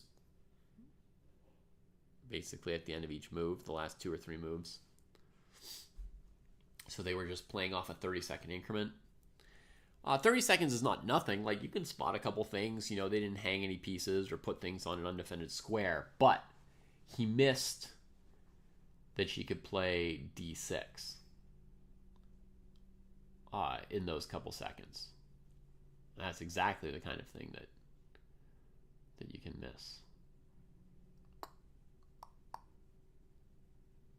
Yeah, 30 seconds with anxiety is less good than most 30 seconds, right? It's more like 15 seconds. Now that bad bishop d4 move looks very good, says Robin. Yeah. Oof. I don't see a way to save this. Maybe somebody in chat wants to, but I've made a maximum COVID person threat effort at this point. I'm not going to be able to even put any more words together. I can't find the saving move for black here, if there is one. I am sorry. Whoa, Hannah, thank you for the raid. And Hannah is playing in this tournament as well, folks. Here's a link where you can follow her stream. She's playing in this tournament as well. And she beat Rachel. Only lost Rachel's hat, I think. She beat Rachel in a really excellent first round game. So she is no joke. She played a bunch of really strong moves in that game. It's my first time watching her play classical chess and getting a sense of how she plays. Looks like today she had a queen versus rook and bishop endgame. Which looks good for her, but she won the game, huh?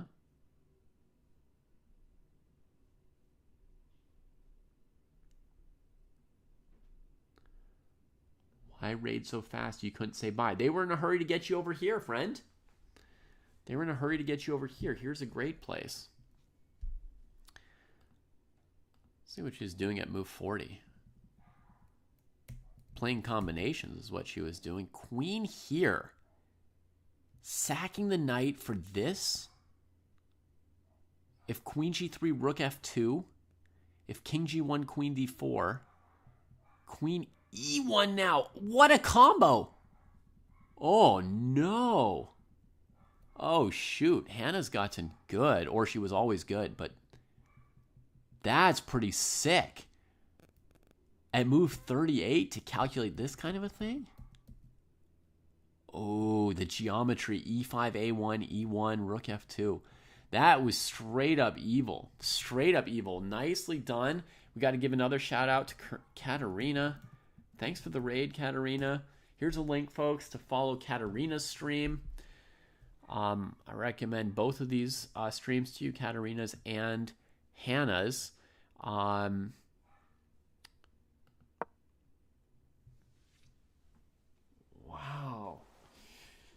So anyway, folks, anyone who doesn't know me, my name is David. I'm a longtime chess player and chess teacher.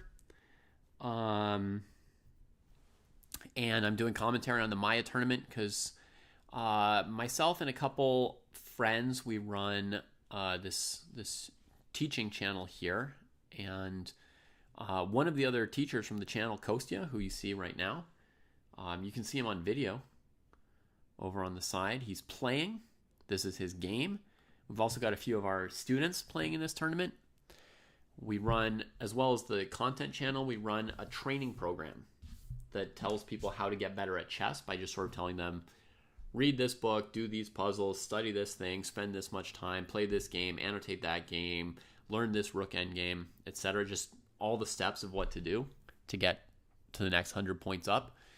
And so a few of the people from our training program are at this tournament. And so I'm just enjoying, keeping track of the the games at this tournament. We, in addition to Kostya, we're keeping track on Matt, Anushka, and Rachel. So basically following 4 games every day. Good fun. Real serious chess. At the moment, Kostya might unfortunately be about to lose his game here. to a move 40, last move of time control, little slip.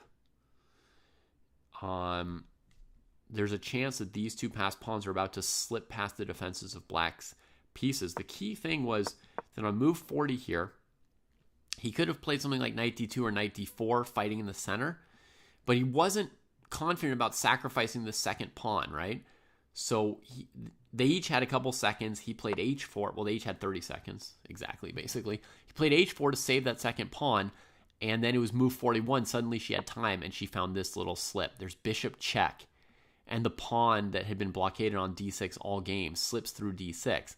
Once it gets to d7, this pawn is big trouble, right? He calculated for a few minutes, but there's no way to sack the knight or take the pawn. Comes to d4. She gives the check. He's going to have to go to g7. And now we think that the evil move is b5. That like cinches things, clinches things. I could be miscalculating because I've got COVID. On normal days, I could be miscalculating because I'm me. Usually I calculate okay. I'm just joking around. Bulgolyubov was the one who said, when I'm white, I win because I'm white. When I'm black, I win because I'm Bulgolyubov, right? When I've got COVID, I miscalculate because I have COVID. And when I don't have COVID, I miscalculate because I'm me. That's the modern take on a chess classic. But anyway, here's what I've calculated. You guys can all check on it. The idea is b5 to threaten d6, because in general, if you go straight up d7, bishop e7 covers it, right? Then you play b5 trying to distract their bishop, and they play king f6. And if you continue along this line, you find that you're bringing the black king uncomfortably close to your pawn, right? I call this a pawn being embraced by the king when it's attacking it from the side and covering its advances, and there's about to be a smothering hug from this king, right? So that's not how you get your pawns through. So there's this evil move, b5. Oh, she's played it. Oh, nasty. Oh. Somewhat well-deserved by her. She played a great game, but still unfortunate for one of our heroes. After b5, the concept is to play d7, and black can't use the bishop e7 defense because the pawn is already on d6, you see? So black could take the pawn on b5, let's say with the knight, attacking all white's pieces. Now if you take here, it's a real blunder because your pawn's blockaded, right?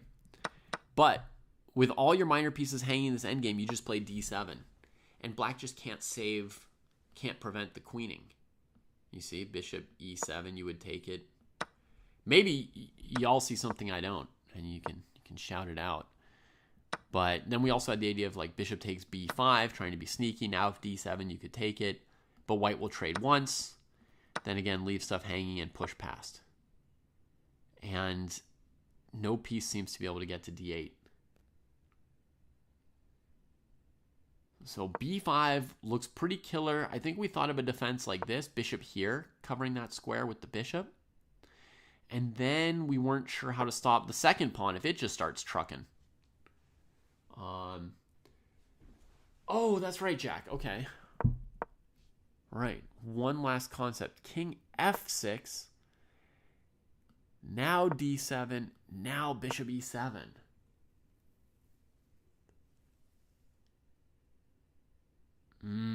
Yeah, good idea. Okay, that's an improvement already. Good work. Good work, Jack. I think then will come b6 anyway here, is my guess.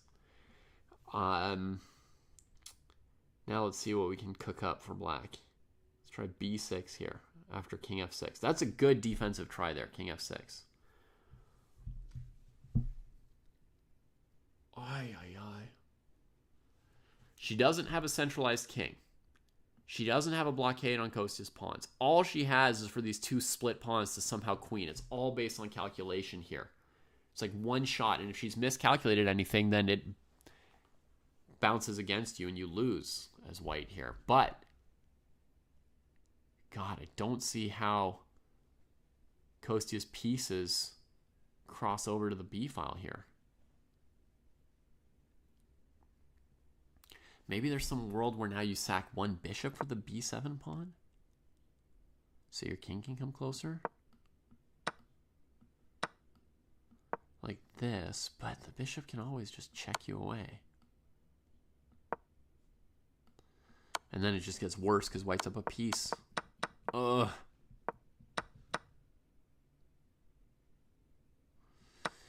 Yeah, once you're down a piece, there's not really going to be any saving this. White's going to be able to keep the other passed pawn alive using their extra piece. Bishop a6 would be a blunder after b6 due to knight e4 check. I don't know about a blunder, it's just a lost position. We can't blame the moves anymore. But would knight e4 also win? Yeah, I suppose so. Move the king to f5 or g7 or something, then push this pawn and the king's no longer defending this.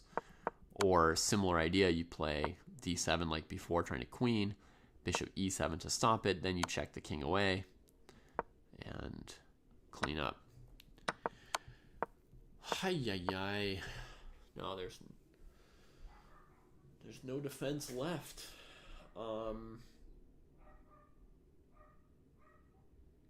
Yeah.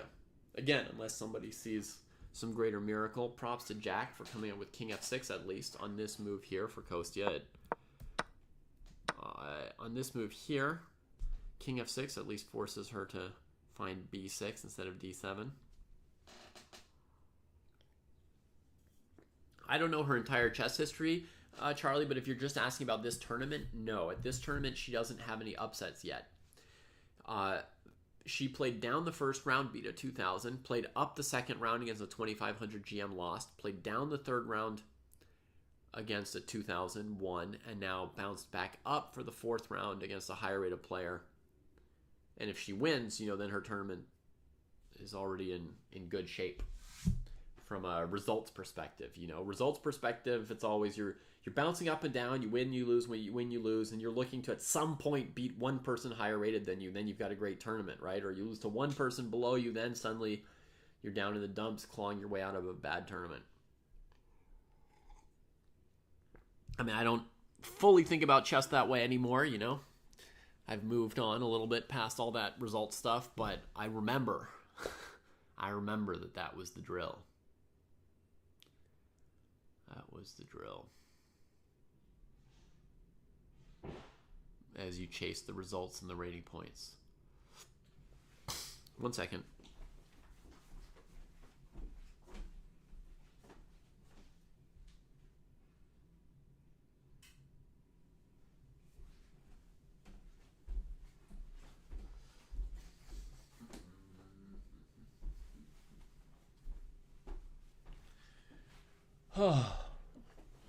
Now we just sit here and contemplate death, huh? The small death of the chess game. King f6 played by Kostya Kost. And look at her. She's not overexcited or eager. She's just thinking. She was probably thinking on his time. Probably already saw b6. But sometimes when like a 10 or 12-year-old kid is getting close to a big upset and they're feeling it, you'll see like this kind of like nervousness. Like they're so excited at the possibility of winning. They're, agitated and all that. And then sometimes they're gonna blunder. They hover their hands over the board. But she's just, playing chess, just looking at the moves.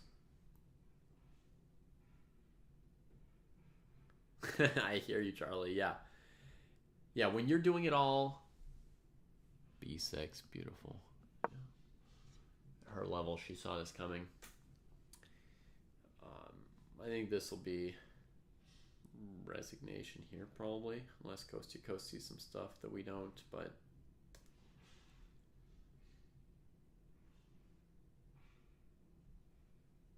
clean move. But yeah, Hockey Chess Dude, when you're doing all this just for rating points, you invest, let's say, $1,000 for a tournament. Maybe nowadays it's like $1,500. Back in my day, it was like $1,000. You spend $1,000, you go to the tournament. Let's say you lose 10 rating points instead of gaining 20 like you hoped.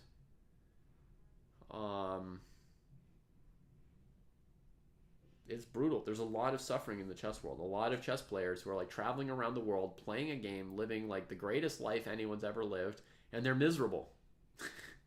And they're miserable.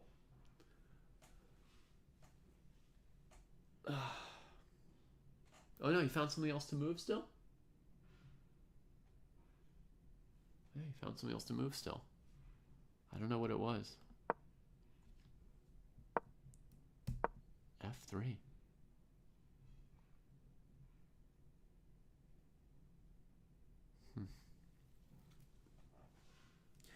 Yeah, it's like funny and sad and all that at once.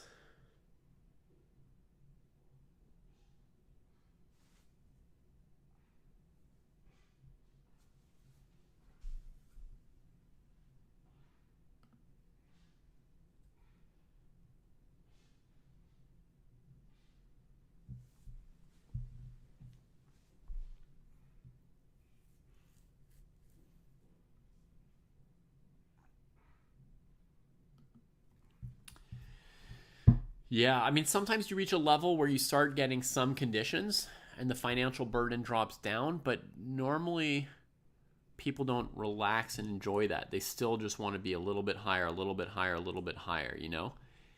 Like, if you make GM, you definitely get free hotel rooms. Maybe your airfare as well sometimes. The streamers might be getting a deal here now in the new world where some tournaments have realized that, hey, they could popularize their tournament by giving some breaks to streamers. So Kostya is a streamer and an IM. I mean, certainly he's not paying an entry fee anymore, but he's probably getting like either half off his hotel or free hotel. So that like reduces the financial pressures. But, oh, you know what? I'm just realizing I would have almost blundered into this. I was thinking like, yeah, who cares about FG2, right? Let's just queen this pawn. But then there's F2. That's what Kostya wanted to do. If she just ignored his pawn thinking, whatever, I'll queen. But she took it. Clever girl. King's Indian. GG to both of them. We could see Kostya resigning there. They're resetting the pieces and all that. Oh, it happens. One little shot there with the pawn. Man, he was going for it. He tried to win this game. We should give him props for that because he passed up a draw earlier, just like she did earlier. Neither of them was content with the draw. They each believed in themselves and really went for it this game. My comradely sympathy to you, Kostya. It's okay. It's okay. You played a pretty good game. She played a pretty good game. And you're in Portugal. You know, things aren't too bad. Things aren't too bad. And for Ines, they're really great right now, you know. Talk about the misery of chess. She's at a super happy point right now. Anytime you beat a player who you think is good, which people always define as somebody better than them. Whenever you beat somebody you think is good, it's a great moment to really amp you up. You feel like that's what it's all about. All the studying, all the sleepless nights, everything was for that moment. So, yeah, an interesting game. Not perfect, but not bad either. Some blows back and forth. Good fight from both players. For any aspiring King's Indian players like maybe myself, some King's Indian lessons there. Definitely just getting that experience from playing an opening is good for being able to play it, and in this case just watching a game be played over a few hours while paying attention definitely increases my King's Indian experience here. You played somebody in a bar, not that good. Turned out he was an FM, yeah. So he was also not that bad, right? Just glance over here at Gukesh and Wesley. Funky. Gukesh has sacrificed 2 pawns on the queen side. Obviously, he's got some contact with Wesley's king, but he's taken on a lot of risk here. He has, yeah. Definitely taken on a lot of risk. New redesign is live.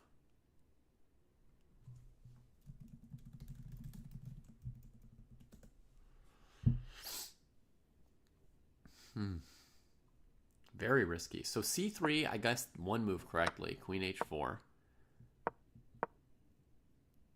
And then he wanted to bring his pieces out, but the pawns had to drop.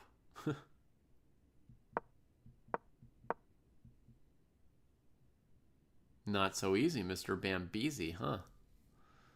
Oh, I don't know, Gukesh. I don't know, Wesley. Who's winning or losing this one? I can't tell. What a mess.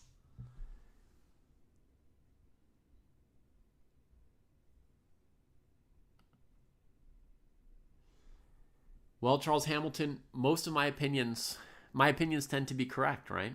So that'll happen. You know, a high percentage of my ideas are correct, even though I'm just guessing at them to some extent, like everybody else. I don't know. All right, so that's a wrap. That's a wrap on the Maia International round 4 for today. Tomorrow, Kostya's going to have white. It'll keep going. I think I'm planning to keep streaming it all week.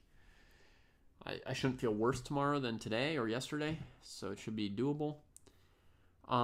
Jack says I could demo the new Chess Dojo redesign. I was planning to collapse in a corner here. Let's see. Let's go to a big window maybe. And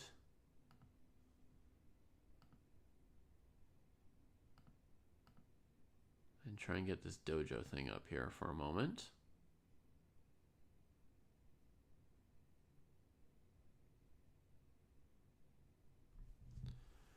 Oh God, too many windows open.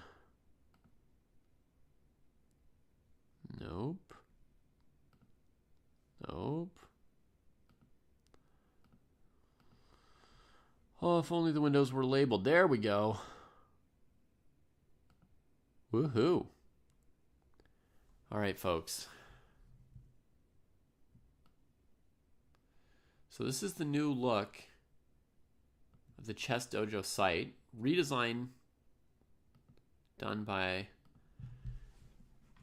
our genius programmer, Jack. I don't know if design is one of the things he's supposed to be good at, but he came up with this design idea himself as well as then programming it. A lot of companies, they've got one person who kind of designs things, then another guy who kind of builds it, or sometimes you have 3 people who discuss the design and then 10 people who build it. But Jack designed this and made it. So we've got on one page now your view of today's tasks, your view of what you need to do this week. Oh God, it wants me to annotate a classical game, or to work on annotating a classical game every day. It shows what I did yesterday. And then down here I can see my full training plan if I want, and I can expand what I have to do here. You can see Bruce has done a lot of opening work the last couple weeks, right? Building some opening repertoires for white and black, doing some sparring, or finding model games.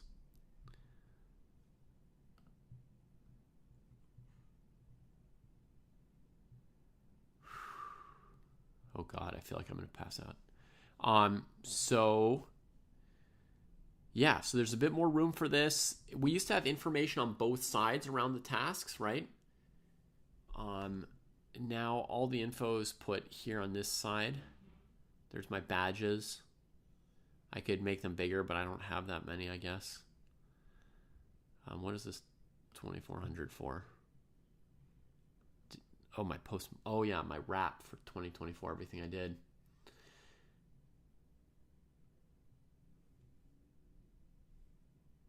Yeah, JW, don't miss annotating a classical game. You don't have to do the same thing every single day. I should now be able to use this new function to skip a task, and then it'll show me a different task. So I click skip, and now it shows me something different, you see? And it won't show me that task again until next week. But now it wants me to solve Polgar mate in 2s, which I don't want either.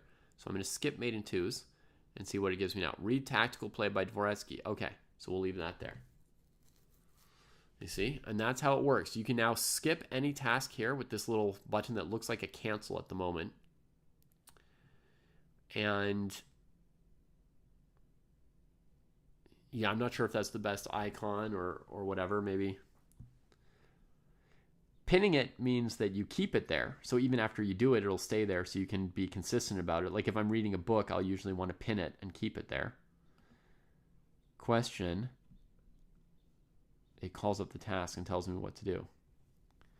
And then you can skip something that'll push it away for 1 week, and then the task will come back. So just a way to be like, this isn't for me right now, and it won't bother you with it every single day. It gives you like a week to work on some other things, and then it comes back. So that's the new dojo site. Yeah. Looks good to me. It's the skip from Uno. That's right. When you skip your opponent's turn in Uno, it's like this, right? I feel like in a lot of stuff, this means to cancel something. But Pisani recognized it from Uno. So maybe it's perfect. Pisani says it's perfect. I'm not an expert on what icon is or isn't perfect. I just wondering. But the general thing that's cool is like the today view is easy and it's right there at the top of your screen. You don't have to scroll. You see immediately what to do. Today I've got an hour of work to do. I got to do this. I got to do that. You guys want to see me do like half an hour of work and then check it off so you can see how it goes. And then my 1 week view is very easy to see as well. I can see, oh yeah, this is what's coming up in a couple days. If there's something I don't want to do here today, I can just pick something from Thursday or Friday to do instead. Right? And then I've got my whole view if I want to go be a power user and look through everything and pick my own tasks. So read Endgame Tactics by Van Perlo. It sends me to a link to it. But I would just... Oh, I'm too dizzy to do it, though, unfortunately. Sorry, folks. I'm going to have to lie down. Okay. So, enjoy it. Go to Chess Dojo. And try and do one task for today. Just do one task.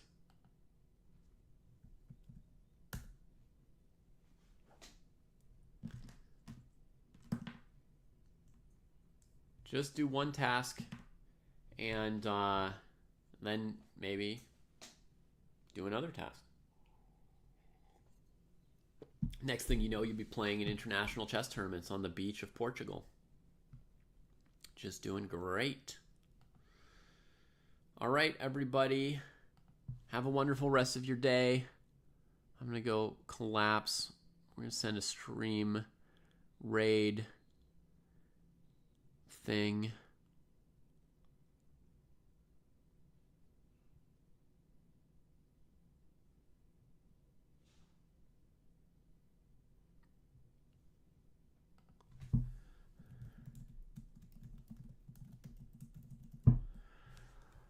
Oh, I was feeling great before. What happened?